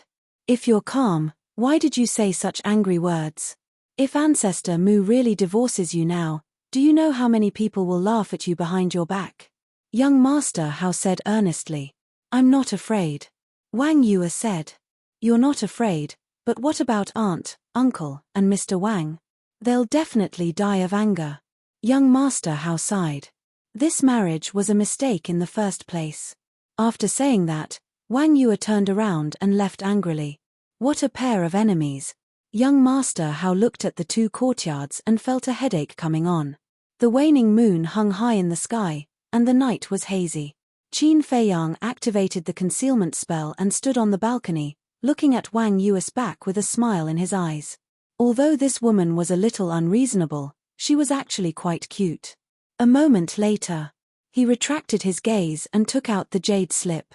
No matter what, he had finally obtained the 10th part of the soul refining technique. He immediately turned around and entered the attic to comprehend in peace. And not long after, Chief Pagoda Master received young Master Hao's notice and sent people to investigate the island. However, they obviously didn't find anything. The next morning, Qin Feiyang walked out of the attic and stood in the flower bed. Breathing in the fresh air, he felt refreshed. In just one night, he had mastered the soul refining technique. Of course. This was all thanks to the inheritance of the first pagoda master. If not for the insights and profoundness of the soul tempering art in the inheritance, given his current ability, he would not have been able to comprehend it no matter how much time he had. The ancients were right. As long as you are in a good mood, you will feel comfortable. Qin Feiyang stretched. With a slight thought, a stream of light swept out from between his eyebrows. This was a pentagram, blooming with dazzling light. And in the center of the pentagram, there were 3 words floating. Soul refining technique. The biggest advantage of the soul refining technique was that it didn't need to be deliberately activated. It would automatically temper one's mental strength. In other words, his current spiritual power was increasing every moment. Although it was not obvious, if he sensed it carefully, he could still detect it. Creak. Suddenly, there was the sound of the door opening. Qin Feiyang hurriedly waved his hand, and the pentagram turned into a stream of light and merged into between his eyebrows. Then he looked up and saw young Master Hao coming out from next door. Morning. Qin Feiyang smiled and greeted him. Young Master Hao was startled. He looked at Qin Feiyang, as if he had discovered a new continent, and asked curiously, "Why aren't you cultivating today?" Qin Feiyang rolled his eyes at him and said speechlessly, "Do you really think I'm a cultivation maniac? That's good. Today is the day of the Dragon and Phoenix wine auction. Let's go and have a seat." Young Master Hao laughed. Not interested. Qin Feiyang shook his head. Young Master Hao was immediately displeased. "Why are you so boring?" Qin Feiyang said, "It's not that I'm boring, it's that you're too bored. What's so good about that Dragon and Phoenix wine? Tasteless." Young Master Hao pursed his lips. Qin Feiyang shook his head and laughed bitterly. Did this have anything to do with taste? Buzz. At this moment, the image crystal in Qin Feiyang's arms buzzed. Qin Feiyang's eyes flashed, and he looked at young Master Hao and said, "I have something to do, let's meet another day." After saying that, he turned around and entered the attic, closing the door behind him. How did I make such a friend? Young Master Hao was stunned, then shook his head and sighed, and also opened the teleportation door and left. In the attic, Qin Feiyang took out the image crystal, and Fatso's shadow quickly condensed. "What's wrong?" Qin Feiyang asked. Fatso said, "Someone is looking for you." "Looking for me?" Qin Feiyang was stunned, and said, "Who is it?" "Pei Yi." Fatso said. Qin Feiyang's eyes suddenly lit up, and said, "Where is he now?" "It's right outside my cave abode," Fatso said. Qin Feiyang pondered for a moment, and said, "Give me the coordinates, I'll be there right away." After getting the coordinates, Qin Feiyang opened a teleportation door. The next moment, he appeared in a cave abode. The cave was only 100 feet long. Other than a praying mat, a stone table, and 4 stone stools, there was nothing else. It was quite simple. However, it was very clean. Fatso walked forward and pointed to the door of the cave. He said to Qin Feiyang, "He's outside." Qin Feiyang said, "Let him in." Fatso said loudly, "Senior brother Pei Yi, come in." Tardier. Accompanied by the silent sounds of footsteps, Pei Yi entered the cave and entered Qin Feiyang's sight. However, at this moment, Pei Yi was no longer as carefree and unrestrained as before. Instead, he seemed to be in agony. Qin Feiyang sighed secretly and pointed to the stone stool beside him. He smiled and said, "Have a seat." Pei Yi looked at Qin Feiyang, who was sitting on a stone stool with his head hung low, remaining silent. Qin Feiyang also sat opposite Pei Yi and said, "They must have told you everything." "Yes." Pei Yi nodded. Qin Feiyang asked, "What are your plans then?" "I don't know. I'm very conflicted now." Pei Yi shook his head with a look of agony on his face. Qin Feiyang said, "I can understand how you feel, but he's still your father after all. What are you guys talking about?" Fatso looked at the two of them in confusion. Qin Feiyang looked at Fatso and sighed. Pei Changfeng is his father. What? Fatso was dumbfounded. Isn't this too much of a coincidence? Is he really dead? Pei Yi finally looked up and asked Qin Feiyang. Qin Feiyang nodded. Pei Yi fell silent again. After a long while, he said, "Can you take me to the place where he was buried? I'd like to bring his body back." "Of course. However, is this your idea or your uncle's?" Qin Feiyang asked. Pei Yi's uncle was naturally the leader of the divine python tribe. "It's my idea," Pei Yi said. "What about your uncle? Doesn't he want to bring your father's body back?" Qin Feiyang asked with a frown. "He definitely wants to, but he hasn't gotten over his grief yet. After all, they're biological brothers. We may be father and son, but we've never interacted with each other before. In fact, I don't have any impression of him at all," Pei Yi said bitterly. Qin Feiyang smiled. It was completely understandable. After all, Pei Changfeng left the divine python tribe not long after Pei Yi was born. How could Pei Yi have any impression of him? "When do you plan to go?" Qin Feiyang asked. Pei Yi said, "If you have time, I'd like to go immediately." Qin Feiyang stood up and said with a smile, "The deceased should be respected. I'll make time for you even if I don't have time. Let's go." "Thank you." Pei Yi stood up and bowed to Qin Feiyang to express his gratitude. He then opened the portal and the two of them entered one after another. Fatty pondered for a moment, then also entered the portal. In the square of the Pill Pagoda, the things that were used for the ceremony a few days ago had been removed, and peace was restored. In the center of the square, the old man in black was still sitting cross-legged on the ground like a rock, guarding the teleportation altar. "Greetings, Elder." After Qin Feiyang and the other two appeared, they immediately bowed to the old man in black. The black-clothed old man was the law-enforcing elder of the Pill Tower. His status was quite high, and he was also extremely strong. Normally, he did not smile, but when he saw Qin Feiyang, a trace of a smile crawled onto his old face. Qin Feiyang cupped his hands and said, "Elder, the three of us would like to make a trip to the 9 regions. The old man in black said, "If the people of the Central Divine Kingdom want to go to the 9 regions, they have to get the Chief Pagoda Master's permission first. Do you have it? It's too troublesome to go to the 9 regions with the Chief Pagoda Master's permission." Qin Feiyang furrowed his brows without leaving a trace. He shook his head and said, "No." The old man in black said apologetically, "I'm sorry, but I can't let you go." Compared to the first time they met, his attitude was much more polite. However, Pei Yi couldn't help but feel anxious. He pleaded, "Elder, I'm going to the 9 regions for no other reason than to retrieve my father's body. Please make an exception." "Body?" The old man in black was stunned. He looked Pei Yi up and down for a moment and said, "You're Pei Yi from the Divine Python tribe?"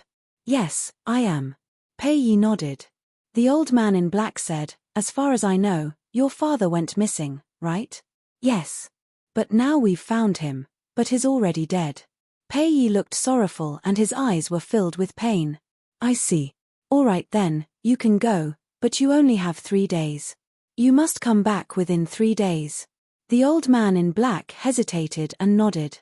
"Thank you, Elder." Pei Yi hurriedly bowed and thanked him. The old man in black waved his hand, and his battle chi surged and merged into the teleportation altar. Soon, the teleportation altar was activated. Qin Feiyang and the other two jumped onto the altar one after another, and their figures quickly disappeared. The 9th region, in the central square of the Ice Crystal City. No one was allowed to set foot here. Chapter 976. But suddenly, there was a deafening buzzing sound in the quiet square. "What's going on?" The group of guards looked toward the center of the square like startled rabbits. At that moment, their eyes widened. The teleportation altar was awakened. One of the leading guards shouted, "Quick, quick, quick. Be more spirited." There was only one explanation for the awakening of the teleportation altar. The big shots of the Central Divine Kingdom had arrived. Whoosh! Finally, under the watchful eyes of the guards, 3 figures appeared above the teleportation altar out of thin air. It was Qin Feiyang and the other two. So young, looking at the appearance of Qin Feiyang and the other two, the group of guards was a little stunned. But the next moment, they bowed in unison and said, "Greetings, my lords. My lords. Fatso was stunned and chuckled. That's a good name. The leading guard said respectfully, my lords, is there anything I can do for you? No, you can go about your business. Qin Feiyang smiled faintly and immediately opened the teleportation gate, leaving with Fatso and Pei Yi. Captain, who are they? They look so young, but their auras are so strong. Several guards whispered with fear in their eyes. I've never been to the Central Divine Kingdom. How would I know? But I'm sure that they have a certain status in the Central Divine Kingdom. The leading guard said. What do you mean? One of the guards asked suspiciously.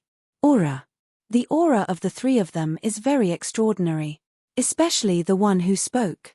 Although he looks ordinary, he exudes the aura of a king. Moreover, I can sense a great saint's aura from him, the leading guard said solemnly.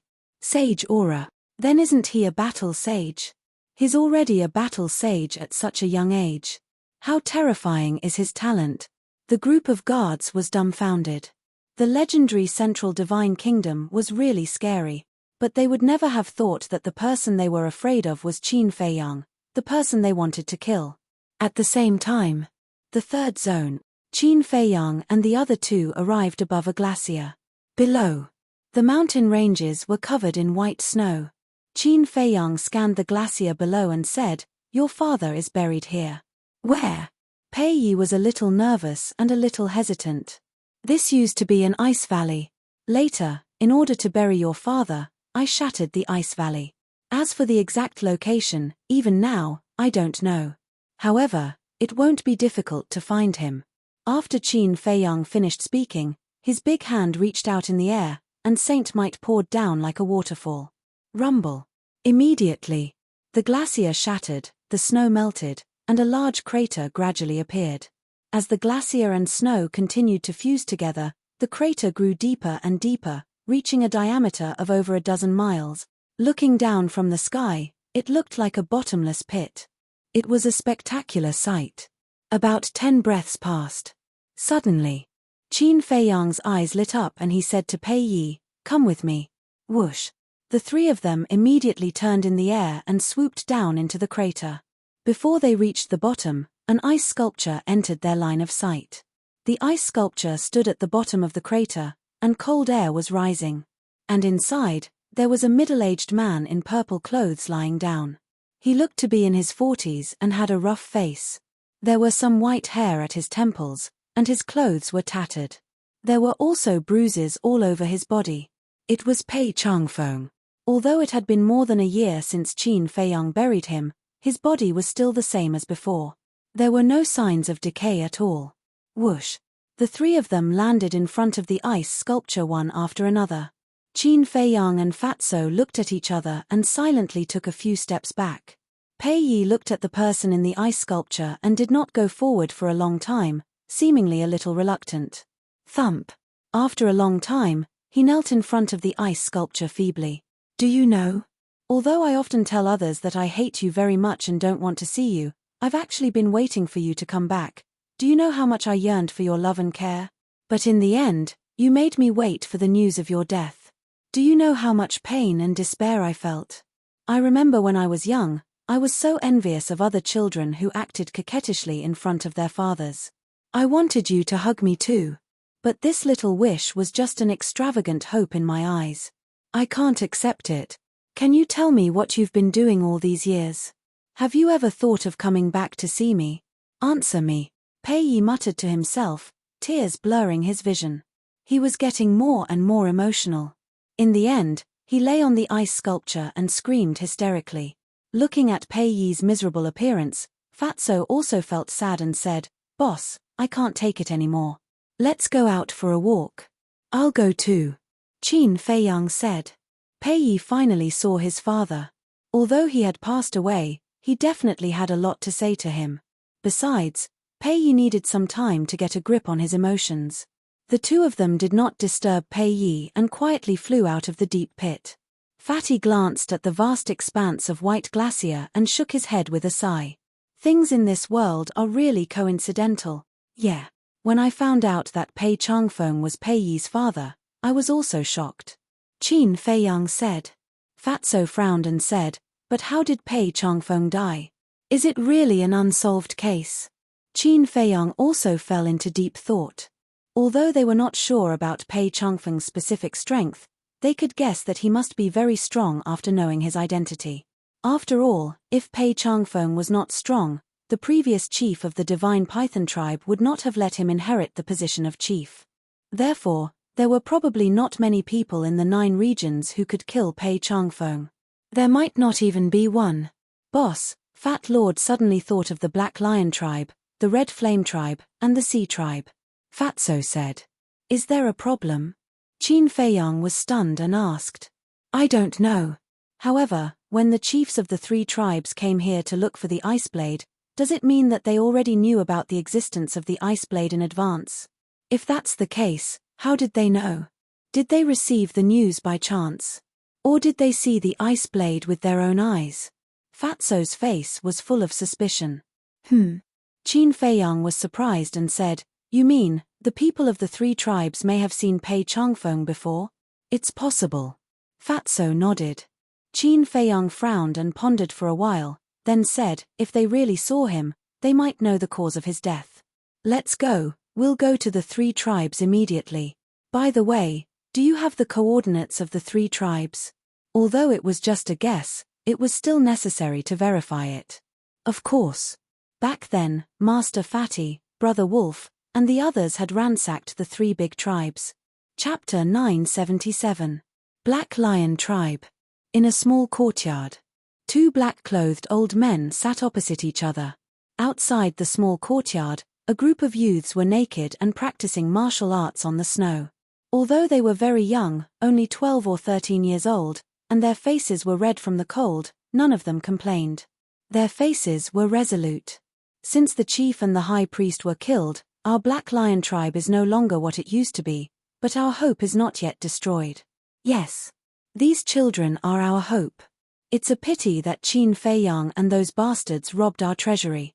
Otherwise, with our foundation, these children wouldn't have to work so hard." Looking at those youths, the 2 black-clothed old men's faces were full of gratification, but there was also a trace of hatred in their eyes. This hatred was naturally targeted at Qin Feiyang and the others. Haven't you heard of the saying, "No pain, no gain"? But at this moment, with a faint laugh, Qin Feiyang and Fatso appeared out of thin air in the courtyard. "Who is it?" The 2 old men were shocked and immediately stood up, looking at the 2 of them warily. The group of youths outside also stopped practicing martial arts and looked at the 2 of them curiously. The tribesmen further away also put down what they were doing and came over, looking extremely unfriendly. Qin Feiyang glanced at the tribesmen of the Black Lion tribe indifferently, looked at the 2 old men, and asked, "Who is in charge of the Black Lion tribe now?" "Us. I'm the Grand Elder of the Black Lion tribe." "I'm the second elder. May I ask why the 2 of you have come to our Black Lion tribe?" The 2 old men introduced themselves and asked. Qin Feiyang did not answer and asked, "So, as long as Kui Chengqing knows, you also know?" Kui Chengqing was the chief of the Black Lion tribe. "What on earth do you want?" The 2 old men frowned. Qin Feiyang waved his hand, took out his identity token, and said, "I'm from the Central Divine Kingdom's main tower. I'm here to investigate the cause of a person's death." The Central Divine Kingdom. Immediately, everyone's eyes trembled, and their faces were filled with shock and fear. Because none of them had been to the Central Divine Kingdom, they had no idea what the token in Qin Feiyang's hand represented. But, if the other party was really from the Central Divine Kingdom, he could not afford to offend them. The 2 old men looked at each other and bowed. "Greetings, sirs." Qin Feiyang nodded, put away the token, and said, "Do you know someone called Pei Changfeng?" Pei Changfeng? Hearing this name, a trace of suspicion crept into their eyes. "That's him." Fatso waved his hand, and Pei Zhangfeng's shadow quickly condensed in the void. "Who is he?" The members of the Black Lion tribe looked at Pei Zhangfeng's figure with puzzlement on their faces. However, Qin Feiyang caught a hint of bewilderment in the eyes of the Grand Elder and Second Elder. In such a situation, doubt and bewilderment meant 2 different things. Doubt meant that they were completely unaware. And bewilderment meant that the two of them had definitely seen Pei Zhongfeng, but at least they knew of his existence. However, Qin Feiyang did not point it out, and said, "Have you never seen him before?" "No." Everyone shook their heads. The Grand Elder and Second Elder also shook their heads. Fatso's eyes revealed disappointment, and said in a low voice, "It seems that we guessed wrong." "No. We didn't guess wrong. It's just that someone refuses to tell the truth." Qin Feiyang shook his head and laughed. Fatso was surprised. Qin Feiyang looked at the Grand Elder and said indifferently, "Tell me everything you know." "They know." Fatso was stunned for a moment, then glared at the two of them and shouted, "Since you know, then why don't you say it? Are you courting death?" The two of them trembled both physically and mentally, and were a little flustered by Qin Feiyang and Fatso's gaze. "Don't be nervous. As long as you tell me the truth, I won't hurt a single clansman of your Black Lion tribe. But if you dare to continue hiding it, your Black Lion tribe will face the danger of being exterminated today," Qin Feiyang said with a smile. But at the end of his sentence, the holy might roared out and instantly enveloped the entire Black Lion tribe. Everyone was suffocating under the pressure. The two old men were also trembling both physically and mentally, their eyes filled with disbelief. He looked so young, but he was actually a battle saint. As for the Black Lion tribe, as a super tribe in the third region, they once had a war saint. That was the leader and the high priest. However, these two people had both died at the hands of Qin Feiyang in the end, so the strongest one was the Nine-Star War sect. Facing a war saint, the Nine-Star War sect had no power to resist. Seeing that the deterrence had been achieved, Qin Feiyang also withdrew his holy might, looked at the Grand Elder, and said indifferently, "Speak." The Grand Elder hurriedly nodded and said, "We have indeed seen him before." "You've really seen him before?" Qin Feiyang and Fatso were stunned. Then Fatso asked, "Where have you seen him?" The Grand Elder wiped his cold sweat and said with his head lowered, "White Crane Mountain Range." Qin Feiyang was stunned and asked suspiciously, "Where is White Crane Mountain Range?" The Grand Elder said, "Not far, it's in the south, only a dozen miles away from here." Qin Feiyang frowned. "What is Pei Changfeng doing in White Crane Mountain Range?" "He is fighting with someone." The Grand Elder said. "Who?" Qin Feiyang's eyes flashed. The Grand Elder shook his head and said, "We don't know, but we know that they are brothers." "Brothers?" Qin Feiyang was stunned and said, "How do you know that they are brothers?" The Grand Elder said, "Because Pei Changfeng calls that person little brother." Little brother? Qin Feiyang and the Grand Elder looked at each other. Could it be that the person who fought with Pei Changfeng back then was the current leader of the Divine Python tribe? But wasn't this too inconceivable? Qin Feiyang said in a deep voice, "Do you know what that person looks like?" I know. It's a middle-aged man, his cultivation is very strong, and his temperament is also very extraordinary." The Grand Elder raised his hand and waved. Battle chi surged and quickly condensed into a figure in the void. "It's really him."